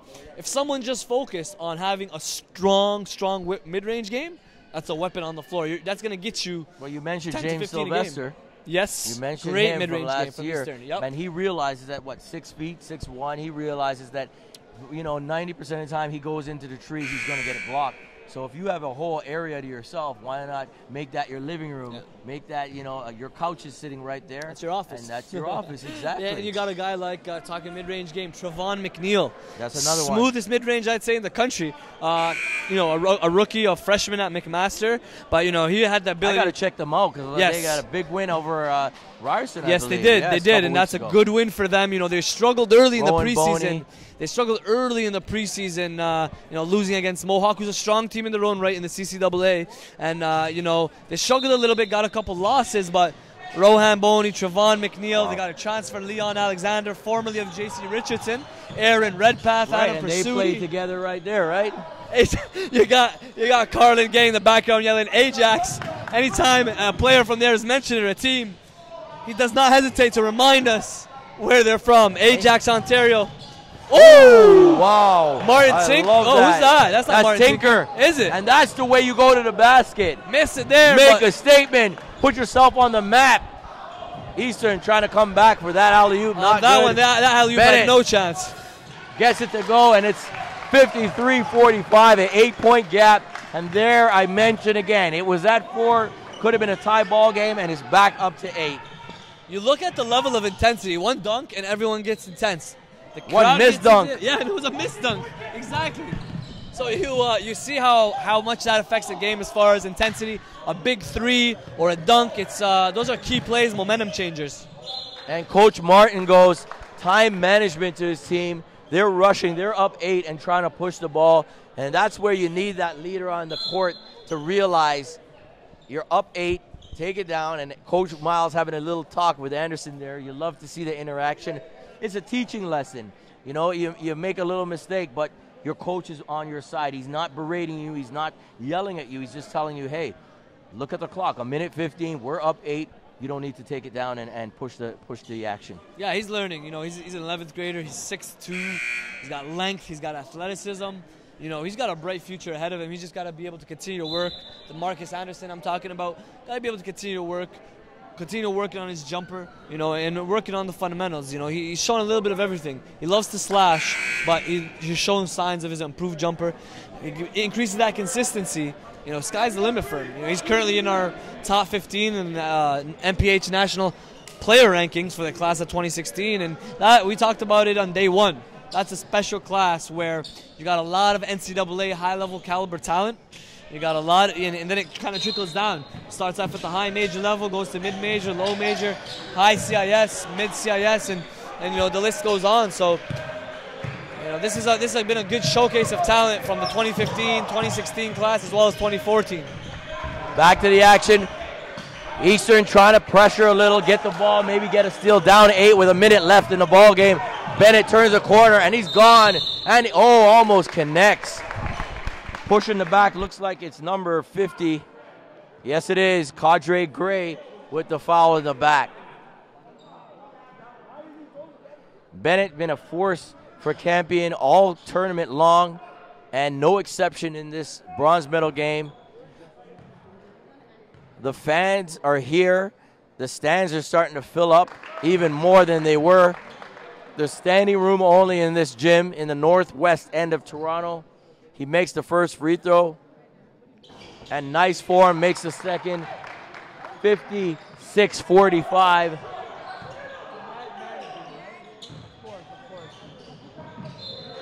And Eastern throws it away, 55-45. Just got an update here. Breaking news, if you will. Alias out of Vaughan into the Vaughan Junior Classic. Looks like Father Henry Carr got the championship in a blowout over St. Mike's, 83-49 for the juniors. And now Father Henry Carr now has a chance to grab the second dip. chip. Yup, the double dip for the senior level for their own home tournament. They'll be facing DeVille in the championship. That is going to be a good game coming up next. Stay tuned, guys. Make sure you share that link. Make sure you share this. We want to be able to have a large viewership and we already do, from Nova Scotia. You mentioned, you know, some people are watching Atlanta, Jamaica, Africa, in the rest of Canada, Ottawa, Montreal. When you said it was worldwide, I laughed at you first. Worldwide. It's worldwide. And then, hey, it actually is. You know, that's the beauty of the internet. There you have it. The live stream is on both onpointbasketball.com and northpolehoops.com. Brought to you by Ill Minds Media. Tremendous production. HD. You're watching it in pure HD today. And I want to shout out all the scorekeepers and volunteers for Father Henry Carr, the ladies here behind the table. Tremendous. And I want to shout out, you know, you mentioned Ill Minds Media. You know, Christine. Is it Christy or Christine? Say hi to the cameras, ladies. There you go. There's your shine right there. I'm gonna go with Chrissy. Tiana, good. Oh, we're talking and about my the man scorekeepers Jordan right and Mile in the mix. Thank you, ladies, for doing and gentlemen, for doing a great job. This is my little guy right here, Jordan, with the Hey, he's got the Raptors hat. He's representing Toronto right there. Hey, are we making the playoffs this year or what? Raptors making the playoffs or what, Jordan? We don't know. They're making the playoffs or what? This year? All right, he nods yes. Let's hope so. A miracle happens. Okay, we got 9-point lead, 56-47. Campion up, 29 and a half seconds left. This will be the closing sequence here of the ball game. Can Eastern come up with a miracle to comeback in this one with 29.5. It's going to take a lot. Got to take a couple 4-point plays. Yeah, you got to take a few. Maybe one 5-point play. Big shots to make it happen. They just didn't have it today. You know, a step slower in the game against Henry Carr. Yep. A step slower here, but you know, this is going to teach them some valuable lessons, and when they go and break down the game tape, they're going to be able to see the mistakes they made and what they have to do to get to the next level. Well, you know what? You mentioned game tape. Talking to Kyle Julius of A-Game Hoops a lot lately, and you know, my guy Kyle doing a tremendous work with his training techniques and methods. Absolutely, and he mentioned one thing recently to me that stood out, and that's you know, watching game film. It helps on so many levels, whether it's coaches or players. It allows you to see your mistakes, obviously, but not just taping games. The elite level programs at the NCAA and the best CIS programs also tape practice. You need to understand what you're doing wrong in practice in order to correct it, so that when come game time, you're ready to go. Most definitely, and a big bucket there by Morris. Might be a little bit too late. It's 7 points. Eastern right now, they've got to hope for a turnover. Go full court press, hands up, and look to strip the ball at first, and if not, get the foul and stop the clock. Extend this game and hopefully bury a couple threes. It's only 7. It's a 3-possession game. We've seen in other levels of play, teams come back. We'll see if they can hold out Campion or if Eastern can come up with that miracle we've been talking about.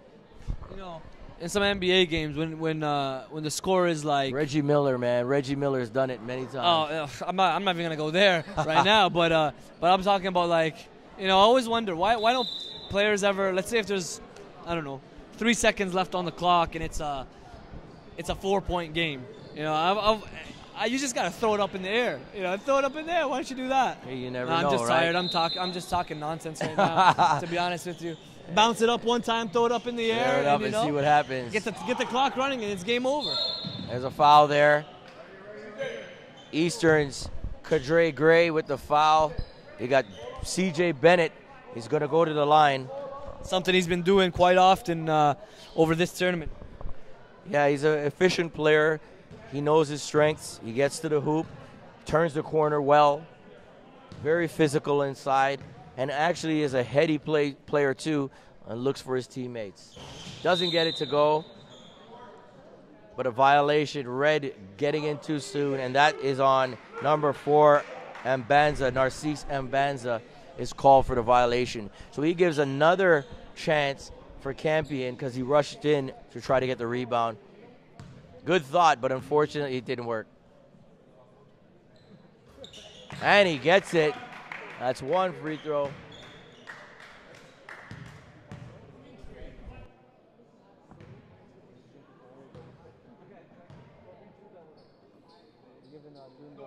And he makes the second. 58-49. 16 seconds left in the game. Eastern comes down. Muhammad on the outside with the 3. No good. Put up by Eastern again. No good again. Campion comes down with the rebound. No need to foul. Let it play out. There you go. And the bronze medal goes to St. Edmund Campion out of Peel region, the Brampton area. 58-49. Tarek, interesting game. Eastern Commerce couldn't get it done. 4th place, not bad. 3rd place goes to St. Edmund Campion. Yeah, they earned it, no doubt. They had to go through DeVille in order to get a chance to go to the championships. They lost to DeVille, tough team. They lost by a game winner. They took them to the end of it all. Lost by 3 on the game-winning shot, and then came here, took care of business, and they leave home with the bronze. And there you have it. We'll be right back after a short break. We're going to come for the gold medal match between Father Henry Carr, the home team, taking on Dieuville. It's going to be a great game, folks. Stay tuned to the live stream webcast. And in the meantime, I'm going to get a chance to grab Elvis over, Kerwin Elvis from St. Edmund Campion, grab a quick interview over here. We'll get him in right now. Before we go to break.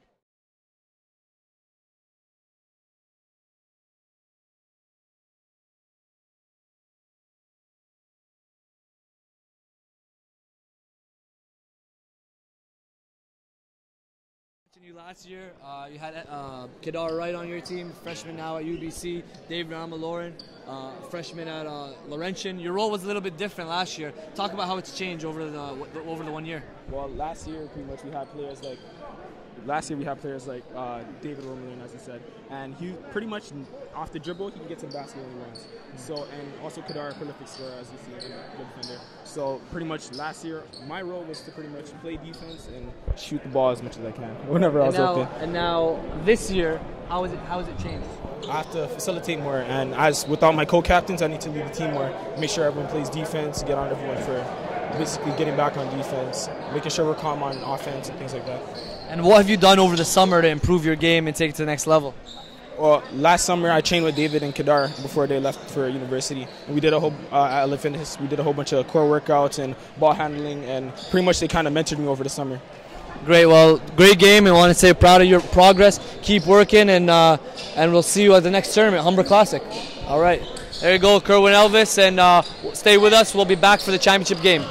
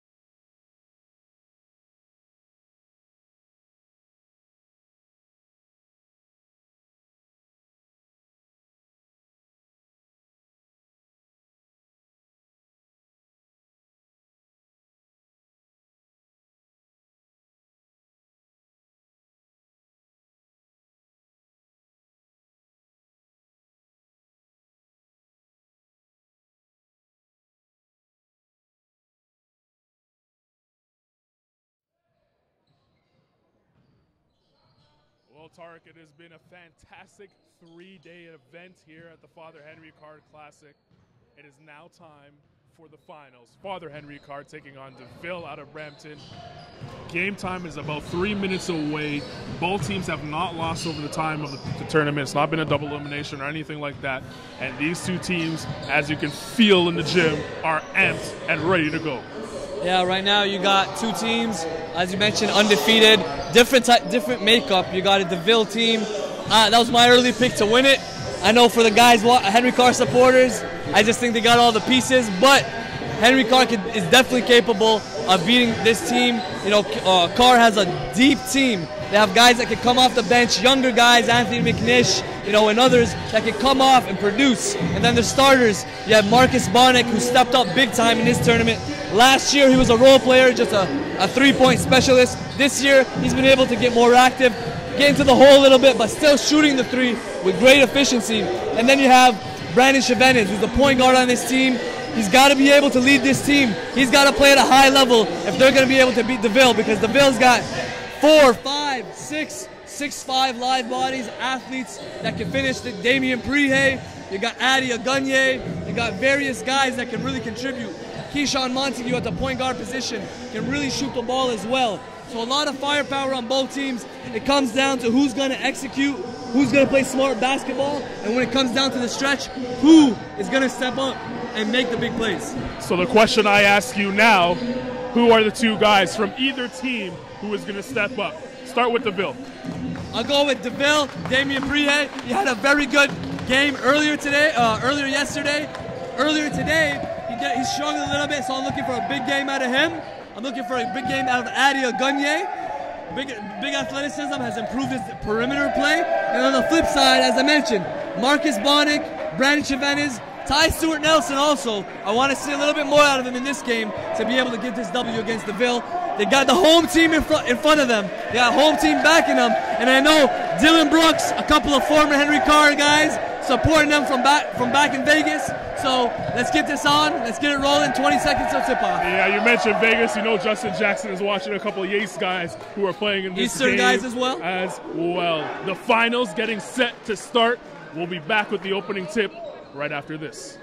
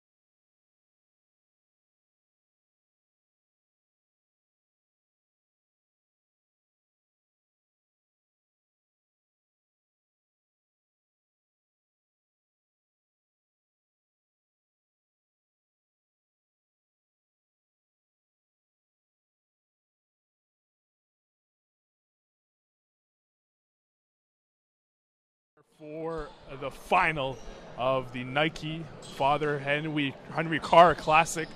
Henry Carr will be in their blue uniforms. DeVille will be in all black. DeVille will be going from left to right on your screen. Our Father Henry Carr, the home squad, will be going from right to left.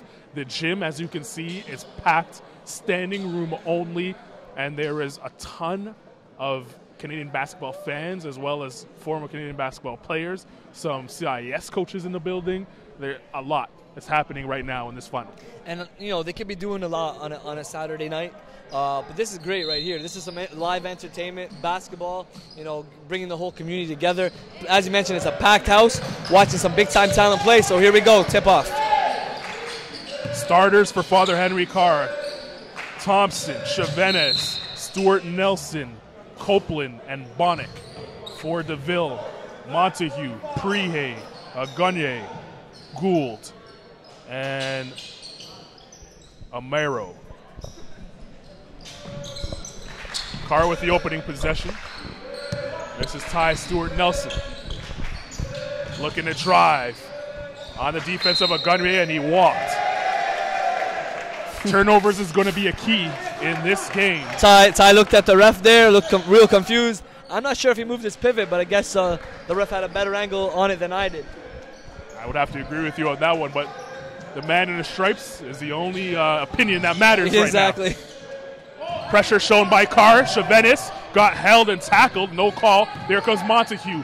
Gould, who was hot in the semifinals, rims that one out.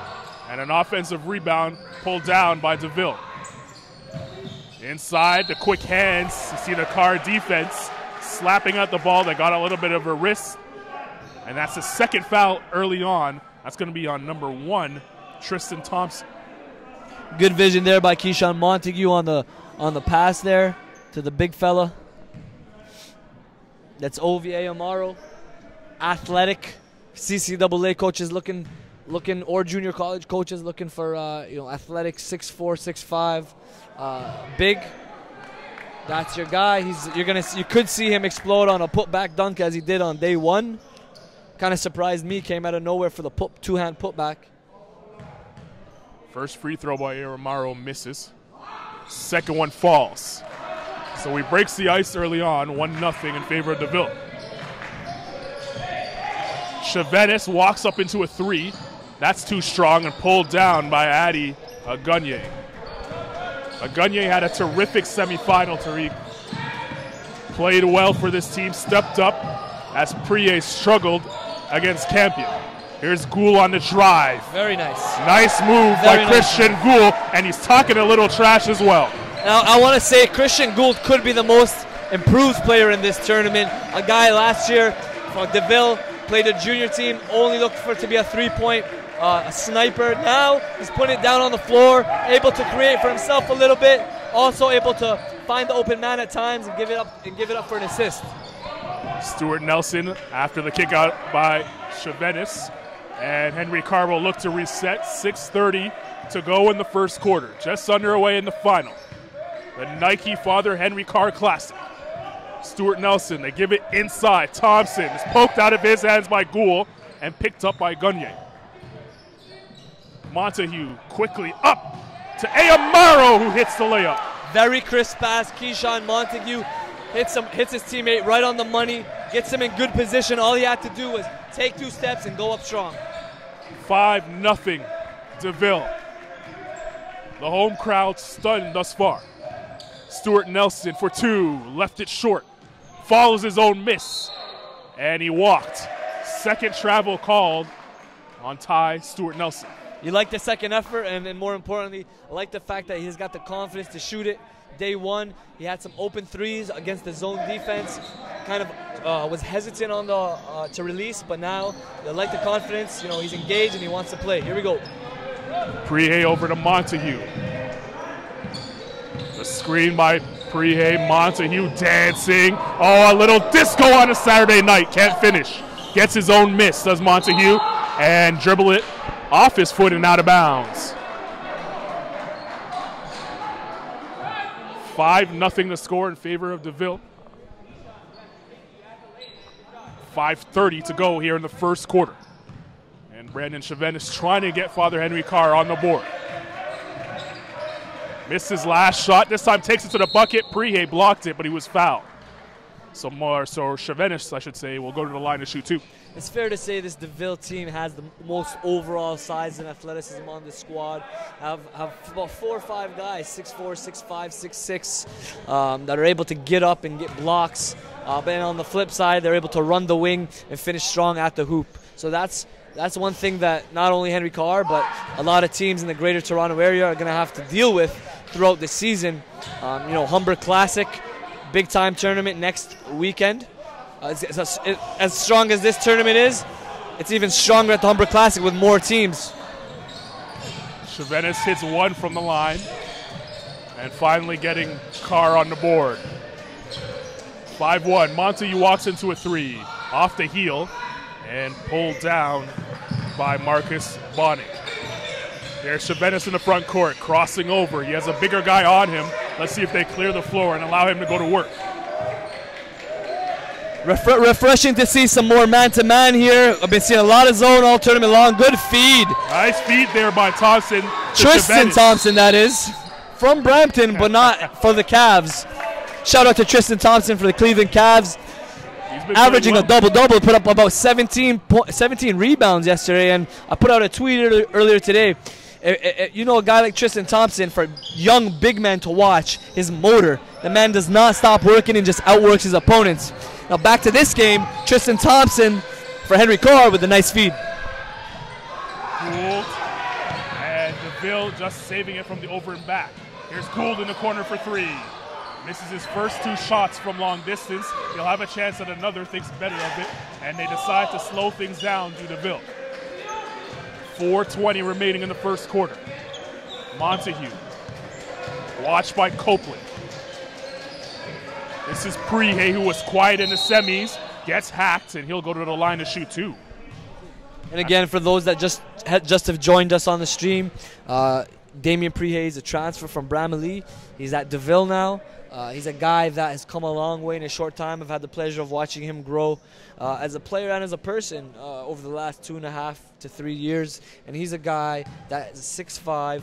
At the next level, he's a wing. He's got athleticism. He's got a great work ethic, and he has the will to want to leech onto information and learn. In DeVille over here with Coach Zoff, he's in a great position to do that. Look out for him to grow and at rapid rates throughout this season to become a very, very good player for DeVille. Already, some could say he is the leader for that team. Has been averaging about 18 to 22 points throughout this tournament.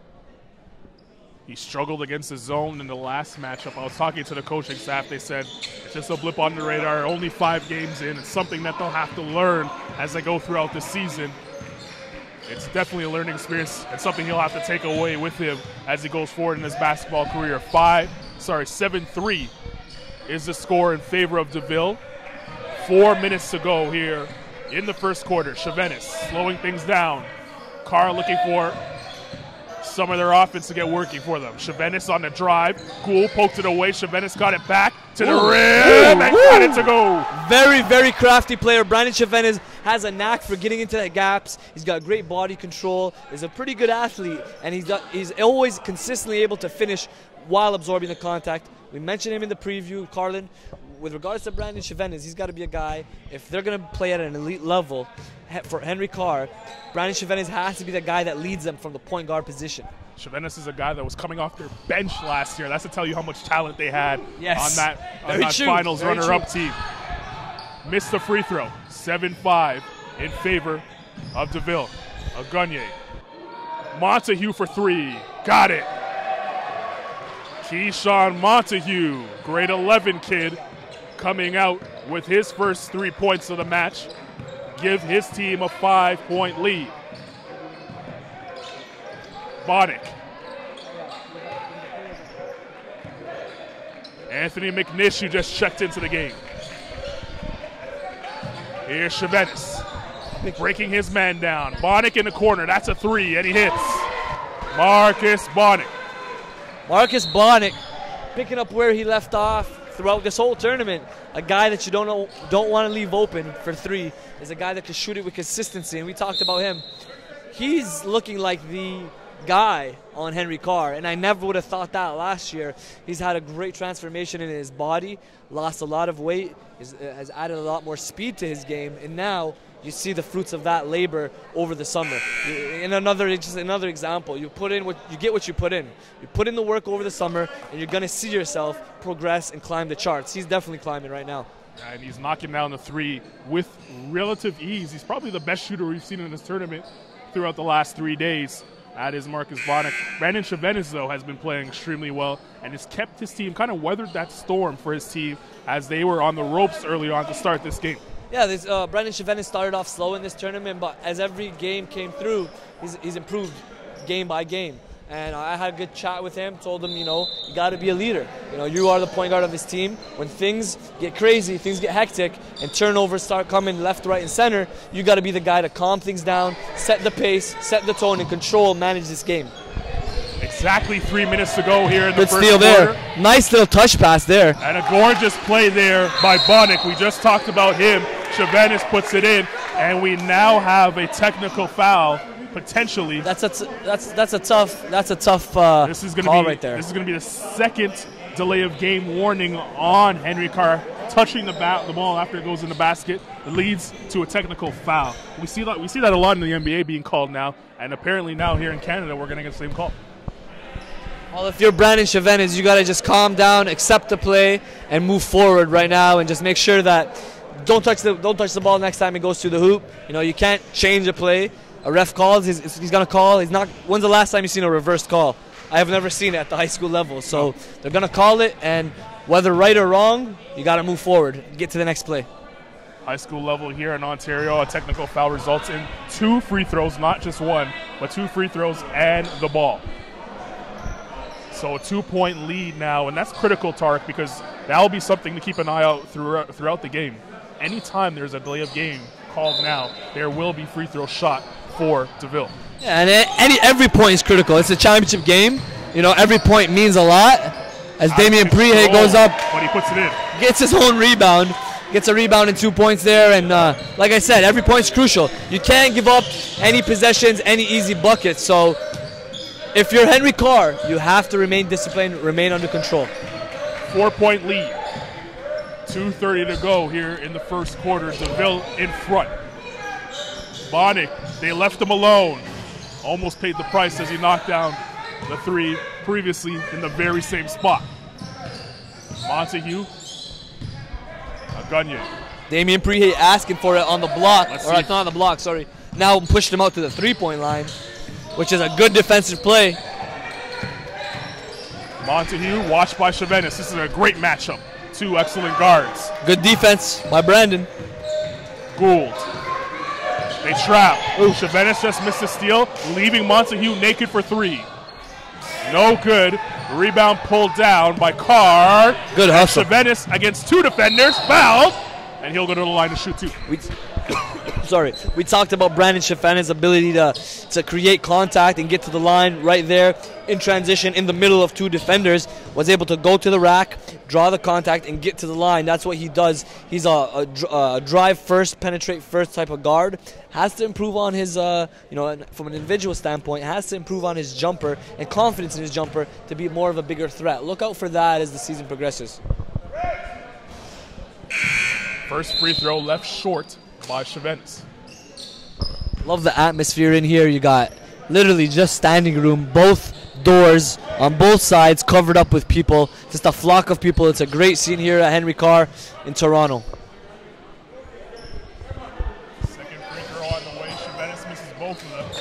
Good rebound by Damien Prihe. He gets it back now. Here's Prihe looking at attack. And he traveled. And it's been a little bit out of control in the last 2 possessions. And that's one of the things that Coach Carlos Zafraneri talks with about Damien. Again, he's still increasing his IQ. He's blessed with physical tools, and he's a hard worker. He's going to get it. It's going to take some time. He's in a system now. He's in a program that demands excellence. He's got to be held accountable, and he will improve day in and day out. Bonnick inside, Ty Stewart-Nelson. Look away pass. Chavenes waits for the defense to fly by, can't hit the layup, and then gets blocked by Clayton, who in the semifinal game, it was Clayton setting DeVille into this final game with a big-time game-winning 3. Big shot, the biggest shot of this tournament. Of his life, yeah. He's never hit a 3-pointer Good before. Good point. To win a game. That 3 there by Ty Stewart-Nelson, no good. They battle underneath. The ball bouncing around like a popcorn. And finally, DeVille comes away with it. Montague. He attacks. The dish to Clayton. That was a tough pass for him to handle, and Agunye chases it down. Inside, they try to go to Clayton again and was poked away from behind by Anthony McNish. Under a minute to go here in the first quarter. 4-point game. DeVille up in front. DeVille in black. Henry Carr in blue. Prihe for 3. That's not his game.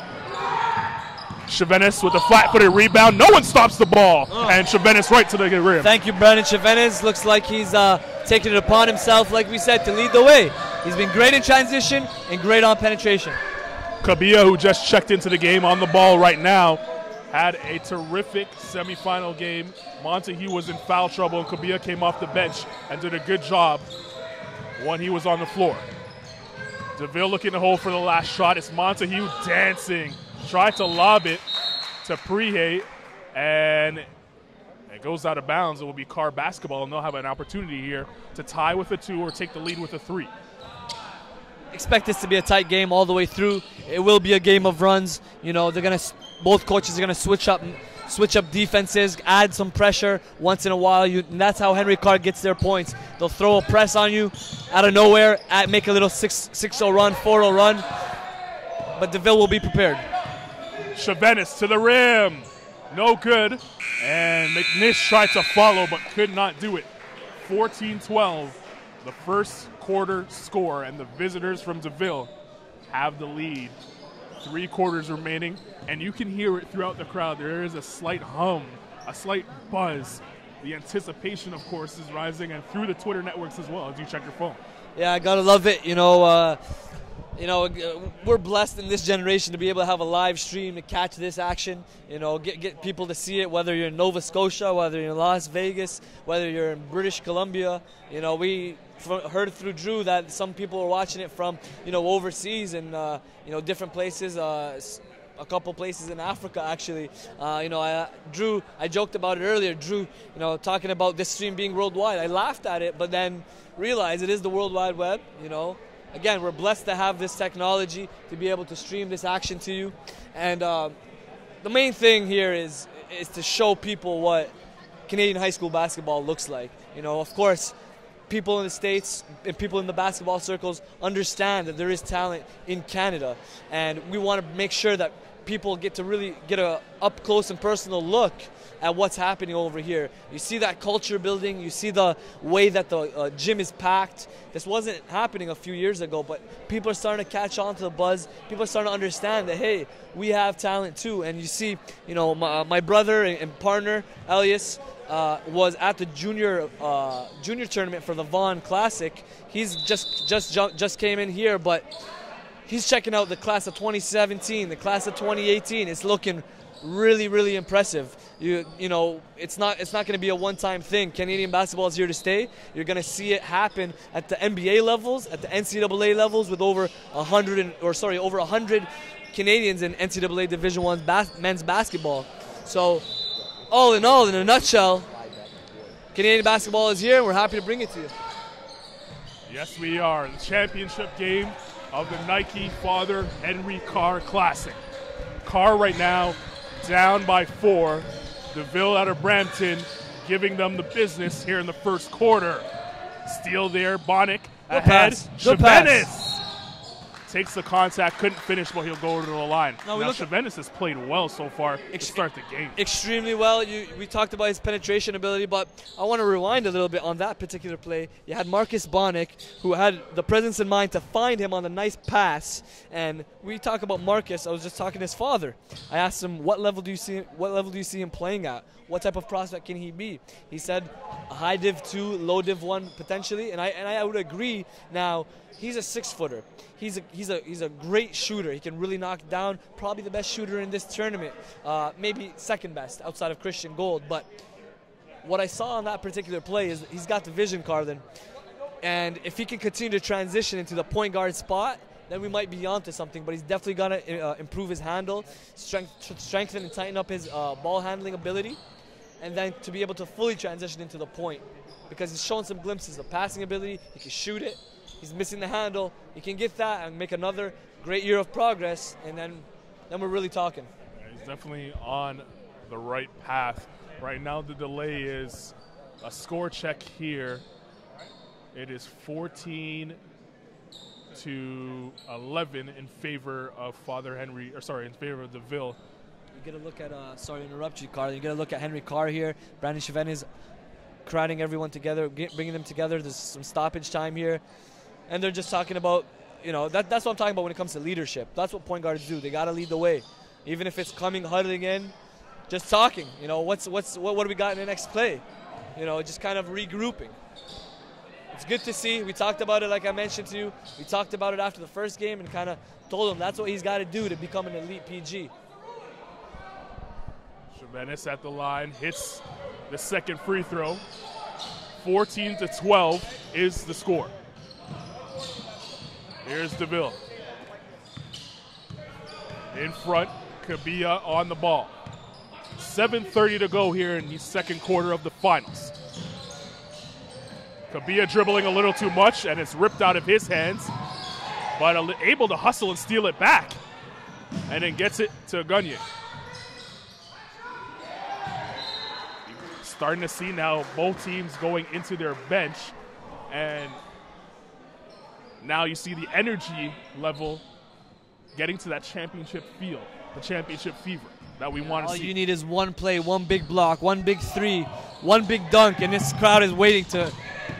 Clayton comes crashing into our table and then almost blocks the shot attempt at the other end, and a travel there by Emmanuel Nakia.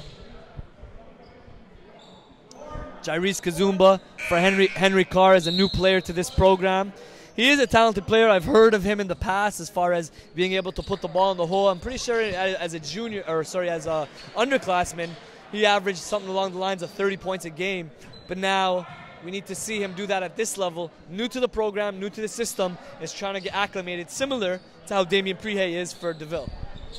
He just checked out of the game, and replacing him is Lamar Copeland. Ty Stewart Nelson.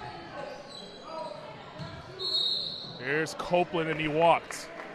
Check that. That was Anthony McNish with the travel. Now Anthony McNish, he's an underclassman. They got him listed here. He's a 10th grader. Got a great body, about 6'4", 6'5", top 10 in the NPH national player rankings. He's a big body, like I said. He is versatile. Got to see him in the summer. Look for him to be growing throughout this season as well, getting some great senior team experience. A shot there by Ayamaro. Wow, I did not know he even had that. That was a good-looking shot, great rotation, and a good confident stroke. Now he's trying to get his team into it, energy-wise. Chavenes out in front. His team down 4. Here's Stewart Nelson, watched by Kabia.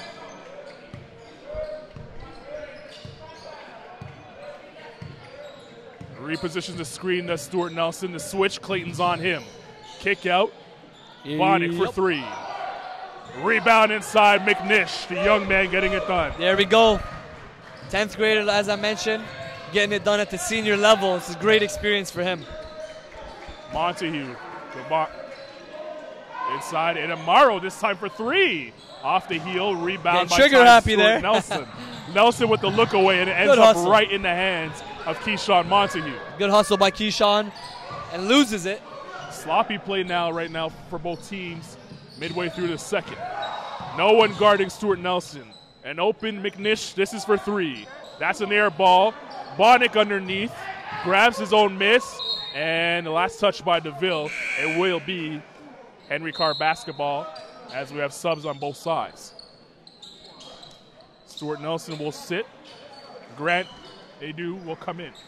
Grant Adu, another 10th grader. Last year he was a big part, him and McNish, part of a powerful junior team for Henry Carr. As I mentioned at the Vaughan Junior Classic, that younger crop just captured a championship over St. Mike's in a blowout fashion. Chavenes threw the no-look dish, and Keyshawn Montague stuck his foot out. They're going to call kick ball on DeVille. Still a 2-point game. Carr down 16-14. 5:10 remaining in the second quarter. Adu, and it's rejected inside by Ayamaro. Ayamaro's had his imprint on this game on both ends of the floor here. Montague. Adi Agagne with the attack. Ayamaro battling on the rebound. Can't hit. Prihe pulls the rebound down. Tried to knock it off a Carr defender, and it was last touched by DeVille. You see the crowd. They're not just spectators, but they're engaged. You got fans here, one on one side and the other, and then they're going for either way. But in the past, you just see them as spectators watching. They are engaged right now, and it's great for the atmosphere in this game. Bonnet playing a little bit of point guard now. Here's Chavenes. He's been the star thus far. Here's Bonnick. A handoff action. Prihe on Bonnick. Now the switch leaves a Gagne on Bonnick. Great pass. A nice pass, but it was It's a good look. It's a good slips look. out of the hands of Chevenis. It's a good look. They touched on Marcus Bonnick earlier with his passing ability. He's showing signs. He does have the passing ability. Not a point guard yet, but plays a little bit of the combo. Half-court pressure now shown by Carr. They get the trap. Montague, step back. Hesitated on the jump shot. And now DeVille will run some offense.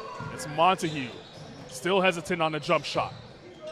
Gagne, this is a 3, and it's hit. That, my friend, is beautiful basketball. They moved it. They were patient with it. Got a wide open 3 for the right man to shoot it. Kenteke knocks down the 3.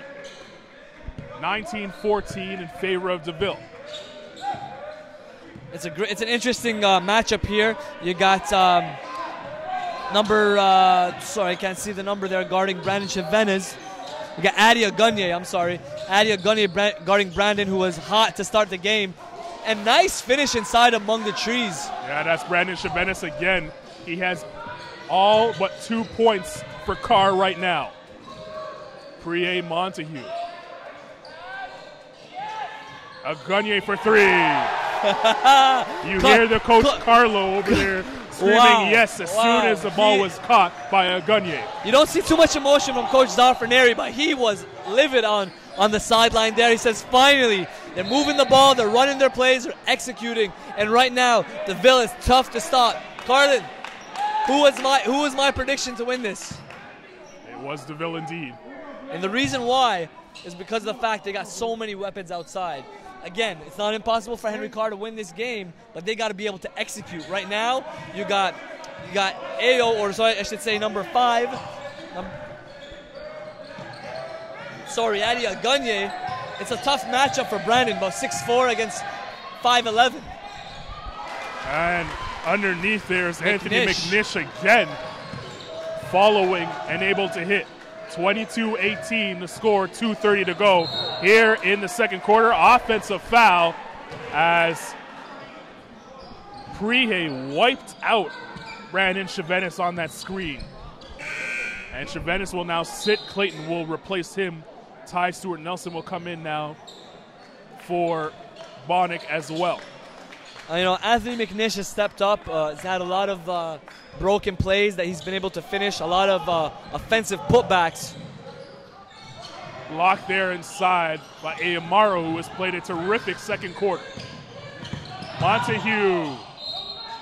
That ball, last touch, they say, by Carr. Coach Soft here on our side, arguing for a foul call. 2:10 remaining in the second quarter. Montague driving high off the glass, no good. Bonnick pulls the rebound. You can see his jersey being pulled from this side, and finally they blow the whistle. In the mix right there, McNish again, underclassman. That youngster's having a very good game early to start on both ends of the floor, grabbing rebounds. He's probably got about 6 rebounds already in the first half. And he'll head to the line to shoot a 1-and-1.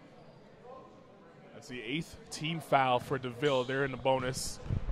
Henry Carr doing well. Only 3 fouls called on them thus far. Free throw missed. Pulled down by a Gagne. And Montague will walk it up the court. Under 2 to go in the second quarter. Chance at defense now coming in from the Carr bench. Teke, a Gagne for 3. No good. Rebound, Ayamaro. Ayamaro has been big for them throughout the first quarter and now the second quarter. Another guy that has stepped up in this game. A step back shot there by Lamar, no good. Lamar Copeland. And that pass by Montague was tipped. And a last touch by Grant Adu.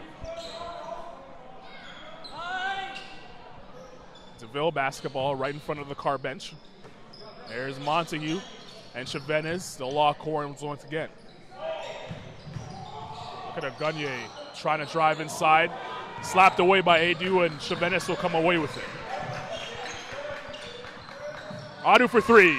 Rims out. On the ground is McNish. Good hustle there shown by the youngster. Under a minute to go here in the first half. Ty Stewart Nelson on the crossover. And a great block there by Clayton, who recovered to swat it away. And double dribble called on Adi Agunye. A tough one. You know, if you're Ty Stewart Nelson, you go to the rack, you don't get the foul call, but you got to keep it moving forward. The second or 2 seconds that you take pouting, you know, things are happening. The game is not stopping, and that goes for every player. Anytime you get a call that doesn't go against you, you just got to keep it moving. Here is Stewart Nelson. Let's see if he does keep it moving. Jab step, trying to cross over again. Good defense by DeVille. Chavenis pulls it back out with 30 seconds to go in the first half. He has been a shark here in this opening half. Chavenis, the double comes. Adu to the rim, floater, no good. Tapped out, Chavenis, floater, and he gets fouled. He'll go to the line to shoot two. And you can see the DeVille bench jumping up with their arms in the air, thinking it wasn't a foul, thinking that he fell on his own. Yeah, it looked like he slipped, but he did a good job of selling it. And, you know, you're going to see him on the line about 5 to 8 times a game because he does that. He does a good job of selling it, good job of drawing contact. Not sure there was much contact there. But, again, he did a good job of selling it, and he's out the line for 2. Ref just warning the DeVille bench over on this side, making sure that those outbursts, those emotional displays don't happen again. Chavenis, who has lived at the line thus far in the first half, there again, and he knocks on the first of 2.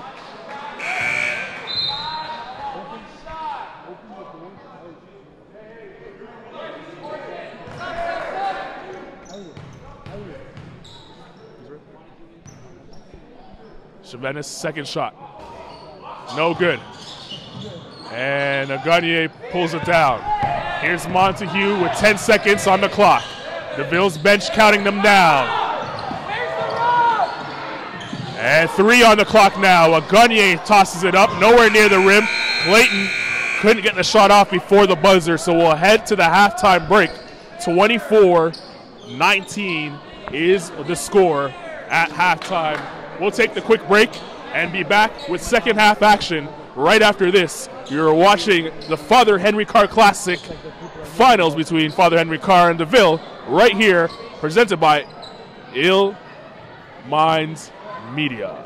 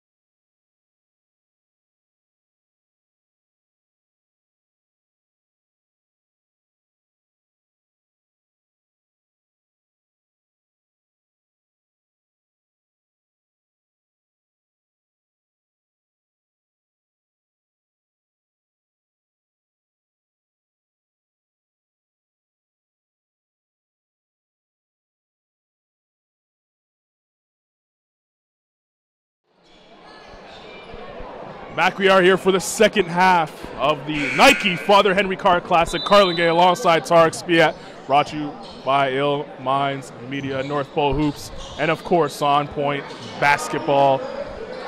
The third quarter underway, 24-19 in favor of DeVille.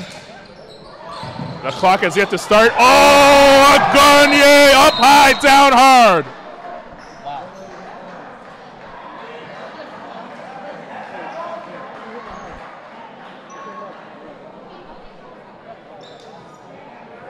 Big two-handed smash to start the second half here by DeVille.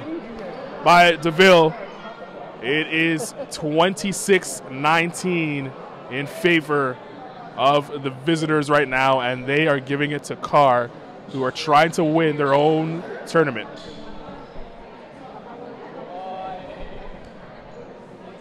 A great first half for Brandon Chavenis. You called him out, Tarek, and he definitely delivered, keeping Carr in the game. 12 points for Brandon Chavenis. Was able to do what he does as far as get to the line, penetrate, and finish. Now we'd like to see him take it to that next level, get his teammates involved, spoon feed some teammates, whether it's on the interior or give me some driving dishes. But you got to get the other guys going. You do have some weapons on the team, and once they're all clicking, it becomes much tougher for DeVille to defend. Problem here with the score clock, that is the delay in the action. We are now good to go with 7:47 remaining in the third quarter, just underway in the second half after the big-time smash by Adi Agunye. Ty Stewart Nelson watched by Montague. Bonnick on the floor with him, and Thompson, as well as Chavenis, who has a rock right now, pulls up for two off the heel. Stewart Nelson attacking the glass. Bonnick underneath, and he's blocked and fouled at the same time. Got a shot in the chops. He'll go to the line to shoot two after he recovers.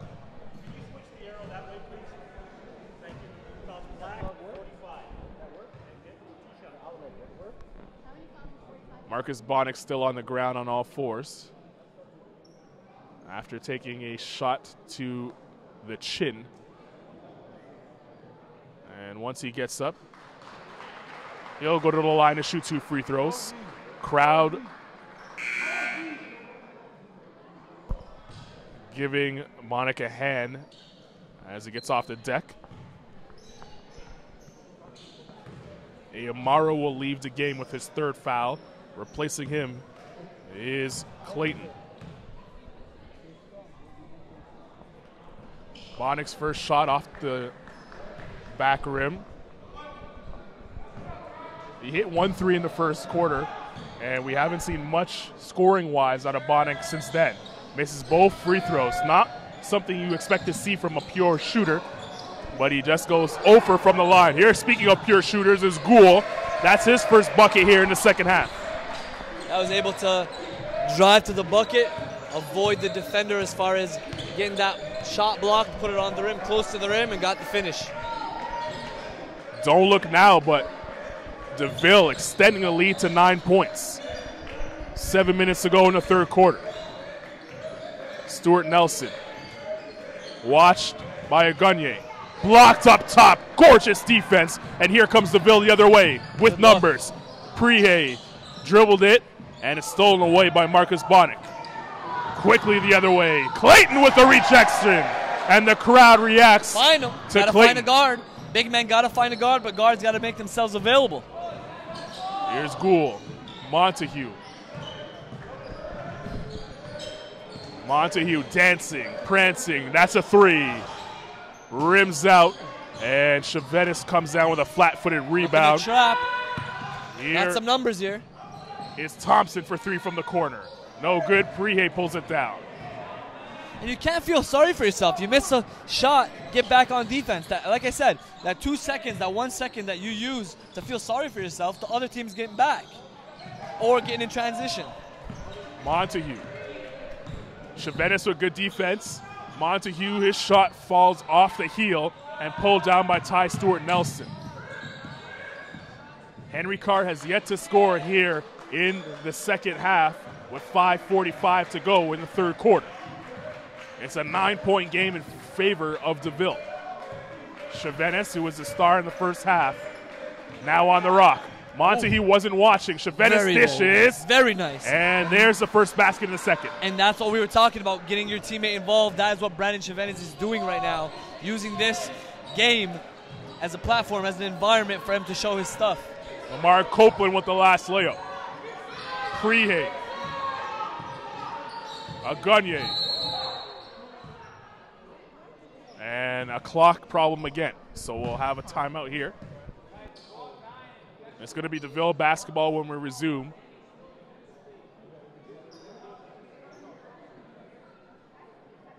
And while we have a moment, let's talk about how DeVille has been doing defensively. DeVille, you know, they got the size, they got the length, they got the big guys inside, so it's tough to get something easy. But on the flip side, Brandon Chevenis did a great job. You saw him attack the bucket, went left to right crossover, and they were able to feed the big man inside for an easy bucket. And that's what great point guards do. They're able to get their teammates easy scoring position.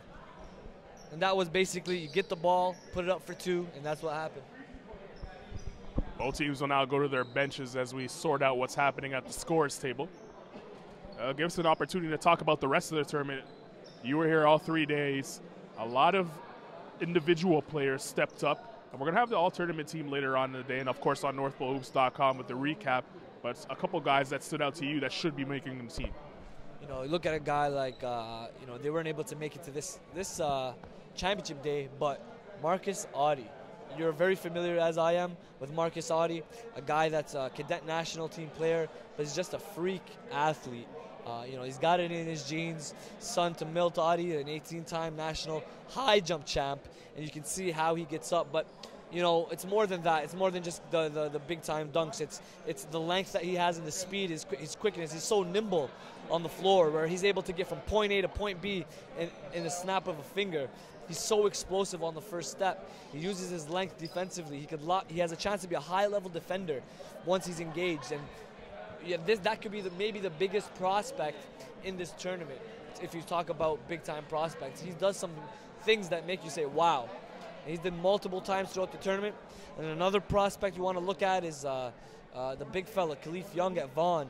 He's still coming into his own. He's still got a lot of learning to do. Very raw, but 6'8", you cannot teach size. Class of 2016 prospect that needs to improve his skill set, get a go-to move down low, get big down low. When I say get big, that's getting in position, sitting on the chair or sitting on the toilet seat, whatever you want to call it, and then giving an option for your guard. You got to get your hand out there, give your guard a target to find you at. And once you get that ball, make a confident move. But I just don't think Khalif has that skill set yet. He needs to improve on it, get in the gym, and work on repetition. But that's another prospect you want to look at as far as guys that could be more specifically Marcus Audie, a guy that I can see on the all-tournament team. We resume with DeVille basketball, 28-21, 5:15 to go here in the third quarter. Agunye, pull up, that's a 2. Rebound Prehay, he touched it last. No, they say Chevenis touched it last. It will remain on this side, DeVille basketball. Montague will inbound. Exactly 5:02 on the clock.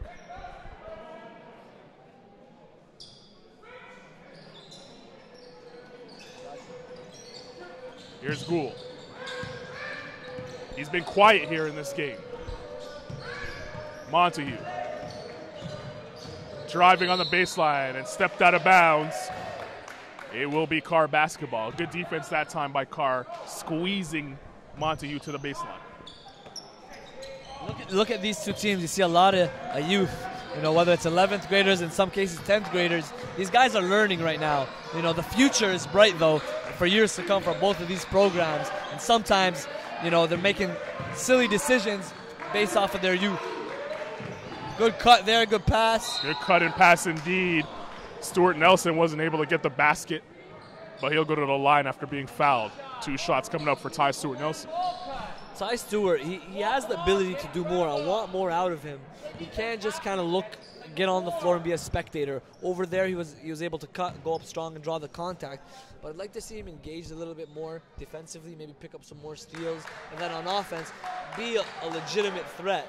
Meaning, if he's going to get the ball, he definitely has the handle. Maybe one of the best handles here. He knows how to protect that ball, and in some cases, if it means initiating the offense over Brandon Chavenes, I want to see him do that a little bit more. Just knocked down both free throws, did Ty Stewart Nelson. It's a 5-point game. DeVille try to keep the crowd as silent as it's been all afternoon. Agunye, Prihe now backing in on Stewart Nelson. Good defense by Ty Stewart Nelson, holding his ground. Gould, you're seeing him. He can handle the rock a little bit. Prihe. Very dangerously dribbling the ball in no man's land. Agunye attacking. The dish off, stolen, and a jump ball is called on the baseline. It will be DeVille basketball. That was a great defensive possession, however, by Father Henry Carr, playing some good team defense, making everybody uncomfortable on the perimeter, dribbling the ball. Damian Prihe especially looks uncomfortable. Like we talked about it before, he's got to tighten his handle to get that comfort on the wing spot. But now Father Henry Carr needs to continue to pressure that D. Otherwise, essentially wasting his possession if they allow them to score. Gould, Agunye kept the pivot down. Skip pass. Clayton at the right place at the right time, able to get that basketball. That pass was not intended for him. Here's Gould. Chavenes on him. Prihe driving. Layup is good. Very good around the bucket. He needs a couple of dribbles and he'll get to the rack. That's something he does very well, and he did it right there.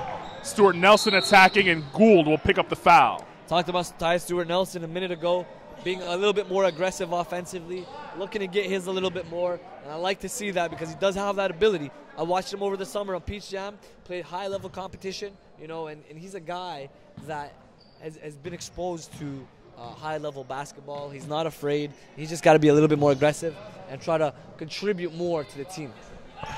It seems to me that you hear a lot about teams playing down to the competition. This is one of the cases where a player plays down. Not so much, no disrespect to DeVille, because they're a great basketball team, but Ty Stewart Nelson could be one of the best players on the court if he wanted to be.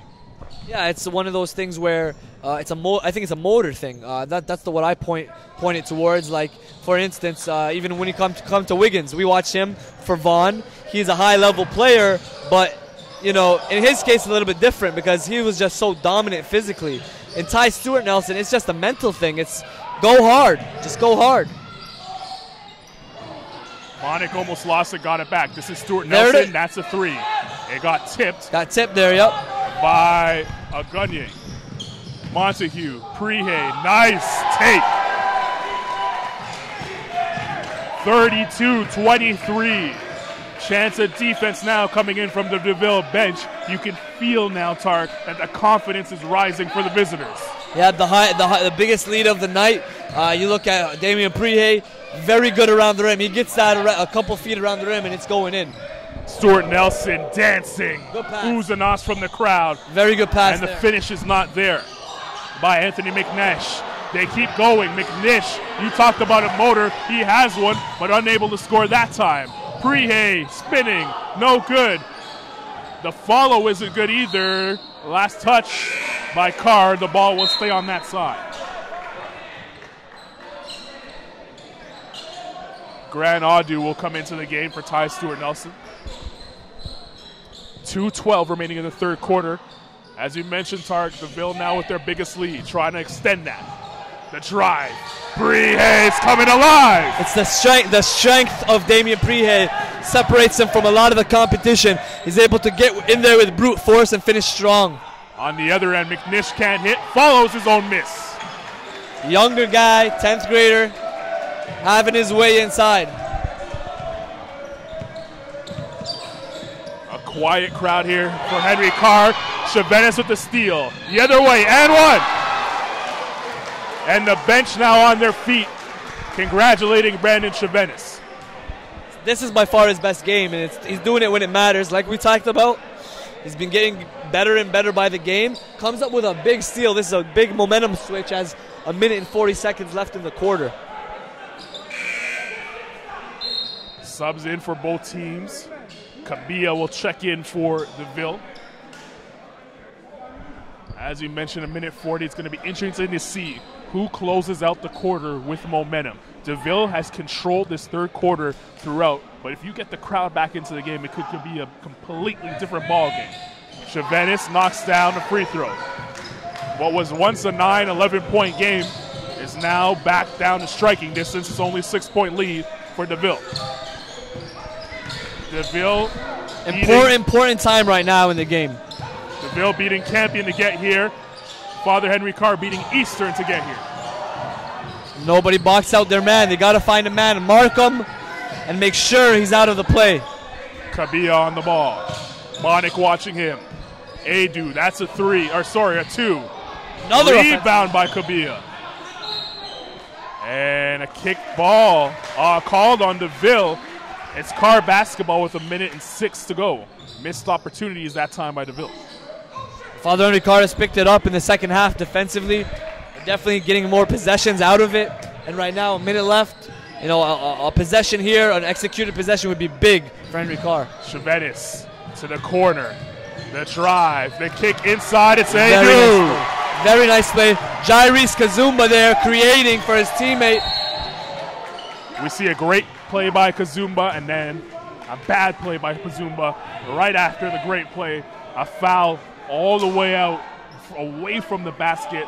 And that's a foul that Coach Melnick probably does not want to see. You see Coach Melnick on the sideline getting in that defensive stance of his own. He's sitting on the chair. He's sweating. He's going to work. Probably exerting the most energy of anyone in this gym. You know he wants this championship badly. And don't worry, I did remind him that you did pick DeVille to start the tournament. So I told him there's a little bit of bulletin board material before he went into the locker room.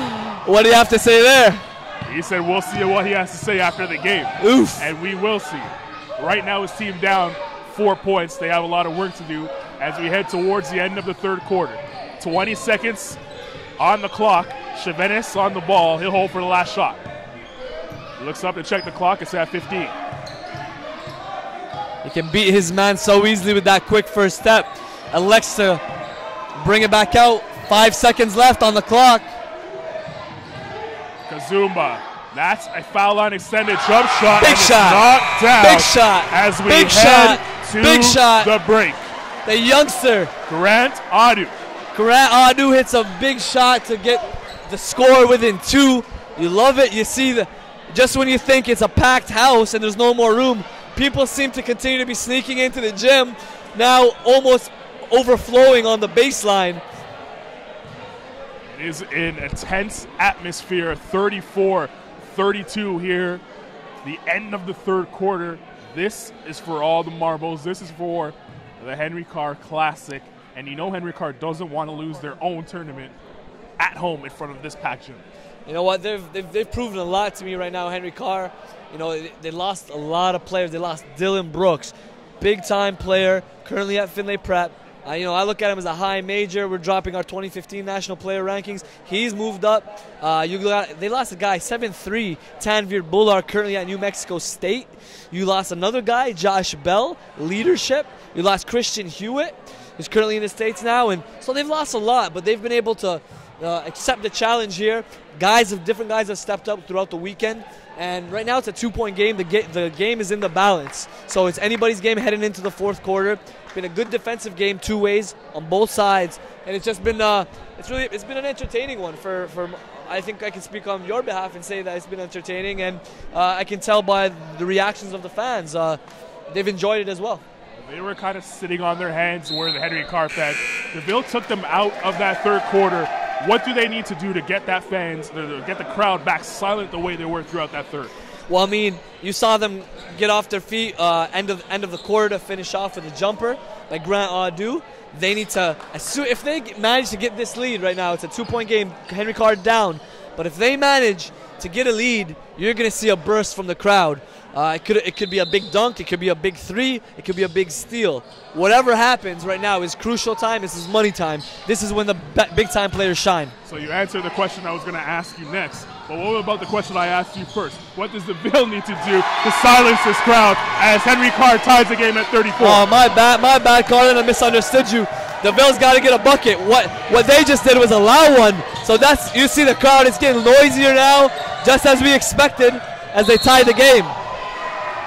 Chevenis gets called for the block as Montague went for the drive.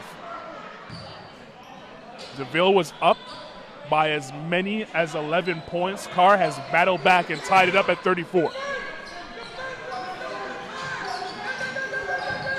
Chevenis right in front of Drew Ebanks. He almost got hit with the basketball. You gotta love Chevenis. He's proving himself to be a high-level defender. Needs to improve his on-ball defense, but you love him in the lanes. Gets his hand, has some pretty good length. Gets his hands on the loose possessions, loose balls, and it usually converts that into an easy fast break play. Here's Prehay. Towards the end of the third quarter, you saw his confidence start to swell. Let's see what he does. Step back at the travel.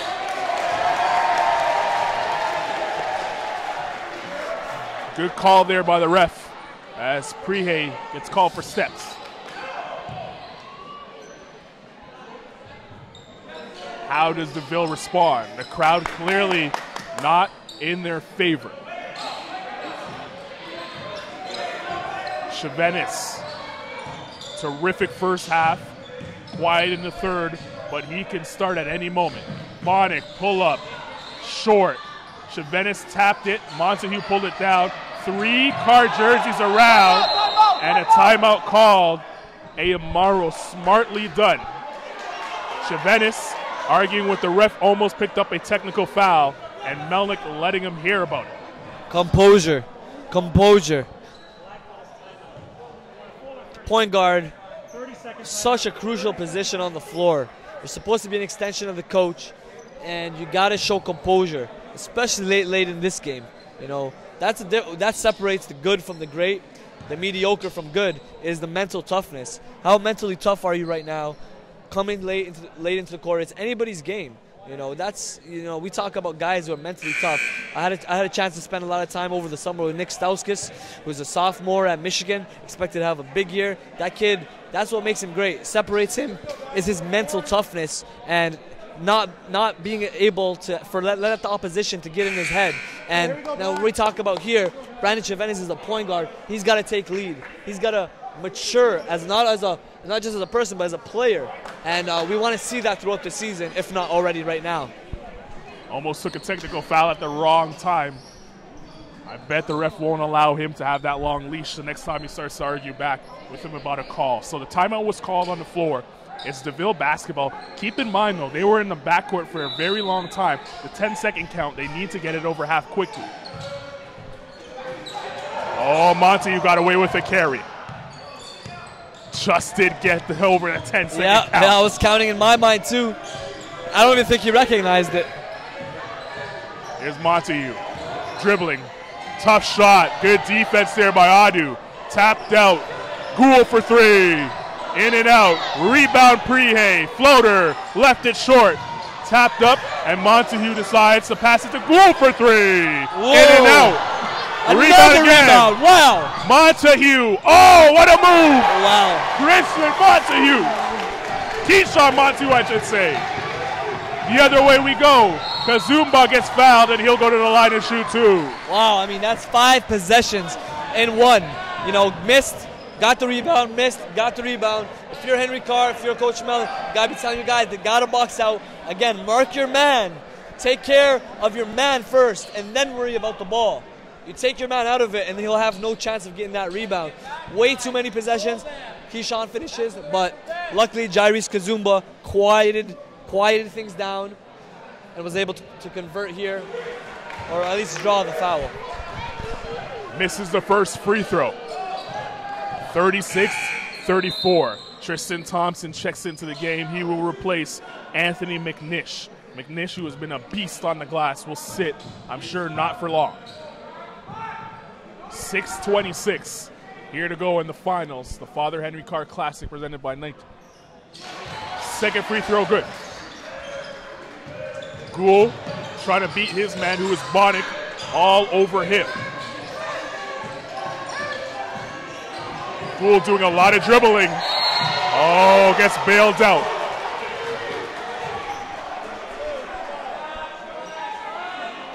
Kazumba reaching in and grabbed a little too much arm.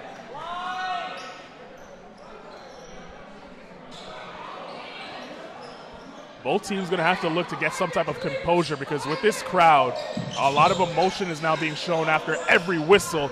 We can see a technical foul that can change the game, Tariq. Montague to the rim. Prehay up and rolls out. Prehay on a follow, blocked by Thompson.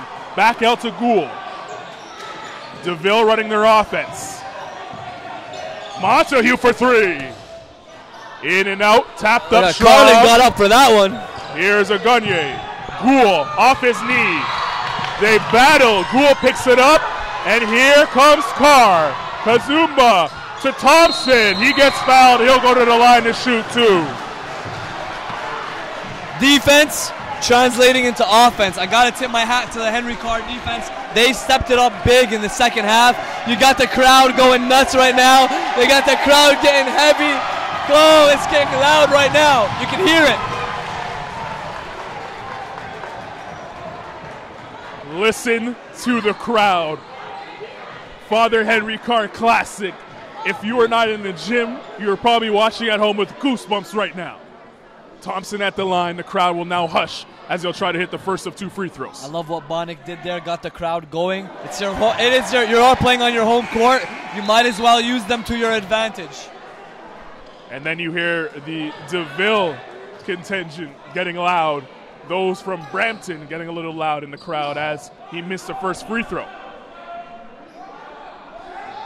Thompson at the line, this free throw to tie the game. 5:37 remaining in the fourth. He hits.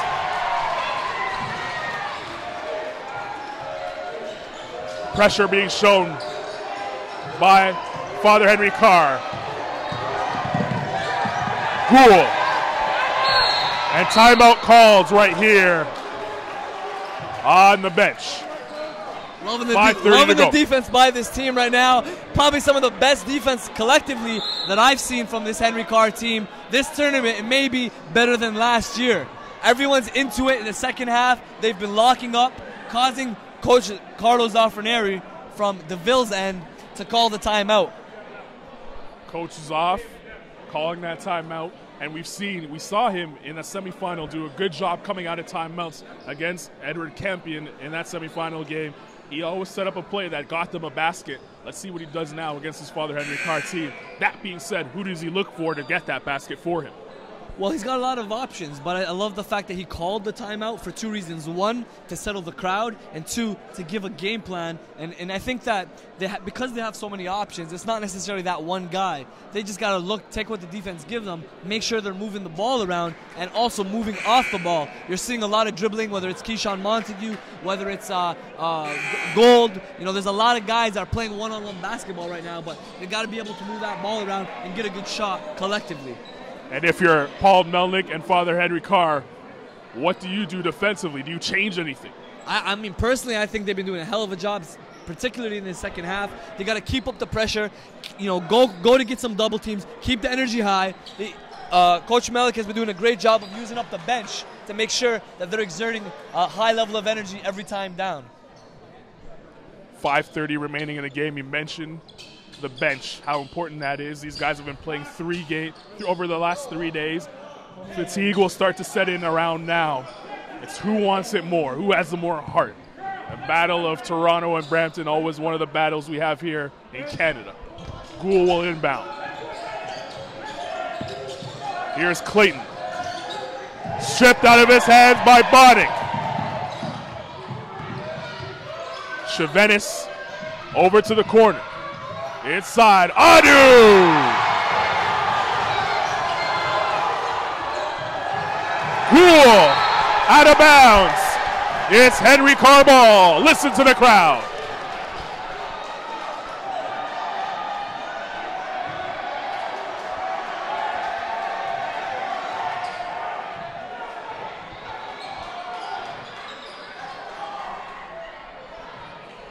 Simply put, Henry Carr's looking like they want it more. They're playing with that swagger defensively. They're playing tenaciously. I love what I'm seeing, especially in this second half. 5:05 to go in the fourth. Here's Boddick.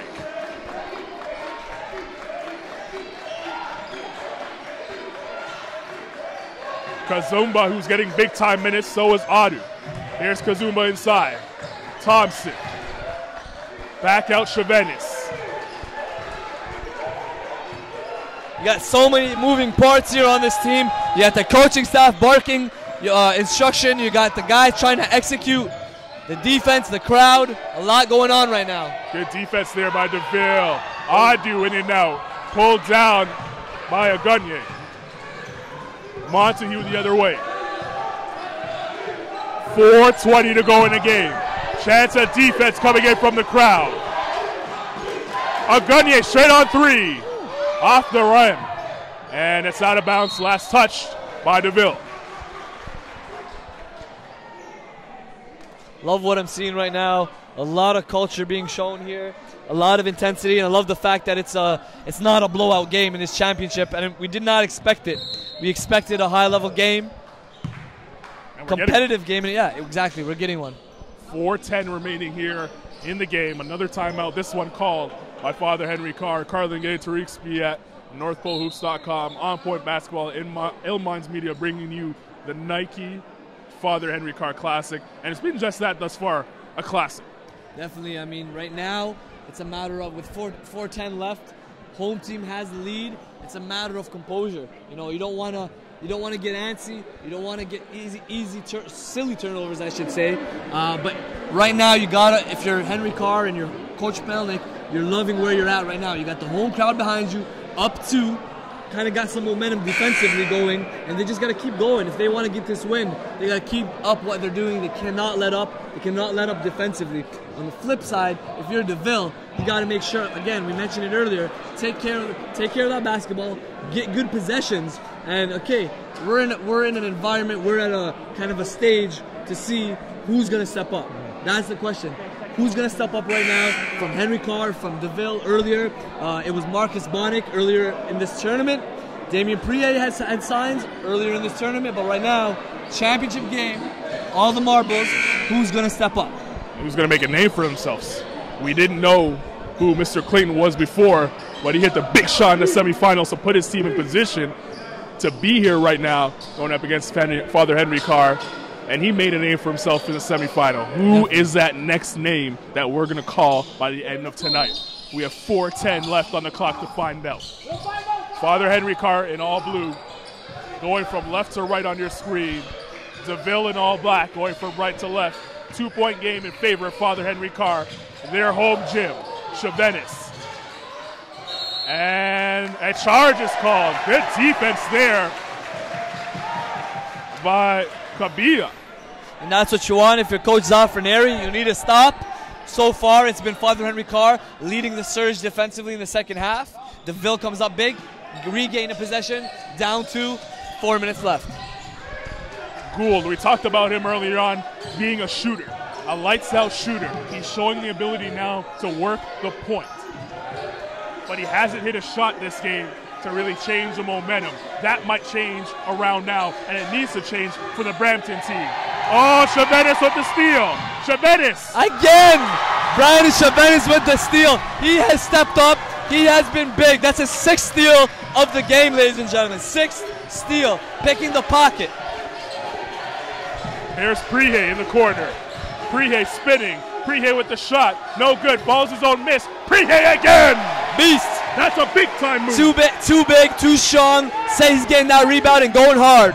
Thompson almost walked. Kazumba, the dish. Adu fouled. He'll go to the line.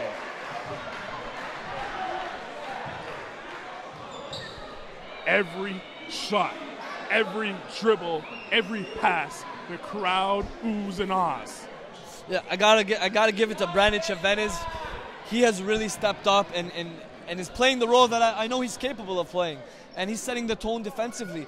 He's making it extremely difficult for the guards, whether it's a point or a shooting guard, to get active, get something going for the offense. He's a pest defensively. He's got length, he's got speed, he's bouncy, he's definitely crafty. So a point guard in the class of 2014 that is climbing by every game. Campion will sit. Montague, who has played in games like this, big-time games, checks back into the game. What about the youngsters for Father Henry Carr? A lot of youngsters on the floor right now. There's Adu, who is one of them, knocks down both free throws, 42-38 to score, exactly 3 minutes to go in the game. The future is ahead of them, the young guys. Got a lot of years ahead of them, a lot to show. Montague with a cramp in his calf. Brandon Chavenes, though, making him work. He's not making it easy. He's making it very uncomfortable for him, and he's tenacious defensively. Tenacious. Montague, hearing it from the crowd, being heckled a little bit with that cramp. And he looked back at the crowd and gave him something to awe about. That's what you call home court advantage. You know, right now, got the crowd. If you're gonna look, if we can get a pan, if we can get a camera pan, Zane, on the crowd, get a chance to see the packed house. You got it packed from left to right. It has been phenomenal. Zane, can we get a pan of the crowd here to get it left to right? A terrific crowd on hand. 42-38 is the score. 2:46. Now, forget about the crowd for a second. Let's talk about the game. That timeout, that could be costly for them because it's been a close game thus far. That could be a timeout that they'll need down the stretch. Well, it depends on how many they have left. And right now, you look at Keyshawn Montague, he cannot get up off the floor. He's almost carried as if he was carried off a stretcher. Guys are giving it their all, though. That's what you like. If you're cramping, it means two things. If you're cramping, it means one of two things. Either you're out of shape, or two, you're playing your ass off. And I can't say that Keyshawn is out of shape. He's definitely playing his ass off. But also credit Brandon Chavenes, tenacious defensively. And I would not be surprised if he comes up with another steal down the stretch to really bring it to the next level for Henry Carr and maybe secure the lead. DeVille will inbound right in front of us. They're down 4 with 2:46 to go in the fourth. On the floor for the Panthers, we have Gould, Prihe, Clayton, Campion, and I believe that's a Gagne. Ayomara will check in for the Panthers as well. You can always count on Coach Melnick to take care of business, clean up that floor. One thing I learned about Melnick, which I kind of learned about years ago, was he takes care of this gym. This gym is his dojo, if you will. He's making sure that it's always clean, tip-top shape. No one comes in with any gum, including myself. If I'm chewing gum, he'll tell me to spit it out. Hey, you got to abide by the rules of his house, of his dojo. Right now trying to protect that dojo. He has a 4-point lead in the tournament named after his school. The home crowd is here. DeVille trying to send them home upset. Prihe doing a lot of dribbling and throws it away. Luckily for him, Chavenes couldn't handle it and falls out of bounds. You love the activity level once again. Brandon Chavenes, who else? Very fitting for him to have the ball or his hands on every ball that gets loose. Gould, they stack it up through DeVille. Here's Prihe. You gotta work on your spacing here.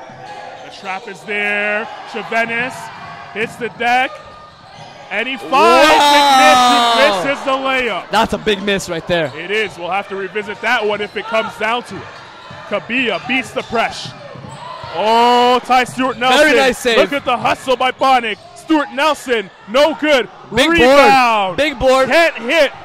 Bodies flying everywhere, and Campion finally pulls the rebound down. We have 2 minutes to go. A kickball right in front of us by Adu, and it will be DeVille basketball. I don't remember the last time DeVille had a solid possession.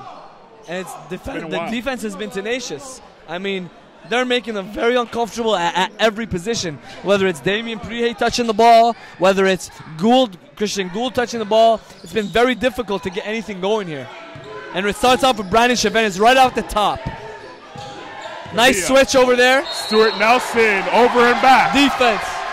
Great defense by Tile Stuart Nelson. And again, they made a nice switch. They made a nice switch over there. They didn't have to. They could have fought it, but they switched. They communicated and forced another turnover. Campion will sit. Keep in mind, Montague is out right now with a calf injury. He cramped up. Probably won't see him for the rest of the game. He's trying to work it out on the bench right now, jumping up and down. After not being able to walk off on his own power, he got carried off, trying to fight to get back into this game. 4-point game. Minute 45. Chavenis can't hit. Tough rebound. That could have been goaltending as Amaro pulled the rim. That could have been goaltending. Yeah, but you look at Brandon Chavenis. He's able to beat guys at will, off the dribble in one-on-one situation. He's very crafty, very quick. He's got a nice first step, and he was able to beat him there, but wasn't able to finish. And you're right. We're very fortunate it wasn't a goaltend call. McNish just picked up that foul. Fouls are 7-5. 5 for Carr, 7 for DeVille. Gould on the rock. Bonnick watching him. The spin. Amaro for 3. Oh! Amaro hits a 3. Big shot. Massive shot to finally. Stuart Nelson in the backcourt. And a timeout is called by Henry Carr. We couldn't hear it, but the ref did, and that's all that matters. Ovi with a big shot to stop the bleeding. They needed it, and he gave it to them. Last time around, it was the other guy. When he got to get to the championship game, Clayton. It was Clayton to get to the championship game. He hit a big 3 to win the game, and now it's Ovi that steps up. The game is definitely not over. 1-point game here, 1:12 remaining, and that was. He shot that with confidence. He shot that with confidence. Got the ball, good rotation, and I'm learning a lot about Ovi. I did not know he's got that shooting ability. Doesn't shoot it much, but when he does, he does so with some efficiency. And he hit a big-time shot you mentioned to bring the lead within 1. They're in striking distance, but this is important. The timeout was called in the backcourt. The count's about 8 seconds right now, so they need to get it over half and then execute with 1:12 left on the clock. Who do you give the ball to if you're Father Henry Carr? Well, if you're Father Henry Carr, it's got to be Brandon Chavenis. He's got the ball in his hand. He's been creating. He can create for himself. He's create for others.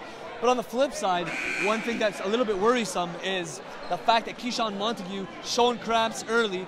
He's trying to get back into the game here, and they don't have a concrete ball handler. Christian Gould has been who's been handling the ball, is a little bit of a mismatch.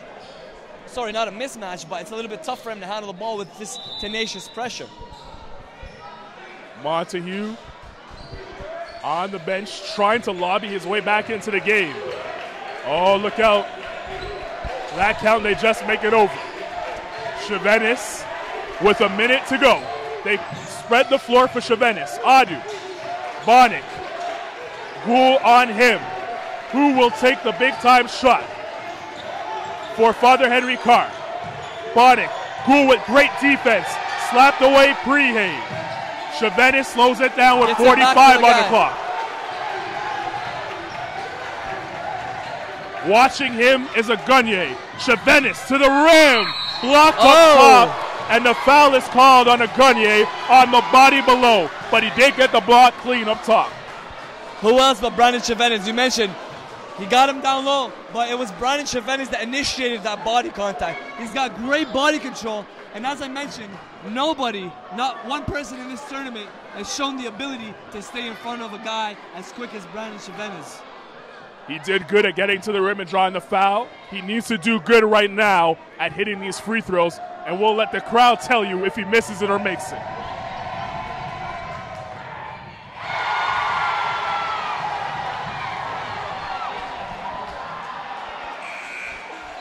You gotta love it. Makes the first. Keyshawn Montague back in the game. 43-41, 35 seconds to go in the game. Chevenis to give them a 3-point lead. The crowd will erupt if he hits this one.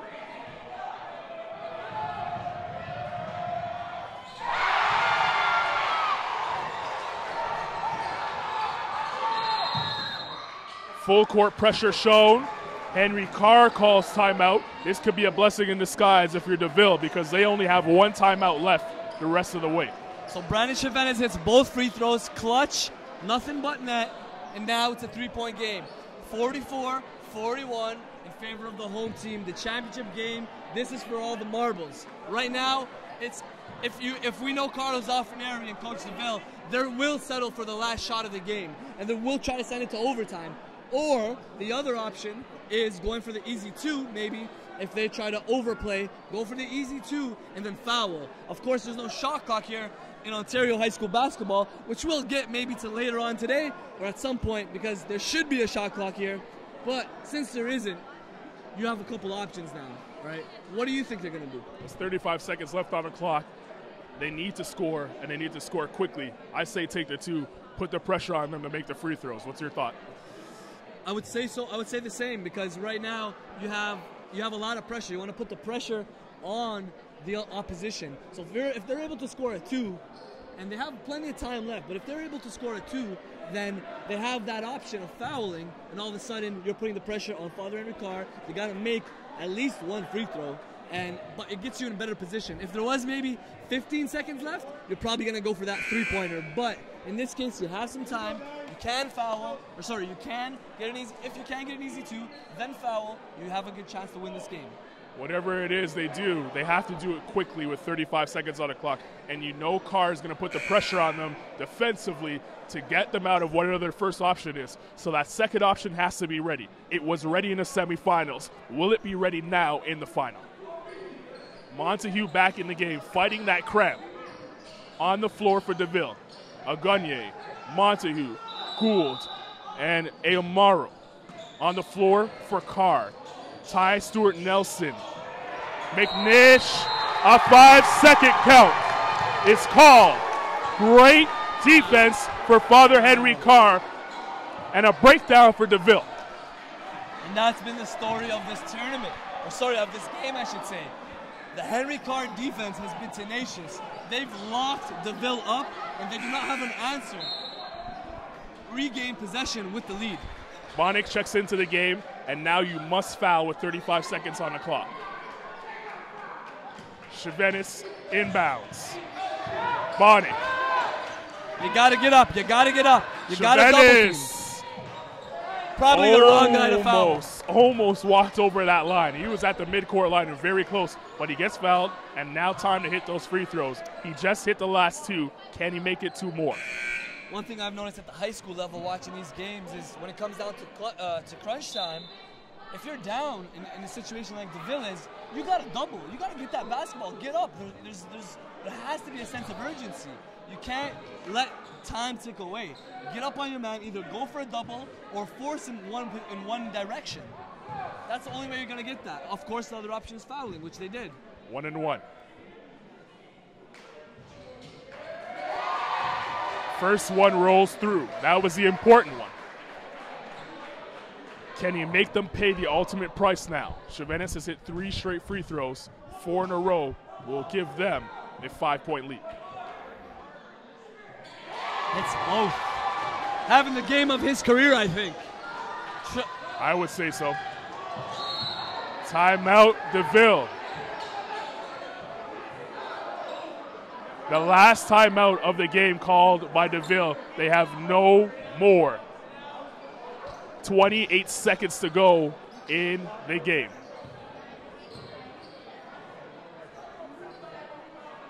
Father Henry Carr wondering how many timeouts does DeVille have. Feels like they have a million, but that is the last one regardless of what happens here. Brandon Chevenis, it's safe to say this is Brandon Chevenis' coming out party.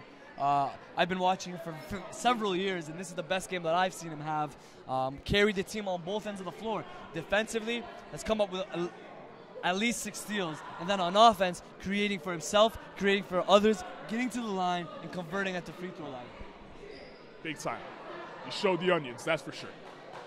He showed the onions, that's for sure. No doubt about it. Now the question is, who has the onions on DeVille? They're down 5. Do you take the 3 now, or do you take the early 2 and then foul again, extend the game? I think now you're in a different scenario. I think now you almost have to try to take a 3, set up maybe Christian Gold for a 3, a set play, get some screens, maybe a double screen, or you know you have a couple other options. You have Addy, who has the ability to shoot it. You have a couple other guys. Keyshawn Montague can shoot it. But I think now with 28 seconds left, you almost have to take the 3 down 5. Take the 3 and then foul. Hope to make it. Keep in mind, Henry Carr still have fouls to give. They only have 5 team fouls. You need 7 to get to the bonus. Adi Agunye will inbound. He has the ability to run the entire baseline because they made the basket prior to the timeout. And he'll use his ability to run the baseline. Prihe. You want to give that ball up. They need to get it to you the want to guard. give that ball up. Prihe on it. McNish watching him. Give that ball up. They finally did. They're looking for Gould. Gould comes to it. Oh, there's a blocking foul. 12 seconds to go in the game. Great defense again by Henry Carr. Made DeVille take off at least 15 seconds off the clock.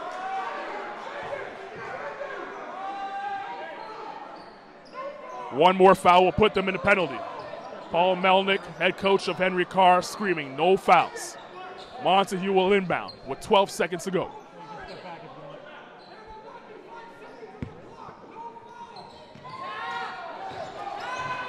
Screaming attack, and there it is. No foul call. Prihe jump ball, possession arrow, stays this side. 5.8 on the clock.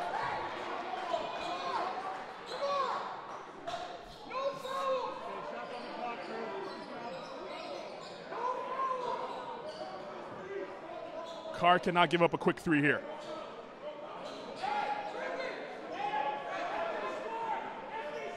Do we have a chance to maybe see a crowd flooding the floor this Possible. early in the season? It's possible. They're looking to win their own tournament at home. Their crowd has been behind them throughout. And they won't get any louder than tonight if it's a game over. Agunye got it to go. And the game is over. Father Henry Carr wins the 2013 Father Henry Carr Classic. Great game. Great overall game. They were down by as many as 11 points and battled back in front of their home crowd. Brandon Chevenis, no question, is the MVP. It's got to be him. Again, it had both ways. Offense, defense, hard fought, and they made my prediction go south because I predicted DeVille to win.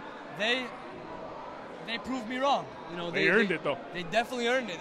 They stepped up their defense and not expect them to play this collectively, defensively, this early in the season. We'll take a quick break and come back with Brandon Chevenis for an interview, the MVP of the tournament, and of course your all-tournament team. So much more right here on Ill Minds Media.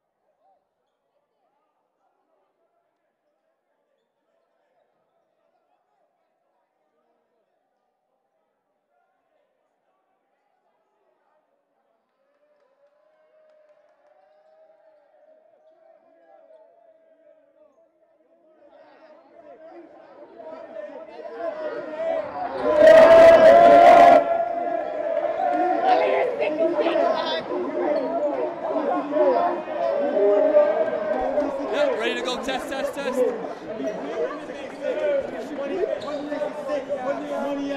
Brandon, I got Brandon Chevenis here with me, MVP of this game and likely MVP of this tournament. Brandon, we talked about you leadership-wise. You stepped up in the second half, led the team defensively, got probably 6 to 8 steals in this game. What was going on in your mind? What did you feel you had to bring to this game and this team to win the championship? I mean, playing DeVille last year, same team. Drove here, baseline, got injured, broke my wrist. Had to sit out like 4 months, so you know this game was personal. I couldn't lose. It's our home crowd, you know? Do you feel like you've grown at all throughout the tournament? We talked after the first game. I talked to you about leadership, right? Especially at the end of the game. Big time players have to step up. They have to remain composed. Do you feel you've done that? And also, what will you take from this experience down the road? You obviously still have off the championship to redeem. Same likes as the champs right now, but you guys have a chance here. You lost some big time players, but do you guys feel like you have that depth? I mean, yeah, we got the depth. We got a couple guys on the bench that bring energy, a couple of the young guys, and you know, from what you told me, I got to get into my defender, play defense, disrupt the point guard, and we're going to win. Simple. Lastly, what can you say about the depth of the team? Again, I mentioned you guys lost Tanvir Bull, our 7-3. You lost big-time player in Dylan Brooks, Josh Bell, Christian Hewitt. The list goes on. You lost a lot last year. But do you guys feel like you guys have enough? You guys proved me wrong. I had DeVille win in this tournament. You guys proved me wrong, stepped up defensively, big time. Do you guys feel like you have enough? I mean, it's early in the season, but I feel we have it. I mean, we got a couple guys that play defense, that can score and everything. And, you know, I believe in my team. We could do this. Brandon Chavenes, 2014 PG, highly under-recruited, needs some looks right here, and he's proven why. MVP of this game and likely MVP of the Father Henry Carr Early Bird Classic.